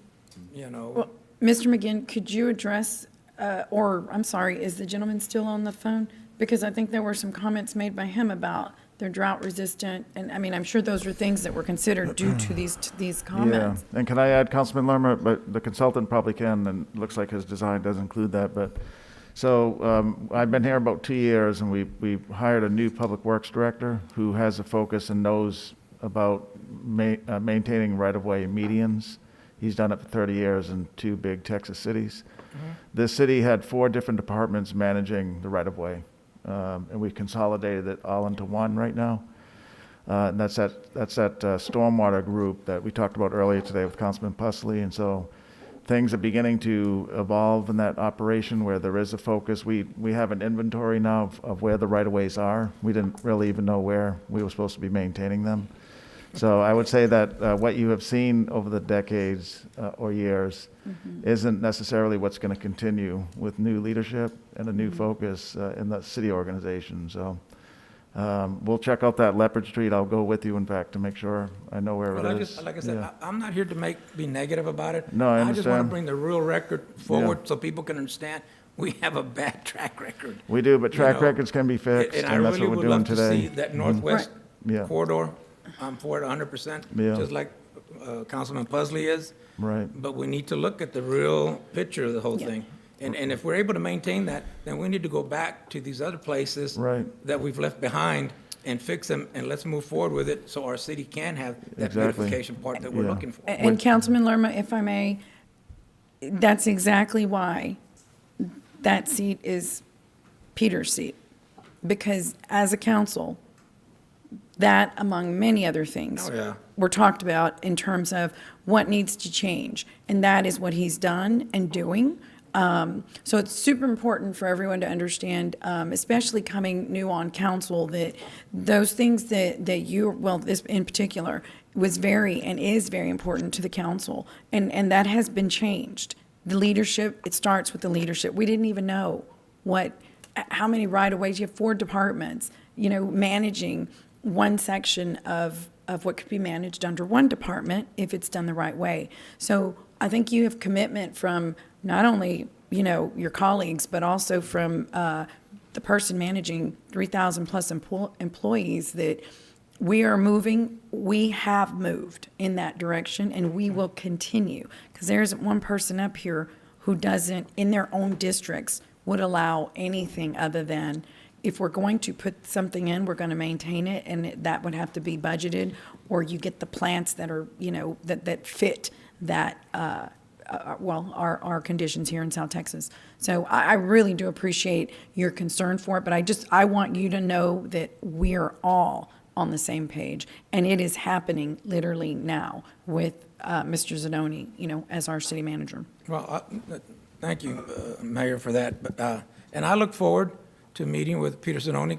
Like I said, I've not had the opportunity to meet with him one-on-one. Right. None of us Yeah. have, maybe 1 or 2 people, but most of us have not He's because of been- the pandemic. he's been a little So I'm looking busy, forward yeah. to doing that and him finding out what is important to me. And I think you're really gonna, everyone's gonna really enjoy those meetings with him, now that things are evening out, and he'll be able to go back to what his intent was from, day one. Okay, thank Yeah. you.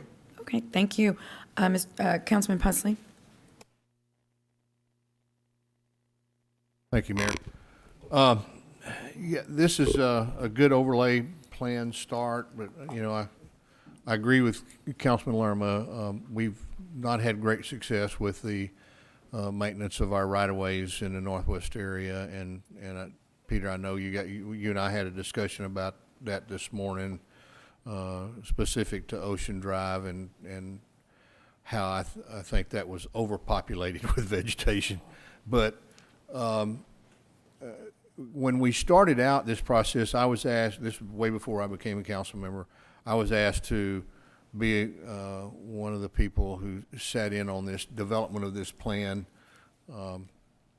And it started out really as a beautification sort of project, and we very quickly, everybody that was in the area and involved in this process sort of redirected it to this needs to be a traffic control solution more than anything. Northwest Boulevard from I-69 to the end of this subject area is now our Everhart. If you drive there during the normal business hours, it is absolutely a traffic nightmare. And there, as you saw on that one map that was indicated there, there's been several very serious accidents. People have lost their lives. Our own Nueces County clerk, Kara Sand's sister, was killed in that location. So it becomes very personal. Coach Phil Danaher's wife was nearly killed in an accident on that same very stretch of road. So the traffic there has become a huge issue, and it actually starts back on I-37 that exits to Northwest Boulevard and the I-69 area. Now, TxDOT has just now gone in and made some improvements to that to make it a little better so that you don't have cars fighting for the same exit lane. But we really need to focus on the traffic in this area. Peter, we probably need to have a really hard traffic analysis for the area from I-69 down to just past Cal Allen High School, because it highly congested. We developed County Road 52 in partnership with the city when I was at the county to help alleviate some of that traffic and get some of it off of Northwest Boulevard, and that's been very successful. I'm going to be meeting with, Billy and I are going to be meeting with Richard Martinez here pretty quick to look at County Road 52 and the things that need to be done to stabilize that thing. We've got some problems with the original construction on that road. But, and Councilman Lerman is right, we need to look at this all the way from Rand Morgan Road to I-69 on Leopard Street. There's no sidewalks there. We've been talking about trying to get sidewalks in that area since Bill Kelly was on this city council, and that's been 20 years ago. And we've been trying to get, lighting and improvements there for pedestrian traffic. The kids that go to Cal Allen and Toloso Midway, if they don't ride a bus, they walk on through people's yards and however they can get to school, because there's just no pedestrian traffic allotments. So this is very serious. I realize there's probably no money for any of this. We'd have to do some sort of bond. But before we start on the beautification process, I think Councilman Lerman and I are in agreement. We need to really look at the traffic issues and solve that. It seems like almost daily they're locating a new business on the Northwest Boulevard area between this corridor. It really got complicated when they put a Chick-fil-A there. The traffic went 10 times worse. Yeah, right. It's good food, but they do a land office business, no doubt. Yeah. But anyway, and Cal Allen is building new school buildings that are going to be now emptying out onto this same stretch of highway very soon. So we'll be dealing with that. So it's become a very complex area for this part of town. Yes, it has. And Councilman, can I just Sure. state that for us, it always was about safety. Yes. Well, the presentation today focused on landscaping and beautification. Right. The reason I put it in the budget my first year here was because of that. There were numerous either deaths, some were of cyclists. Yes. Or near deaths. And so we recognized right away that we had to do something to improve safety for the walker, even the person in the vehicle. The speeds are too fast, the corridor is too wide, you can't get across the road. There's gaps in sidewalks, there's schools, businesses, so this is about safety for pedestrians, all modes of transportation. The beautification is secondary. Awesome. Yes, sir. And then, so TxDOT does have some dollars that they were programming. In the outer years, we were able to get those advanced closer into their 10-year plan, and we're going to redirect with them what the dollars are going to be used for. They were actually going to widen the corridor even wider. We're going to work with them to narrow it and put these pedestrian and other safety features in.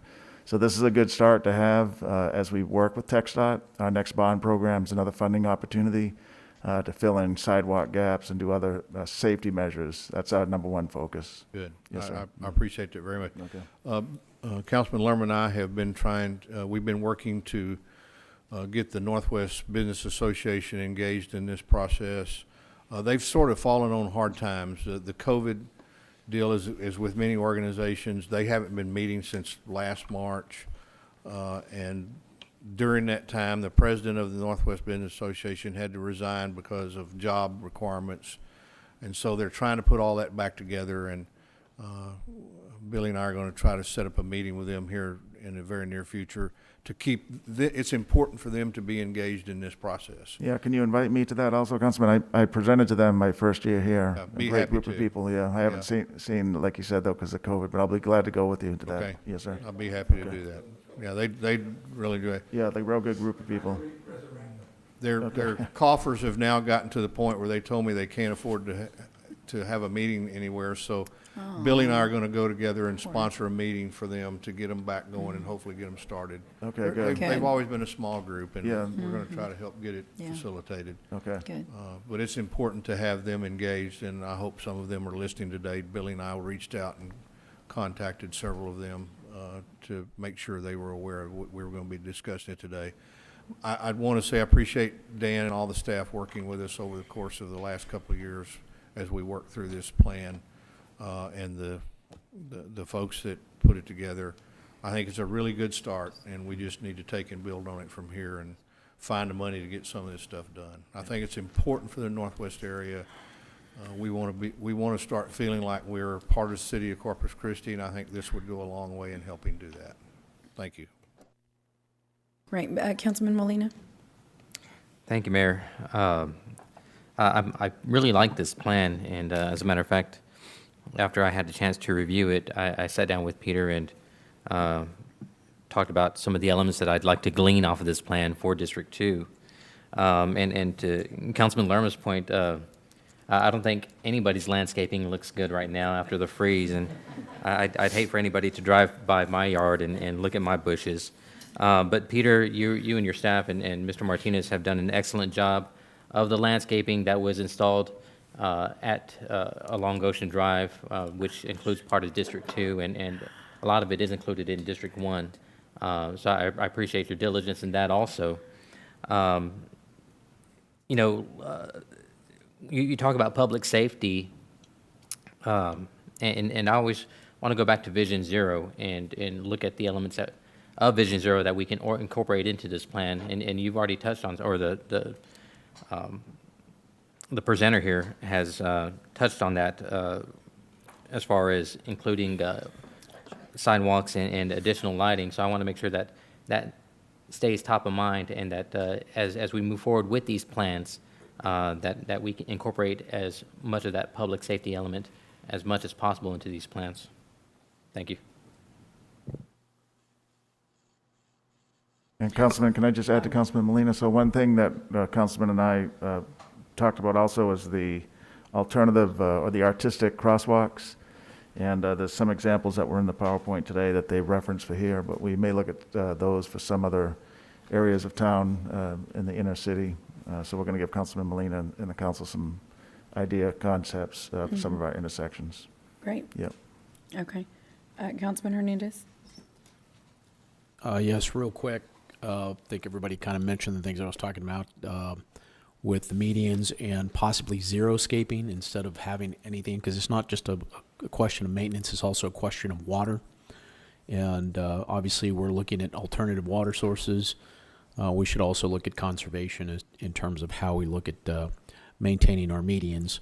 The less water that needs to be used, and it's not just a vegetation thing, but even less than that, maybe some design associated that has no water requirements whatsoever.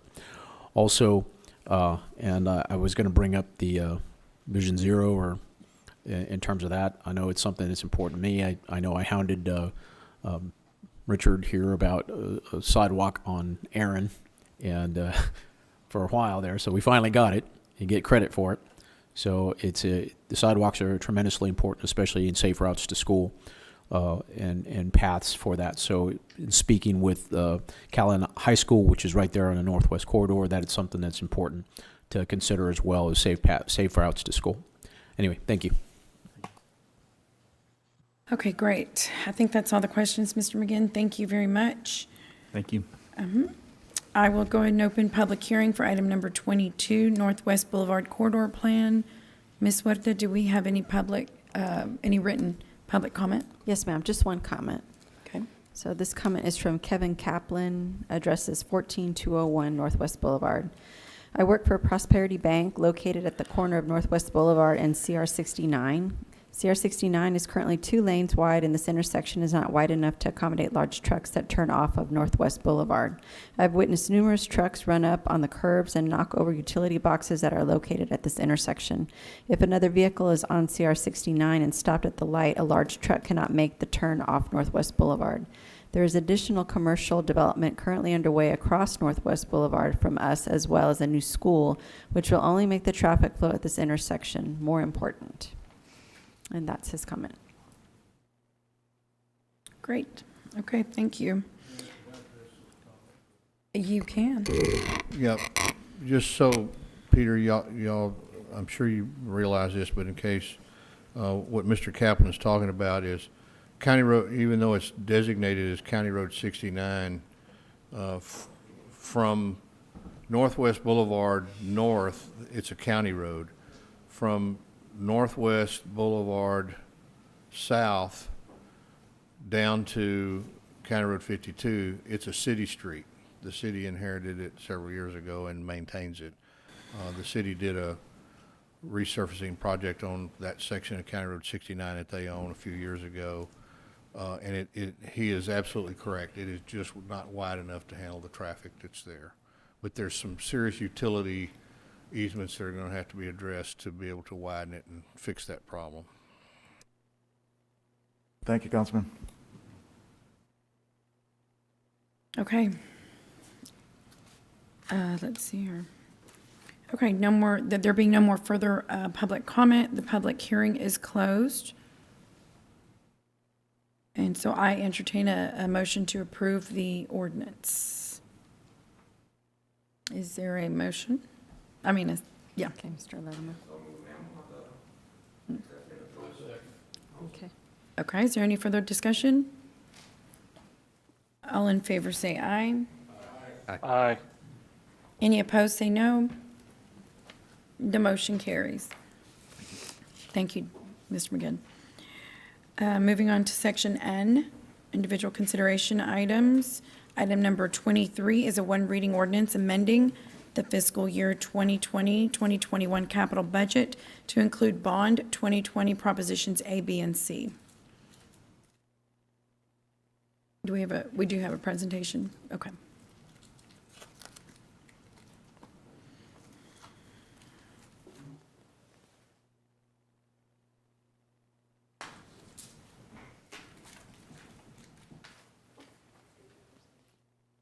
Just a second, Mayor. Okay. Yeah. This item, while Jeff comes up, this item appropriates the entire bond program. It was passed after the budget was adopted by the voters, so this is kind of routine business, so to speak. But go ahead, Jeff. Sorry for the confusion on that. We had to figure out who got the short straw. It wound up being me. Jeff Edmonds, Director of Engineering Services. As the manager mentioned, this is the financial action to allow us to get the Bond 2020 program kicked off. It's amending the CIP, adding all the projects that were on the approved referendum to the CIP, and appropriating the $75 million to execute those projects. I move for approval. Great. Okay, is there any discussion? All in favor say aye. Yeah, I had my light on. Mayor, I have a question. Okay, hold on a second here. So we'll go with Councilman Hernandez. We'll get to you, Michael. Trying to rush this here. No, real quick. This is just kind of a spreadsheet, which is similar to this on the cap improvement. Are you going to have addendums for us to have in where it breaks it out in the utilities? I mean, this is just for the bond. Correct. But, you know, when you're talking street bonds, it includes utility projects as well as design and other aspects of that. Will that be provided to us here in the near future? Well, since they put me up here, I'll write a check out of the budget office's checkbook. Absolutely. This will be in the next quarterly update that they do. The bond CIP, we'll have all that breakout for you. Come on, Jeff, I need something to beat you up with, so. No, I'm kidding. I'm kidding. That would be the next item.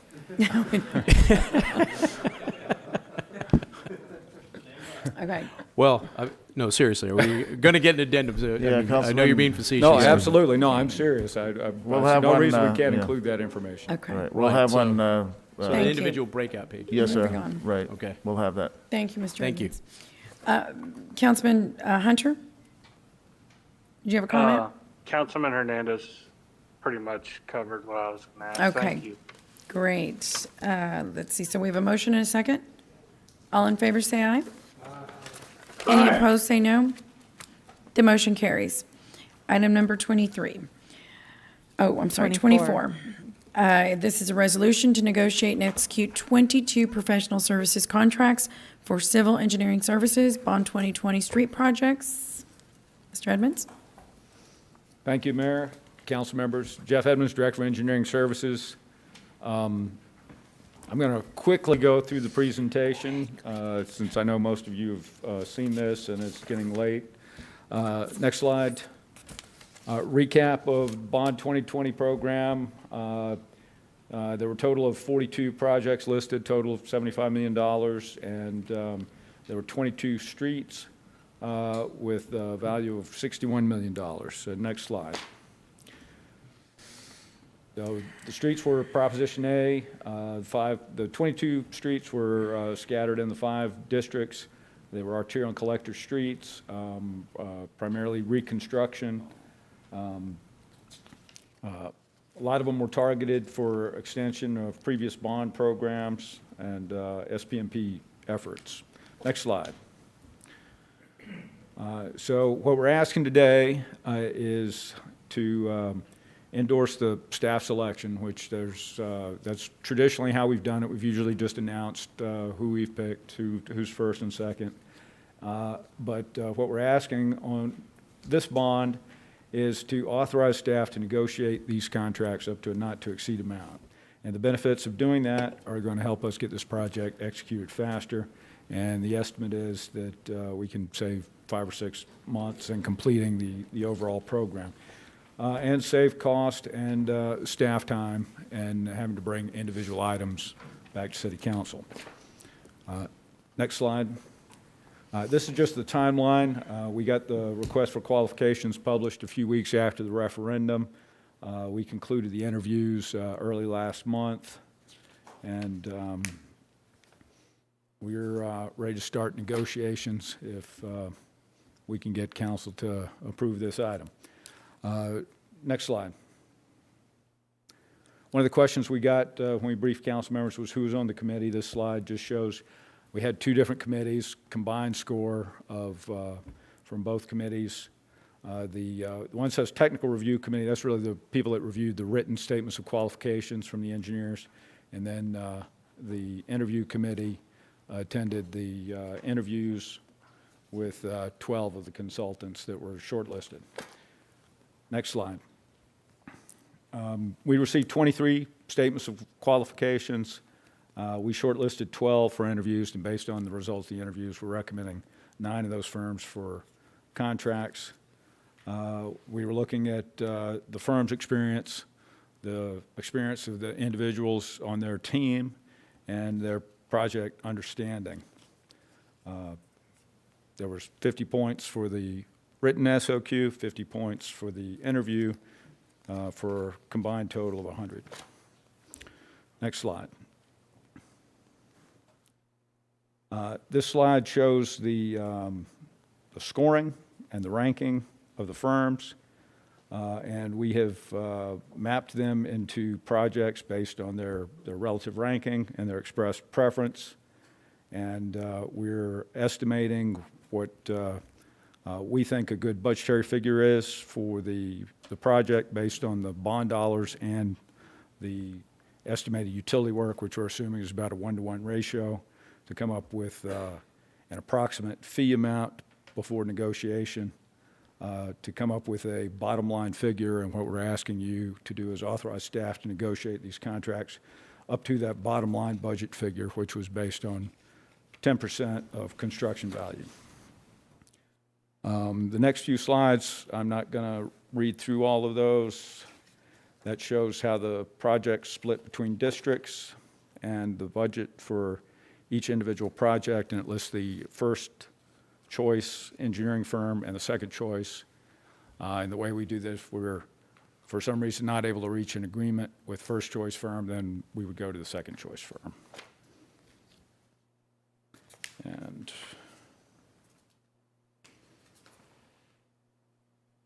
that next slide is basically the same information. I'll wrap it up, open up for questions. Mr. Hernandez, is your light is on. You ready to speak? Well, that wasn't a solicitation. Your light is on. It is on. So does that mean you want to speak? I'm just glad you picked me first. Well, no. Well, I could ask it as an entertainment for a motion. No. Okay. Well, go ahead. Okay. Anybody else want to make that questions. motion? Going into questions, and I appreciate the time you took to communicate with us individually. I know you had made appointments with council members to kind of discuss this and kind of pre-sell it ahead of time. And and some questions came up, and one of the conversations I know we had going back and forth is how subjective the process is, and how there's not a lot of hard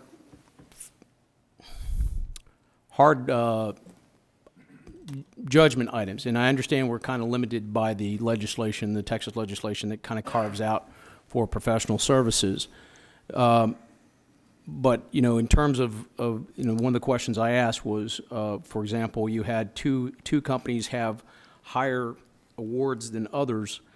And I asked, well, what was their track record on on-time scheduling? And I never really got a solid answer on that, specifically as to what's their track record on maintaining that. But I don't know if we actually keep that record. Well, there's two things. We don't really keep a good database on that, and there's a reason why. Because, on-time performance is not something like, I'm 5'8" tall, and, I'm 5'8" last year, next year, hope, same thing. On time is a moving target, okay? There's things that affect that schedule, and there's things that we do or don't do, omission and commission, that affects that schedule. Those things are not their responsibility. Things that they do that affect that, like not putting enough people on the job or just working on other stuff, that does. And so there's things that factor into that on-time performance question. It's a bit of a gray area. That's what I'm Right, saying. because that also lends itself to the question of capacity, of whether or not they have the ability to do all those Correct. jobs. And I asked specifically those two companies, Friesen, Nichols, and Hanson, because they were awarded more projects than others. But to your point, yeah, there's also the change orders that were not city directed. So whether it's a mistake or something that was not caught during their design process, or design flaws. Do you keep track of those type things, or budget management, or any of those type? So do we have a database that tracks that? Not so much. We have to rely on our experience. You could conceivably create a database and try and capture all this and distill it down and, have it spit out a number at the end, but well, Mr. Evans, the reason I ask that is that, you're asking us to approve millions of dollars on, not enough quantitative information, right? And I understand your working relationship with some of the engineering firms, but it puts us in difficult positions when we're like, I can't explain why one was selected over another, quantitatively. Well, let me clarify what I'm asking. So we've just informed council of these in the past. We've said this is who's been selected. So, the reason this is here now and what we're really asking that's a change is to allow us to negotiate these individually rather than bring these contracts back, collectively. Staff negotiate and execute these contracts rather than bring them back individually to council. Now, my experience bringing these contracts to council, I can't think of one that hasn't been approved when we bring it to council. That doesn't mean there's not discussion, but so it just avoids all the work that we have to put into preparing agenda backup and then bring these Well, forward. I understand, Mr. Edmonds, and we talked about that in the That's sense, that's but the change. since this is a new sort of method of selecting, which includes interviews, which did not occur in the past, and also having the city manager sit on the actual interviews, which is, I don't recall, since we didn't have interviews, and that this didn't occur in the past either. So, so there's a lot of questions as to the influence as to who actually made the selections, how that selection process was made, and you've got to give us the how do I expect the wherewithal to make sure we're confident in making a decision based on your recommendations, and we just don't. I don't see the quantitative information there. Councilman, can I add to that? So this thing it's all quantitative. So there's a written proposal that's submitted by the 23 firms. The selection committee, one of the committees, read through those and scored each one based on 3 broad categories of the firm's experience, the team's experience, and then their understanding of the projects as they wrote into their proposals. So all that is quantitative. It's a rigorous analytical exercise that takes place against a point scale, the respondents' written proposals to those 3 categories. Well, And then- Mr. Zanoni, I you're just saying wanna- this, but during my conversation with Mr. Edmonds, he said it was subjective. Well, of course, there's a human body doing the work, right? Right. But it's based on a set of points and a written proposal, which is pretty quantitative. And then secondly, a rigorous interview takes place as well, and similar points are scored based on those 3 categories as well. So this is probably one of the most rigorous review processes that we've had for design firms. And of course, there's going to be some level of subjectivity to the reviewer that's looking at the written proposals, as well as who's conducting the interview. But we have a defined set of points. There's written proposals, and then there's the actual interview that takes place. And so with that, we score the firms. You can see the scoring results in the material. And the firms that scored the highest got the most difficult jobs that we have in the bond program. That's by design. We want the best firm, based on the scoring, to get the project that's going to be most difficult. And so, Well, like I said, you're asking us to spend millions of dollars based on your opinion, right? well, that's why you hire me, and that's Right. why I hired the Well, staff. it's still, you got to give us quantitative information. We did. Right? The scoring. Can you put up the scoring? Mr. Zanoni, schedule? Well, the Mr. scores are Zanoni, in the- please, yeah. let me finish. Okay, Let me sure. finish. Yes, sir. Okay, and there's also other outside factors here in terms of how this was selected versus previous years, right? There are certain people that didn't even make the list, or certain companies that didn't even make the list, that, there wasn't any accommodation for, ownership or any of that, right? And I don't want to get too detailed here. Secondly, I notice you have a very strong relationship with ACEC, and I find that everyone that was selected on this thing was members of that organization. I think most of the And ones a lot of them submitted that are were not members of- selected are not members of that organization. That's news to me. Well, Councilman, we want that ACEC is a professional organization. No, I understand that, Right. but not all the engineers that are on this list were it's- selected. Right, it's probably coincidental, but we want firms we want people working for the city, spending our tax dollars, to be top-notch firms, and they should be an ACEC. To this point, like I said, there are other factors in here that we have to take into consideration. And I want to make sure that there's as much quantitative information for us to make decisions on, because as it stands right now, I'm sure some council members and other individuals are questioning that process, and it's the process. To the point to where, we're looking at institutional bias. It's not necessarily a negative thing. It's just, we're human. We have companies that we prefer, that we're comfortable working with. I get it. But it's up to us to make sure that we are looking at the process as being fair and wearing blinders in the sense of selecting these individual companies. I don't want, like I said, I don't want to be us in a situation where we're limiting ourselves to fewer and fewer companies because we're pushing other companies away. Yeah, can I add to that? So we did not do that.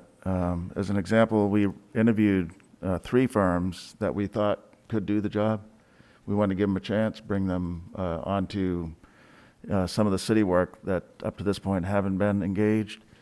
But through the interview process, we realized it would be a mistake to give them a contract. So we did try to bring additional firms into this bond program, but through that interview process, it was clear that that would be a bad use of city taxpayer dollars. So we did do that. Well, and, you know, I can't say for the individual companies that didn't get an interview, and I'm sure they would disagree with some of your scoring, but I'll leave it at that. Okay. Thank you. Mr. Smith? Thank you. Thank you, Mr. Edmonds. In the process, was there any weighting done on local content, local presence of these firms? I think the weighting is done through their experience and their relevant experience, and the You think? local experience gives them more credit. Okay, but as far as their contributions in the community, whether through jobs, other things, did not? Okay. Yeah, the city doesn't have a local preference ordinance, Councilman. I know we've talked about it. Right, yeah, some cities do. There's local preference points if you have a headquarter located in the city. I know Councilman Barrera's talked about that, but Yeah. we don't have an ordinance like that. Okay, so that wasn't part of the consideration? That wasn't part of the consideration. Okay, the interview process, so these companies, are they any new companies that we don't have experience with? The only one that we're recommending contract for that is a new company is Half and Associates. They're not a new company. They've been around quite a while. It's a very well-established engineering firm, but they opened an office in Corpus about, I'm going to say 3-4 years ago. They hired Chris Carone when he retired from Okay. TxDOT, and he heads that up. So They're doing some you're other talk- work for the city, but not road bond currently. Okay, Chris Carone, the retired district engineer for TxDOT. Correct. But I'm just curious on the interview function, 50% on there, you're dealing with companies that are experienced on there. I look at interviews sometimes like a resume. You can have a good resume, but that doesn't mean that you're packing any weight. You're putting a good front on. So why did we put 50% of the weight in interviews? I might have to call in a lifeline to contracts and procurement on that, but I'd say traditionally we've published that in these RFQs for the bond program, but we made it optional, and historically we haven't done them on those sort of shotgun selection type of projects. Yeah, Councilman, some cities put 100% in the interview. In fact, they'll throw out the scores that are done through the written proposal analytics. So I think the 50% allows the firms to prove through the interview their qualifications, but their written proposal is still retained at that 50%. Yeah. So it's kind of, it gives kind of some equity or equality, I guess, in the written proposal, but then the actual interview is a big determinant as well on selection or on scoring. I guess my experience in other areas, though, you generally judge a lot more on experience than you do on an interview if you're dealing with a known commodity. You can tell experience through the written proposal, but the interview was an articulation pretty much of the written proposal with an opportunity for us to ask questions as well. And we also told the firms, bring the team that's going to work for the city. Don't bring some PR team or some team that's never going to step foot in Corpus Christi. So we got a chance to evaluate the actual team that will actually be doing the design work. And then going to Councilman Hernandez talking about quantifying things. Do we do anything? So we've got a lot of historical experience to value. So a firm, they have their fees, a value kind of ratio. So firm X did the contract for 10% and firm Y did 15% history-wise. I know there's complexities on the job, but do we look at anything like that? with it. I'm getting some. Well, you can't really look at the cost. I know we can't look at the cost, but we do have, you know, as far as evaluating on somebody's history, how well they perform for us, which that is one function of it. Well, I can tell you the people that are doing the evaluations are human beings, and for the most part, they've been around here a little bit, and they've had firsthand experience with these guys, and you know, that does factor in. Yeah, and Councilman, the proposal before you today has 2 firms per project, so we're going to get the best price for the city taxpayer. If we can't with firm A, then we're going to go to the second firm, and the firms know that, so it's in their best interest to negotiate in good faith with the taxpayer, or we'll go to the other firm. It's that simple. And I guess in my 5 years, this is new, where it hadn't been firm A and B. It's or at least it hadn't come through council. Yeah, Right. Well, we did about 8, to give you an idea, Bond 18, we had 8 firms that were on the selection. We've got 9 on this. And there is a lot of overlap between that 18. So I'd say it's probably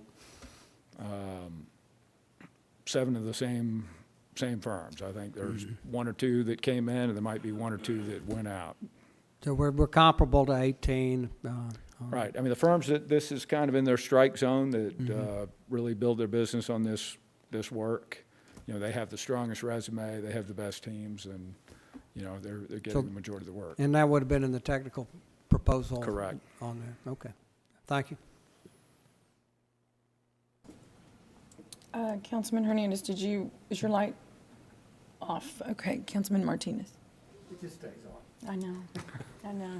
You're gonna have to turn it off. When dealing with bids and projects like this, I think that the most important things that we have is openness in the process, fairness, and transparency. And I guess my concern with something like this is the transparency part. Can you look at slide number 8 and kind of walk me through some of these things? Because maybe I'm just not understanding how the ranking and the projects are done. I see that we've got them ranked 1 through 8 because there are a couple of ties, right? Like 5th place, there are 3 5th place and 2 8th place. As far as the fairness of it, why is it that, for example, our number 2 ranked firm has 1 project where number 3 has 4 projects, number 4 has 2 projects, and number 5 has 3 projects, but also the firm that you said that we haven't worked with, Half Associates, not only do they have more projects than the number 2, but on the total project, number 2 has 1 project for $3.8 million, and the one that we've never worked with has 2 projects for $12.9 million. How do you balance that out as far as the fairness and openness part? Okay, well, and bear in mind, the numbers you're reading there are the estimated construction values. So it's the last column that's what we estimate the total fee at. So we kind of had them grouped. Jeff, just a second, make sure. Councilman, do you see that? So the far right column is actually the design contract value. You were reading off the construction value. Okay. And then and I'm going to have Jeff answer, but the other thing is the number of projects is not so important as that design value, that far right the column. estimated fee is. Yeah. So on the 1.9 million or 3.8? Yeah, that's design only. We didn't put construction dollars in the bond, so that's okay. All soft cost. So that we had to take that into account, both in calculating the ceiling that we want for the negotiation, because there were 2 projects that there wasn't construction dollars, there was only design dollars put on the bond. So if you had taken just 10% of the bond, you would have been short. So the fees that the companies are making, they're listed here, is just the design dollars? Correct, and that's just the estimate, Mark 1 eyeball estimate using 10% of estimated construction value and assuming the surface improvements and the utilities improvements are same cost. Okay, I understand now. Thank you.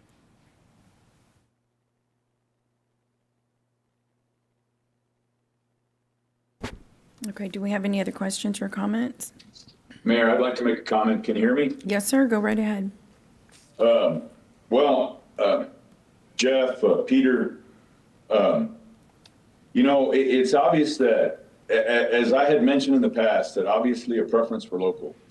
I think I'm not the conspiracy theorist that Councilman Hernandez is, even though I agree with him in some respect. So is it, once again, it may be snowing in hell again. But obviously, there's several of us that have concerns with the procurement process. And my only point is it needs to be addressed. You know, I don't see us, you know, throwing this out and saying that, no, we're not going to approve this because we're all anxious for this to happen. But I obviously, at the top of the meeting, voted against something because of I wasn't happy with the procurement process. I've met with Michael on a recent issue that I was unhappy with the procurement process. I know that we've talked about the insurance where I've been or the medical benefits where I've been unhappy with the procurement process. So I don't know that if perhaps the audit department can go back and review the procurement process, but I think that's the message that you're getting here. And I think it's important that I'm sure that there's a consensus or there's a majority of the council, a large majority of the council that is interested in having a procurement, a component for local procurement in our process as well. So my message to you is, as the team, as the staff that we hire to do this, is your council is looking for some more confidence as well as a component for procurement process. And with that, I move for approval. Could I say something? Yes, go ahead. Too late. To add to Roland, who's exactly right, considering I'm the next person to speak, I think that there is a large portion of the council that agrees with him and what everyone has said.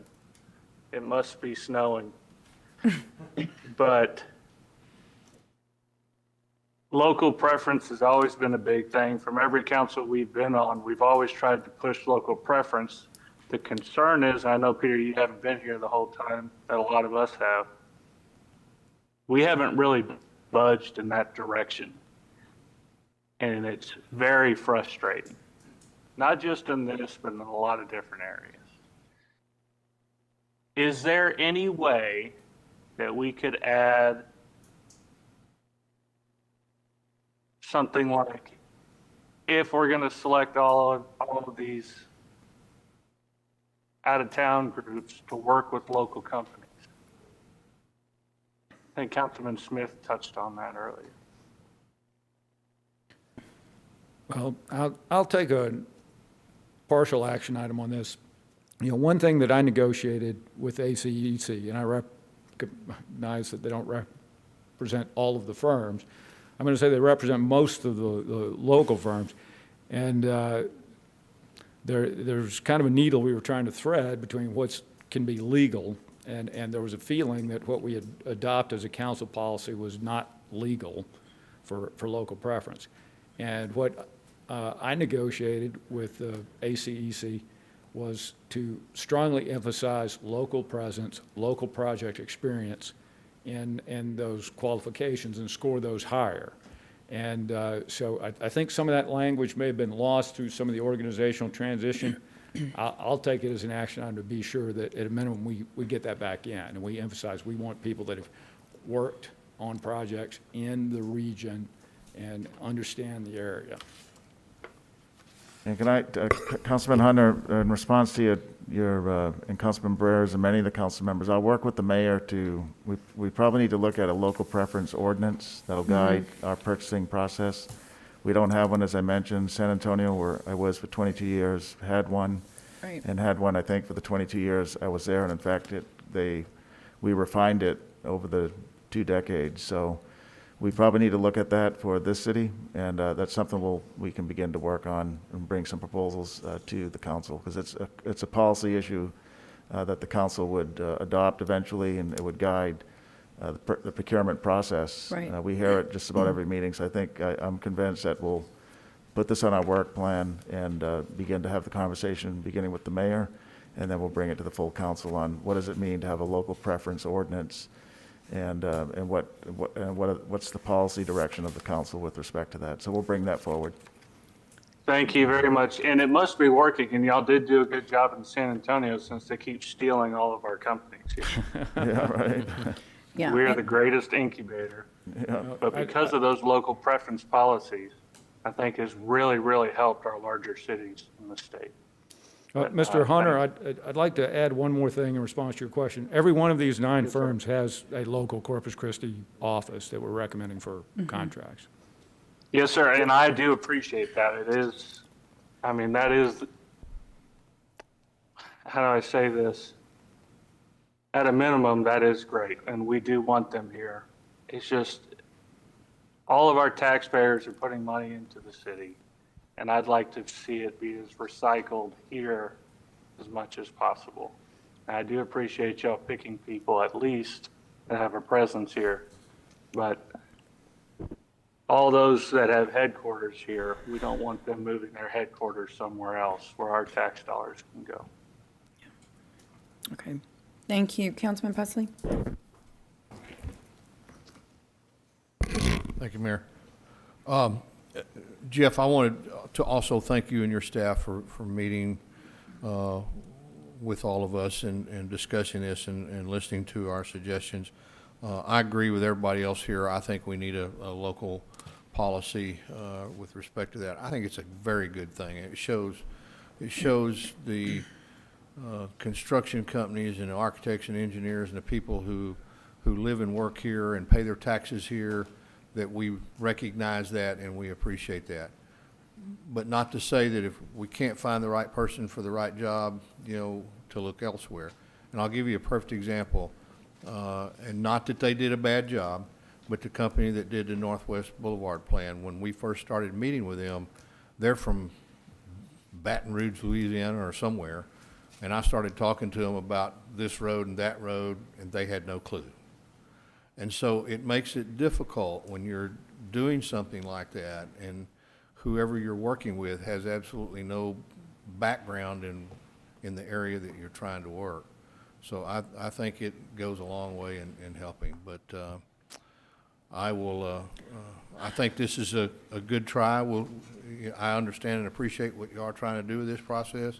One of the things the city gets criticized for is not getting projects done quickly enough. So if this goes toward helping us make that, smoother and faster, I'm all for trying it, and we'll see how it works. And if it doesn't work, we'll go back to ground zero. But I'll second the motion. Okay. Is your light on, or? Actually, I had my light on. Okay. I just It is have- on, thank you. Oh, I'm sorry, I Mr. want Hernandez. to take issue with what my colleague, Councilman Barretta had mentioned about conspiracy, which is not the case. It's about appearance of impropriety.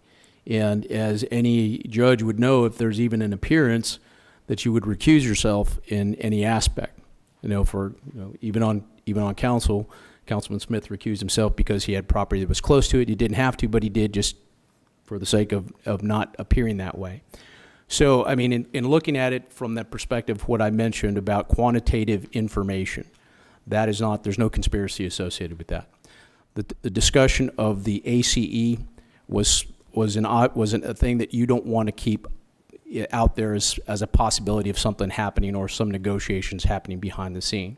You also don't want to, you can also even make the sense that there were several minority-owned companies that weren't even given an interview on this, and there was no effort to do that. So, and I could go down and list the names of them. I don't want to do that. Don't want to embarrass anybody.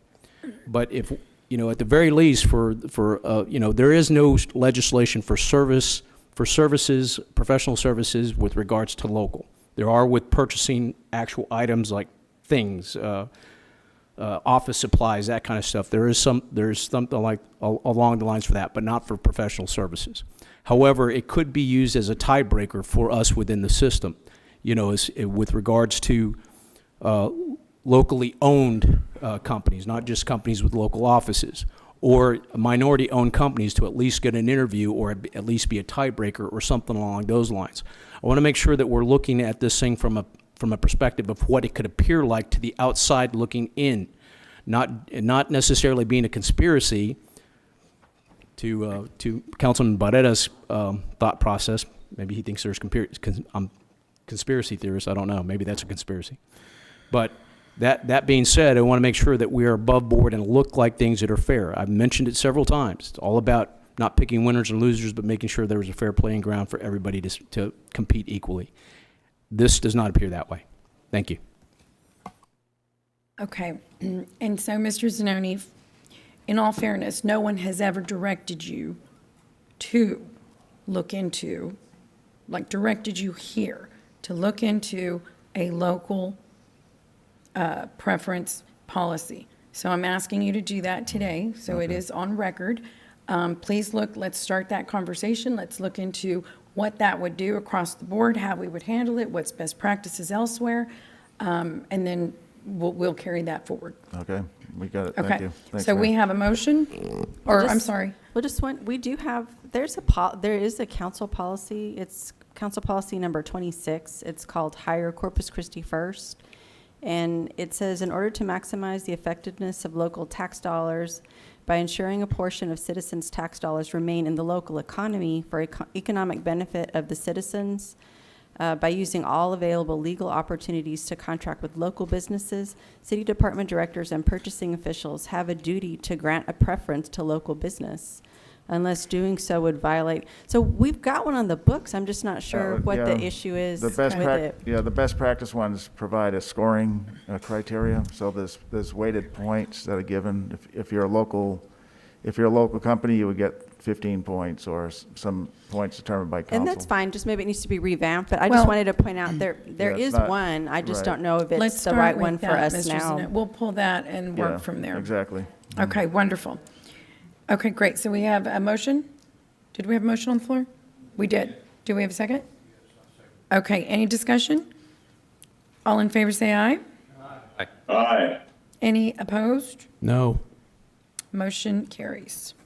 Okay, thank you, Mr. Edmonds. I think I've got to stay here for the next one. Oh, you want to sit down Unless I and can come get back? Heather to take it. Okay, so. I took the last one for her. What do we, item number 25, is that correct? Yes. Right. Item number 25 is a motion awarding amendment number 1 to Lockwood, Andrews, and Newman, Inc., to develop 3 drainage solution options for North Beach. Mr. Edmonds. Is it evening yet? Good evening, Mayor and council members. Jeff Edmonds, Director of Engineering Services. This item is to fund the next step in this North Beach navigable canal drainage study, and it's authorizing an amendment to the prior contract with Lockwood, Andrews, and Newnham to do cost estimates for the concepts that they developed in the first phase, as well as look at a couple of options for drainage that were not really addressed in the first phase, so they've got to go back and do some conceptual design on those to come up with those cost estimates. And the fee for that is $123,745, and I stand ready for any questions. Okay. Anyone have any questions or comments? Yes, before Councilman Hernandez speaks with you. Yes. Yes, sir. Go ahead. Is there anyone, so I'm looking at this and I don't really see anyone on the team that's been looking to do some of the drainage solutions, such as specifically the navigable canal. I don't see anyone on that team in this group. Is that true?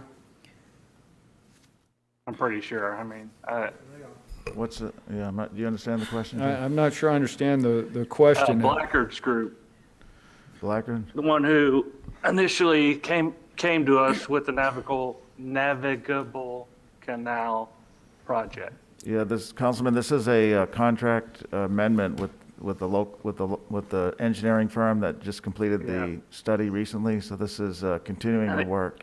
Yeah, to take you And I back. guess my concern is it seems that the group that says that they can do it for a certain price isn't necessarily included as much. I don't know if that's their fault or what.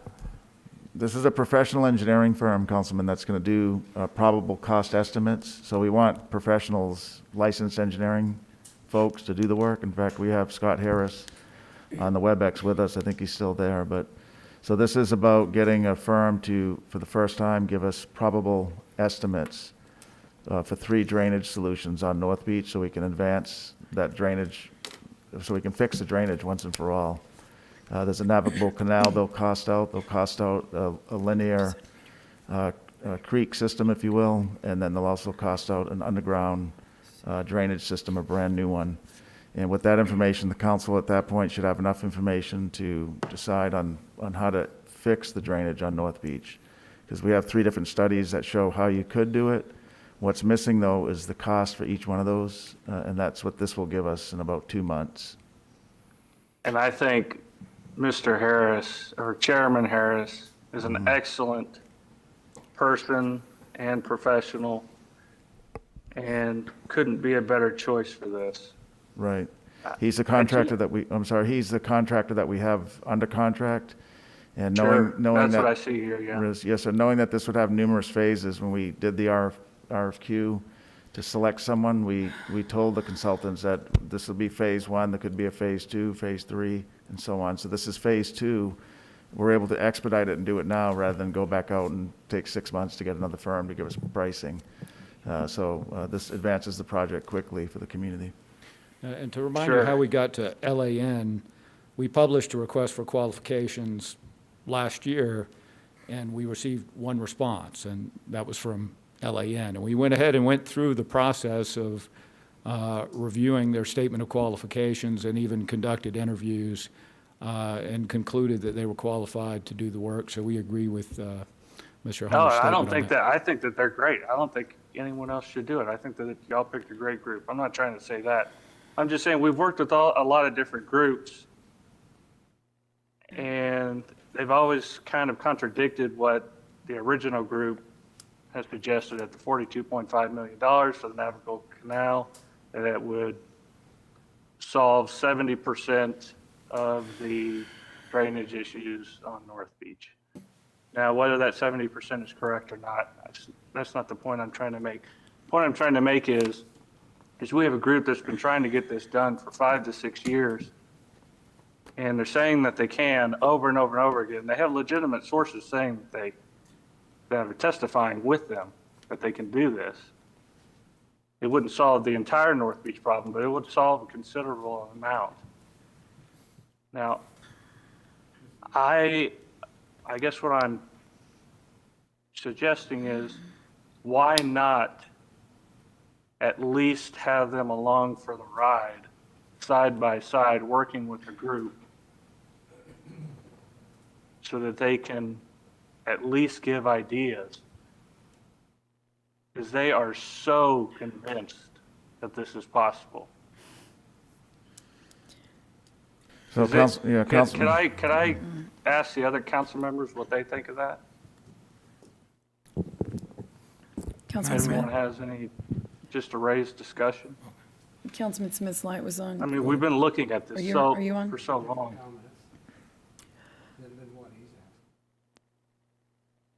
Councilman Lerma? Oh, thank you, ma'am. Thank you, Mayor. First of all, I want to thank Mayor Guajardo and City Manager Peter Zanoni for putting this and moving ourselves forward, because we've been waiting a long time. Or let's put it to the citizens of Corpus Christi that are interested in this project have been waiting a long, long time to get to this phase. And I commend both of you for putting it back on the agenda and moving to phase 2.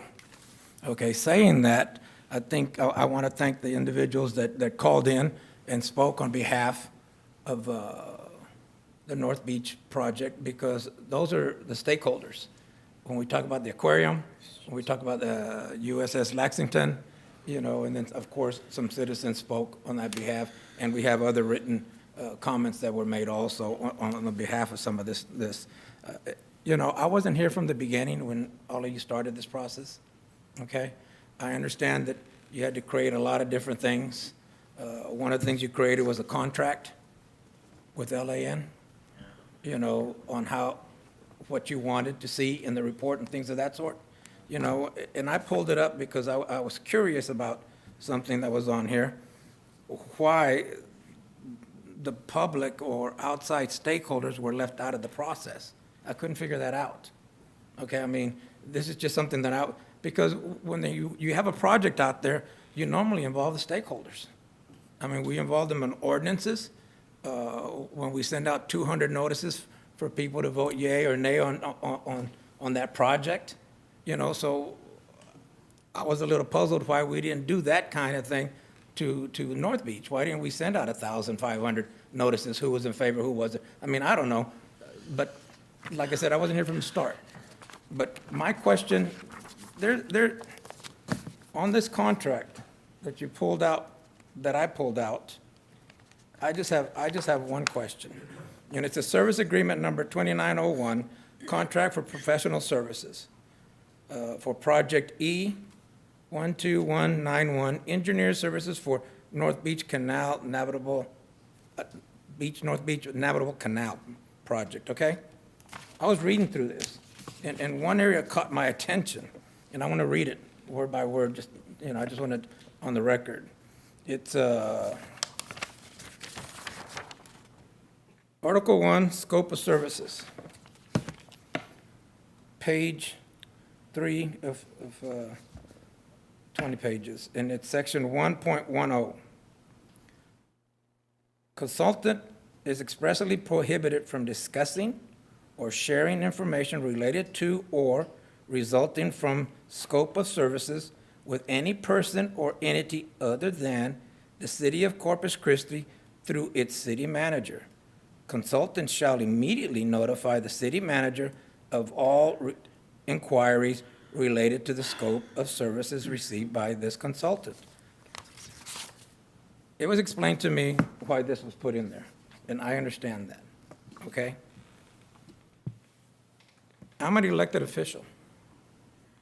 I represent those people. The way I read this is, I don't even have permission to talk to these people. And I want to ask, why doesn't the elected official that represents these people, and I represent this section, I represent strongly this project, why am I not given permission to be able to talk to this consulting firm? You are, Councilman. Well, the way I read it, I don't, and that's what threw me off. That's why I'm asking you directly. Right, you are, yes. Do I have permission You do, right. to represent the people in this project? Yes, you with these do. consultants? Yeah, so the reason that was put in is the consultant actually suggested that we do something along those lines. And I get it. Because there was so much confusion with too many people contacting consultants that were working for the city on this project. That includes outside developer groups, even the county. There was just too many people directing the consultant as to what to do. Putting their hand in the cookie jar. Yeah, I guess you Basically can what use you're that phrase to where the consultant didn't even know what to do. They were hamstrung or stymied or confused, and so Okay, 'cause, working with I'm them. directly working with you, You can and I need to know this, you know. Exactly, 'cause yeah. I want to take this information back and make sure people understand the scope Absolutely, of and what we're here to doing. do that. We're here I are don't the want 15 consultants. different ways of it Right. being explained to them. Exactly. you We're know. trying to bring clarity and finality to this issue that's been around, as you know, Okay. for a long time. Well- That's what this is all about. So if we can have clarity with the engineering firm to do the work quickly for the community, that's the goal. That's the Okay. that's Well, the only goal that was in that You answered section. my question. I'm Yes, sir. thankful that you answered my question, that I'm able to represent these people and work with the engineering. Yeah, work firm with and me that through type, them and so get- we can help. You know, get Right. things from them. Right, work with me through, so we can get. Yes, sir. No, Okay. no, I Great. greatly appreciate Yeah, that. okay. With that, like I said, once again, I'm very happy that we're moving forward in phase 2. I am Yes. too, in 2 That is months. such a We all positive are. aspect of all this, Yeah, you know. we We all agree. are. This, we heard earlier, I don't know if everybody was here, but we heard earlier what the Perryman report said, the economic impact. So I think the city is moving in a good direction. We just need to keep going. I know it's baby steps, and I know a lot of us are impatient, especially me.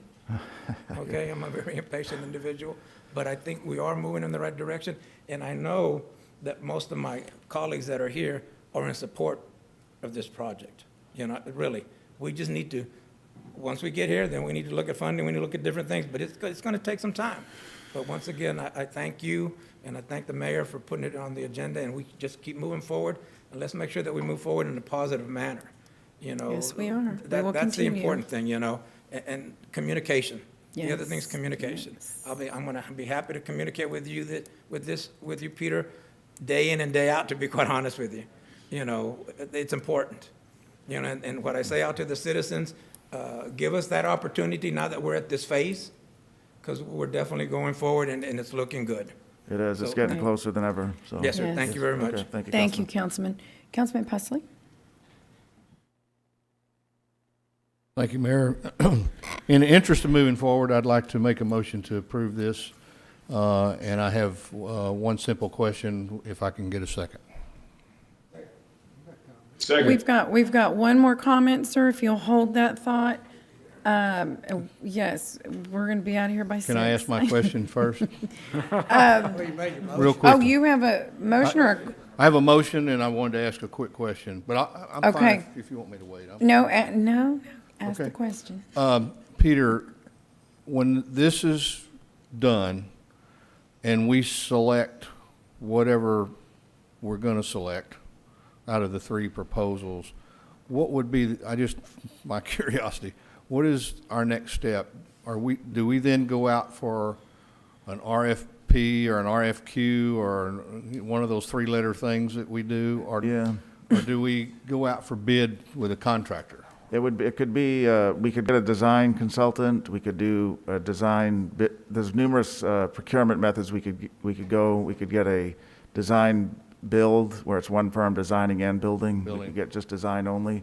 One of the first things we'll have to do, depending on what of the 3 options the council selects, is identify funding. Yes.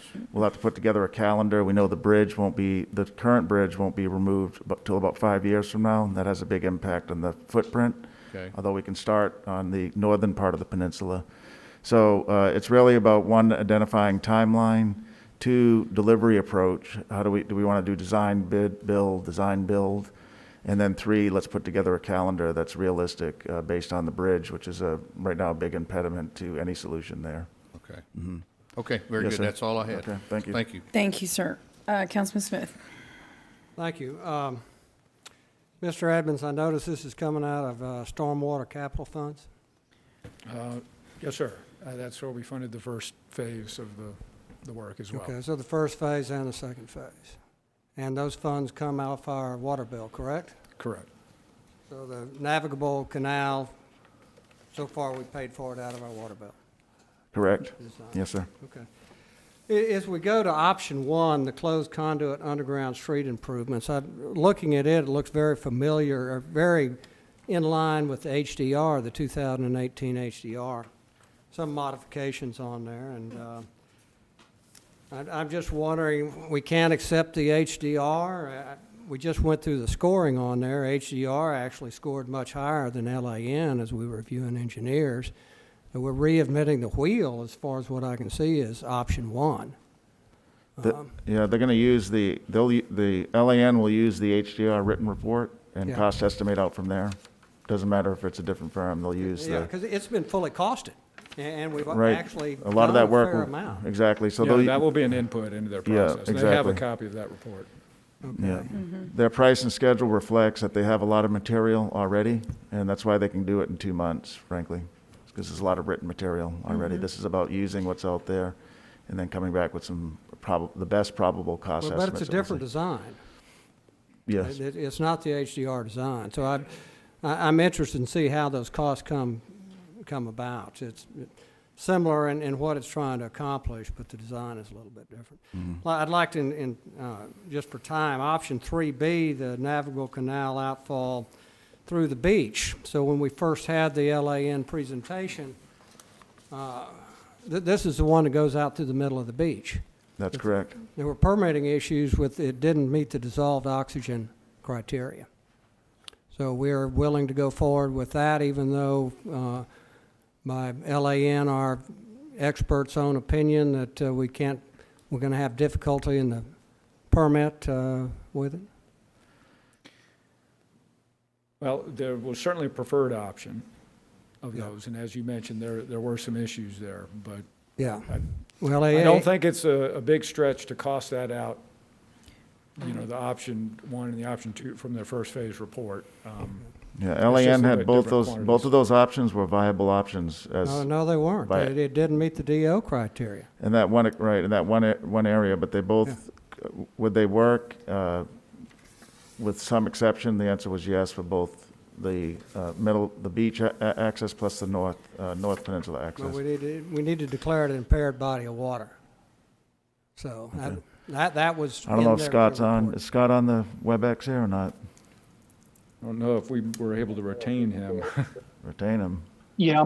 Okay, Oh, there it is. I Scott, hear you. can you address that, Scott? You're the one that did talk about that issue Councilman Smith just brought up about the dissolved oxygen levels in the 3B option. So with both options 3A and 3B, there were dissolved oxygen issues at certain levels of the canal. What we had discussed was that there's solutions to resolving those dissolved oxygen issues. You don't have to declare that it's an impaired water body. There are ways to mitigate the dissolved oxygen issues, shallowing up the canal, providing some engineered solutions that would take care of that. And we can look at it in different ways, but that's not a deal killer, and there's ways to mitigate any of the issues that were brought up in either of those alternatives. Well, your 3A made it, Scott, but your 3B didn't. So you didn't include those engineering solutions that you're referring to for 3B. So are you going to add those as part of this scope? Yeah, there's an appendix to our report, the water quality report, that talks about some of those solutions. I think it's premature right now. If we don't move forward with a navigable canal, I think if we do move forward with a navigable canal, those solutions can be looked at further. Okay, and then the one last one. So in that initial report, we were permitting, it was reported to us that we have to have control of the property to get the permit. So if we move forward on this, we're actually going to have two separate permits. One on where we control the property on there, and then the other after if we're able to control the property where the TxDOT right-of-way is on it. So it's the initial report that we got is a single solution. It's not a bifurcated like what we're looking at now. So I just want to bring that up on there. Should that be part of what we're looking at? I just brought the dissolved oxygen, and as far as the segments, the 3A would work in the non-TxDOT right-of-way with it. But so we could be committing ourselves to one set of permits, and then there's no certainty that we'd be able to get the second set. So we looked at it as one project, one canal. Now we're coming here today and actually looking at two separate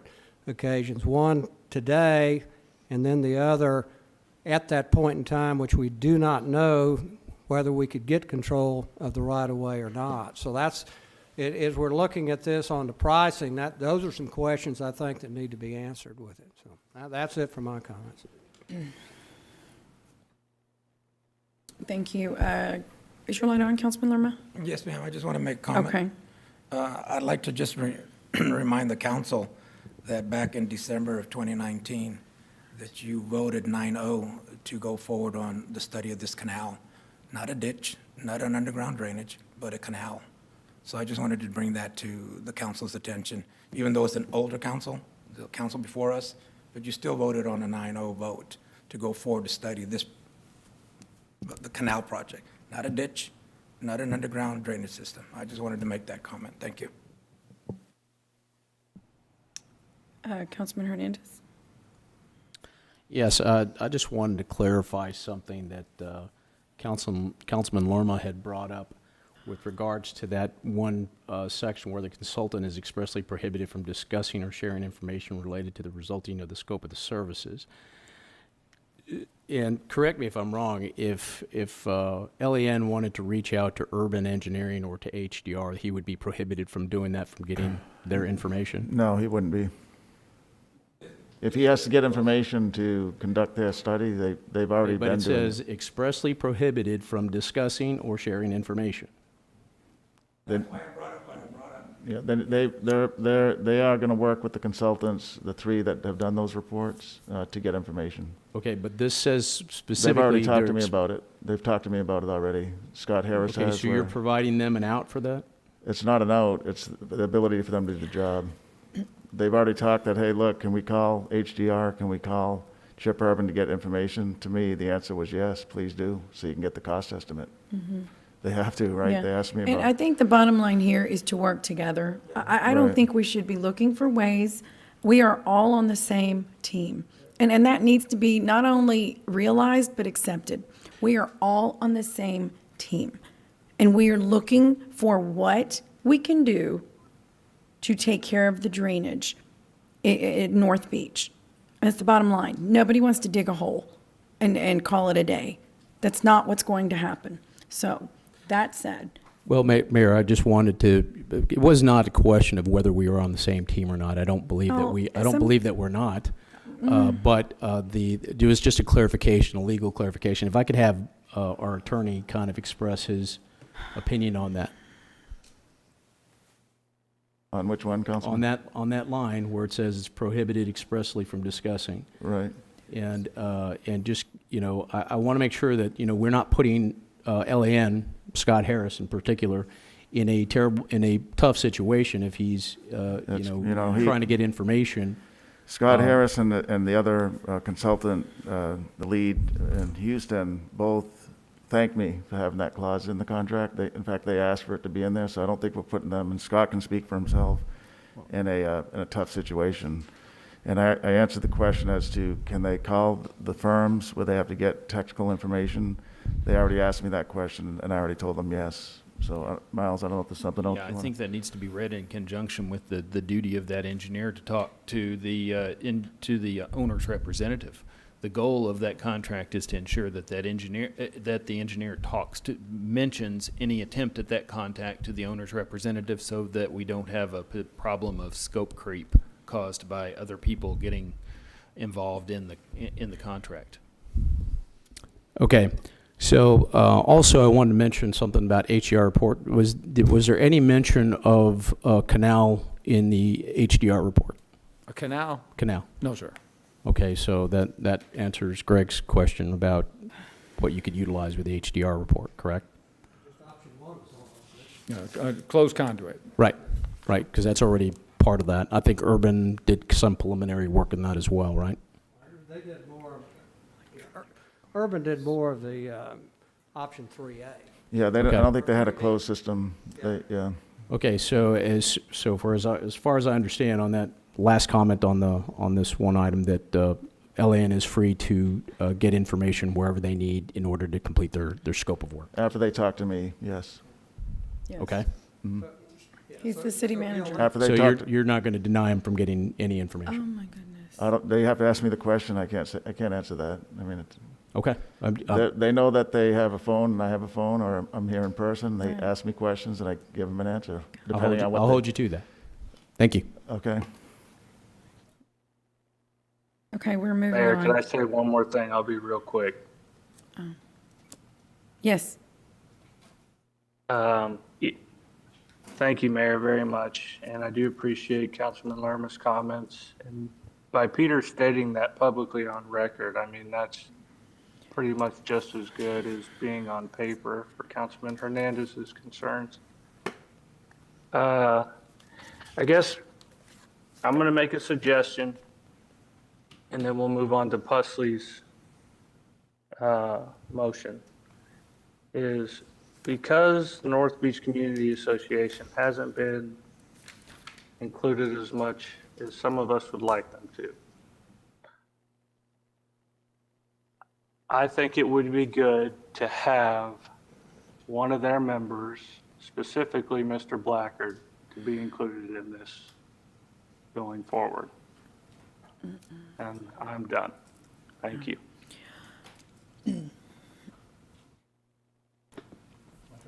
No fees attached. He would have to work for free. Yeah, I don't, okay. Well, we hear you. I think Councilman Pusley has a comment as well. Yeah, thank you, Mayor. You know, and Scott, you can jump in here. You know, when I read your original report you presented to the council in this community, I think I asked you a specific question, why not a combination of option 1 and 2? And you said, yeah, that was very doable, or even some other options. I personally do not think that putting a 10-by-6 culvert pipe at the end of this navigable canal is going to ever be a solution. That's just my personal opinion. So why not, if we're going to have an open canal on the north end of this navigable canal, why not do it on the south end? So for example, why couldn't we come in across the beach at Burleson Street and with the canal, and so basically make this navigable canal open on both ends to the beach, because it will be on the north end. Why couldn't we do that on the south end? And I'm asking that as a question, Scott, specifically. Councilman, I appreciate that, and you and I had this discussion after our briefing on January 26th. I think there's more than one way to skin the cat, I guess, and there's multiple solutions and multiple ideas. There's a lot of competing interests and different directions from many people, including the developers in the North Beach community. And I'm open to looking at any of the options. We tried to bracket this, provide some boundaries at the very beginning. And we were originally only going to look at one canal option, and it kind of morphed into two because we were asked to look at another exit to the bay instead of cutting through the beach. And that's kind of how it morphed into two. But there are other ways to do it, and there are other designs and conceptual ideas out there. We're open to looking at any of them. This particular contract on the agenda today is to provide basic project costs, high-level rough orders of magnitude, so that we can give you an idea, direction on how to move forward with any of them. Okay. And once we get into design, we can make design changes, make modifications. However we wanted to. So, yeah. Yeah.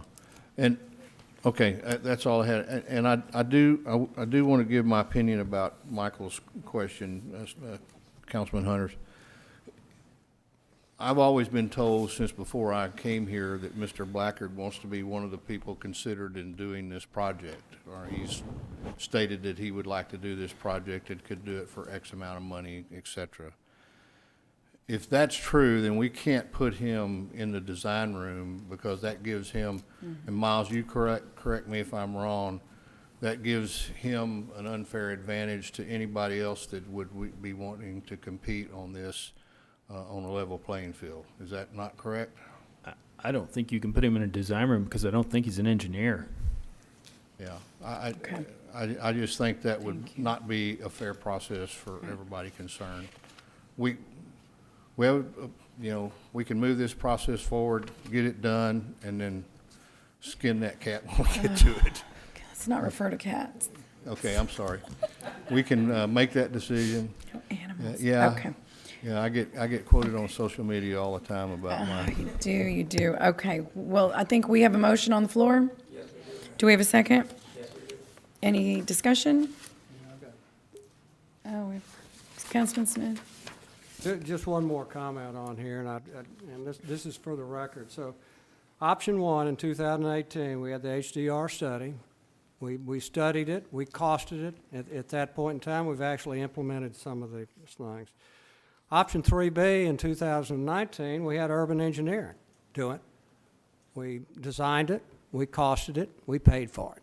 So now, we're reinventing this wheel on there with it. So I just want all of us and the public aware of it, that we keep going back to the well and we're not making a lot of progress. And like I said earlier today with North Beach, we've got some issues that we need to address now.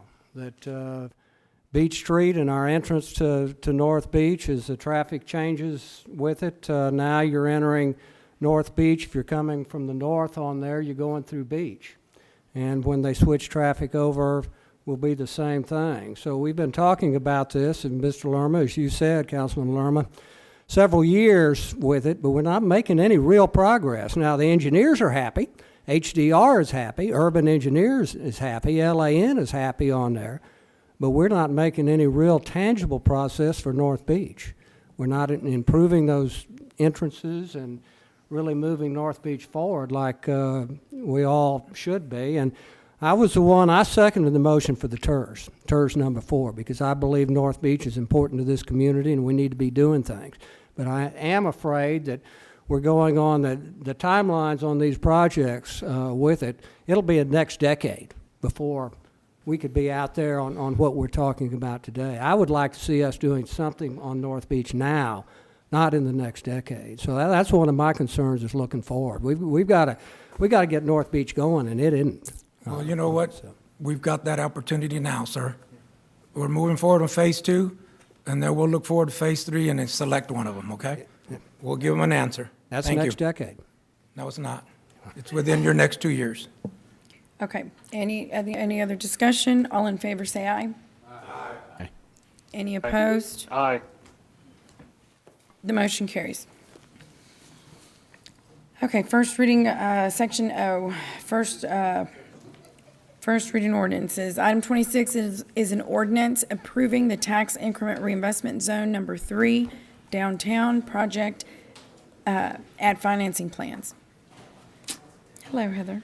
Hi, hello again. We're now on to our evening. So I'm holding you back between your last item and having the agenda done. So Actually, we do with have this- executive session. Yeah. Oh. Sorry. Okay. Yeah. So what this is the project and financing plan is what guides a TIRZ. And the downtown TIRZ number 3 project and financing plan is constantly evolving to reflect what the needs of the downtown development is needing and the situations. And so we had brought amendments back at the beginning of the fiscal year that changed some of the projects around. But in light of how our economic environment is right now, there are 2 additional changes that have been proposed by the Downtown Management District. The first is that we would change what is now called the Chaparral Street Property Improvement Grant Program to the Vacant Building Rehab Program and include the area along Mesquite Street instead of just having Chaparral Street. The DMD has identified that there are property owners along that Mesquite Street that are interested in activating their vacant buildings, and this program would facilitate that redevelopment. The second is on the new tenant commercial finish out grant program is to create an administrative process where we could grant micro grants of no more than $10,000 without having to go through the whole process of taking it to the board and then bringing it forward to council. So this would allow the staff to move a little bit more quickly and be a little bit more nimble in some of these smaller incentive programs. And so those are the two amendments that are being recommended to the project and financing plan. So I'm available. Any questions? Okay, great. Any questions, council members? Okay. Yes, sir. I just have a little difficulty with explain to me, Heather, a little bit more about how this $10,000, so that basically gives the DMD staff or the city staff or what staff the right to go spend that amount of money without approval from the TIRZ board? So it would be that the applicant would come to DMD, they would first vet the project, it'd have to fit within the grant program, and then it would ultimately be approved by the city manager or his designee. And so this is not DMD giving a unilateral approval, this would be coming then to city staff, and Mr. Sononi or his designee would need to approve that project. Yeah, I don't know. It just seems to me like Yeah, she's on. we're She's on. kind of we're cutting the TIRZ board out of the process here, and I don't know how, Chairman, you feel about it, but I don't know. I just have a little pain. I read this the other night, and I thought, well, you know, you start kind of chipping away at the authority, and then the next thing you know, we don't need a TIRZ board. So. So the TIRZ board did approve this. You know, this has already gone, these two changes were approved by the TIRZ board and brought forward for recommendation to city council. Yeah, Mike, I spoke with Alyssa Mason about it, and she's for this. They Well, want to be I'm able to sure she to is. help out, She works you for know. DMD. You know, but I'm saying, you know, I'm sure she's very for it. I don't think that it's out of the TIRZ aspect of it. I think the TIRZ still has a lot to play with it and be able to have a lot of say in this, you know. Like the mayor was saying, we need to open up our vision for what's happening in our city. We're growing fast and we're moving quickly. And I think we just need to learn to work together and try to get to that final stage of our city growing the way it's going. Yeah, but as often as we meet, I don't see where it's a problem if we have to wait a couple of weeks before we get board approval. But I guess if it's coming through the city manager, we can try it for a while. I just, you know, the TIRZ board was supposed to be designed to look at and approve these projects on a case-by-case basis, and if we didn't think they were a good project, then we didn't approve them. And it just seems to me like this is taking that out of our bailiwick. Sure. And Alyssa is on, if there's. And I have specific- complete faith in Alyssa. She does a spectacular job, but, Alyssa, did you want to describe the rationale real quick? I know we're. Sure, yes, Just yes, real sir. quick, yeah. Councilman Presley, Alyssa Benetta Mason, Executive Director of the Downtown they Management didn't tell District. me you were on the line. Now you're going to yell at me. I'm in big trouble. Well, it's a matter of scheduling. Our TIRZ meetings are now quarterly because we have the multiple reinvestment zones. Right. So this smaller amount enables us to facilitate projects at a higher speed and projects that are, again, that smaller amount below $10,000. So we really call that a micro grant, and we'd still report back at every TIRZ meeting about what we have accomplished, and we'd make sure that it fits within the parameters. But what we found is some of these smaller businesses, they're real eager to get going, and they can't wait for the quarterly meetings or for us to schedule a special meeting. It's like a lot of effort for a smaller scale project. So that's why we thought this was So an elegant is the solution. DMD board going to review each one of these? We review them with the city staff. So with Heather, with legal, and with the other finance staff, that's the support staff for the TIRZ. We accept, so the DMD board does not. Sometimes it's DMD board members who are applying. So we have that kind of firewall. Right. That enables us to kind of keep those things separate. But we do work with city staff on it. So it'd be you working with city staff to make the decision about going forward? Yes, sir. And it's a similar process that we set up for the streetscape agreements that has enabled us to deploy those resources and make those improvements to the right of way in an effective manner. So that's where we got the idea to be a little more nimble. Okay, all right, I'm good. Thank you, Alyssa. Okay, does anyone have any other questions? Okay, I'll entertain a motion to approve Item number 26. Do we have a second? Great. Any discussion? No. Okay. All in favor say aye. Any opposed say no. The motion carries. Okay, we will now go into executive session. Let's see here.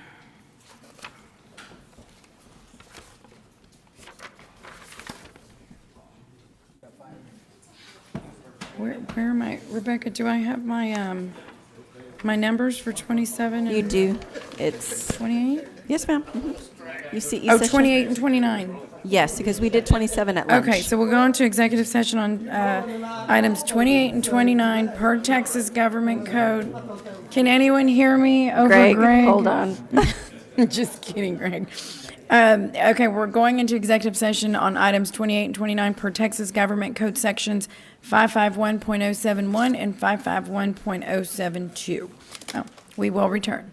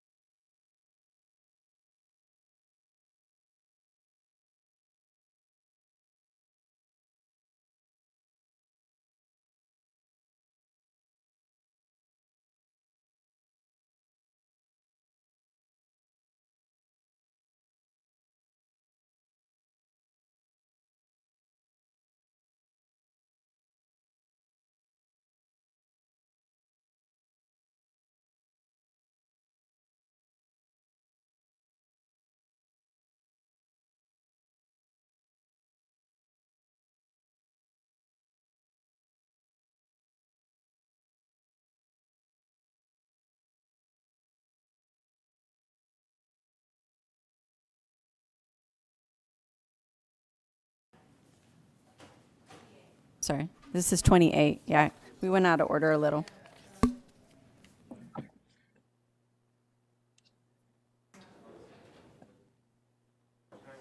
So no action on 29 and action on 28. Yes, the city attorney's going to read the action on 28. That's right, no action on 29. Yes, ma'am. Rebecca? Yes, sir. We'll Michael, did reconvene. you have a, I'm sorry, I Oh. heard Mr. Hunter ask something. Yes? Did you say something? Rebecca, I might have to abstain from this vote, Went out of order. for the legislation vote. Okay, So that's what I'm going to do. okay, I'll send you a recusal form shortly. Okay. No I'll action sign it. on, and action on 28. Okay, so we'll reconvene. I don't know. Okay, so we've no action on item number 29 and on item number 28.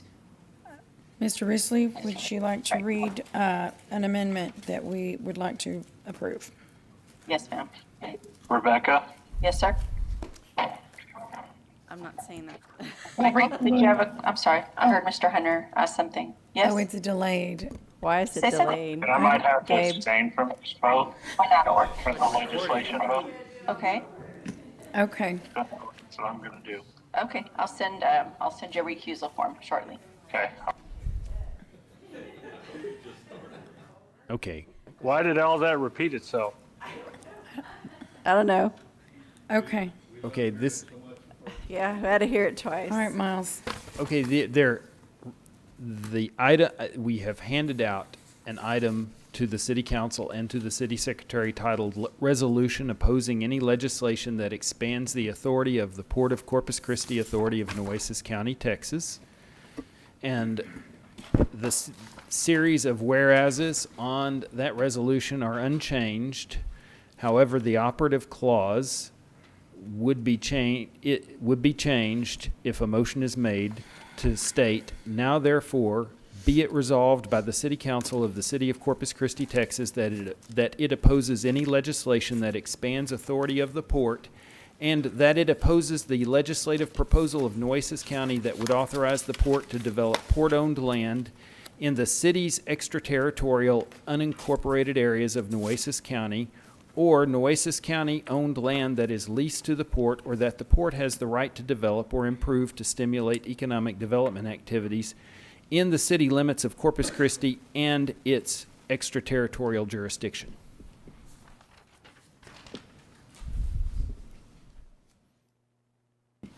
Oh, okay. So do we have a motion? Thank you. Do we have a second? Any discussion? Okay, all in favor say aye. Aye. Any opposed? No. No. Okay, who said no? Martinez? Okay. And Molina? Okay, Martinez and Molina, no. Hunter abstained. Otherwise, all aye. That's what I'm going to Motion record. carries. Okay.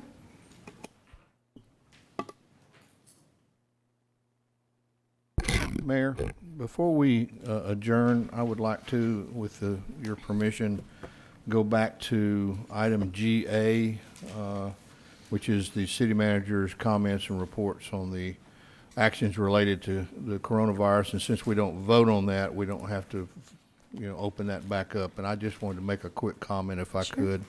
Okay. Peter, you and your staff, but you specifically, have done a spectacular job of handling and being our general on the ground with respect to everything associated with this COVID epidemic and pandemic. And you have devoted an enormous amount of time in doing that. And what I would like to recommend as a recommendation, and this is just me speaking, is that from this point forward, you delegate those responsibilities to one of your able staff members so that we can get you back focused on the tremendous number of projects that we've got going on in the city and the things we've got, because I know this has been taking an inordinate amount of your time, and we have certainly appreciated it. And you needed to do that. We needed to have you know, somebody of, you know, your caliber and expertise doing this, but I just think now it's kind of running on autopilot, and I think Annette's doing a pretty good job, and I think you've got some very capable people on your staff now that could run that for you while you could focus on other things. Yeah, I appreciate that, Councilman, and that's kind of where we're at right now. My assistant city manager, Steve Vieira, has taken a lot of the responsibility, as well as Annette. Some of these things the mayor and I continue to work on, but it's not nearly the amount of time that I have spent in the past year on them. So we're kind of transitioning already. Yes, sir. Yep.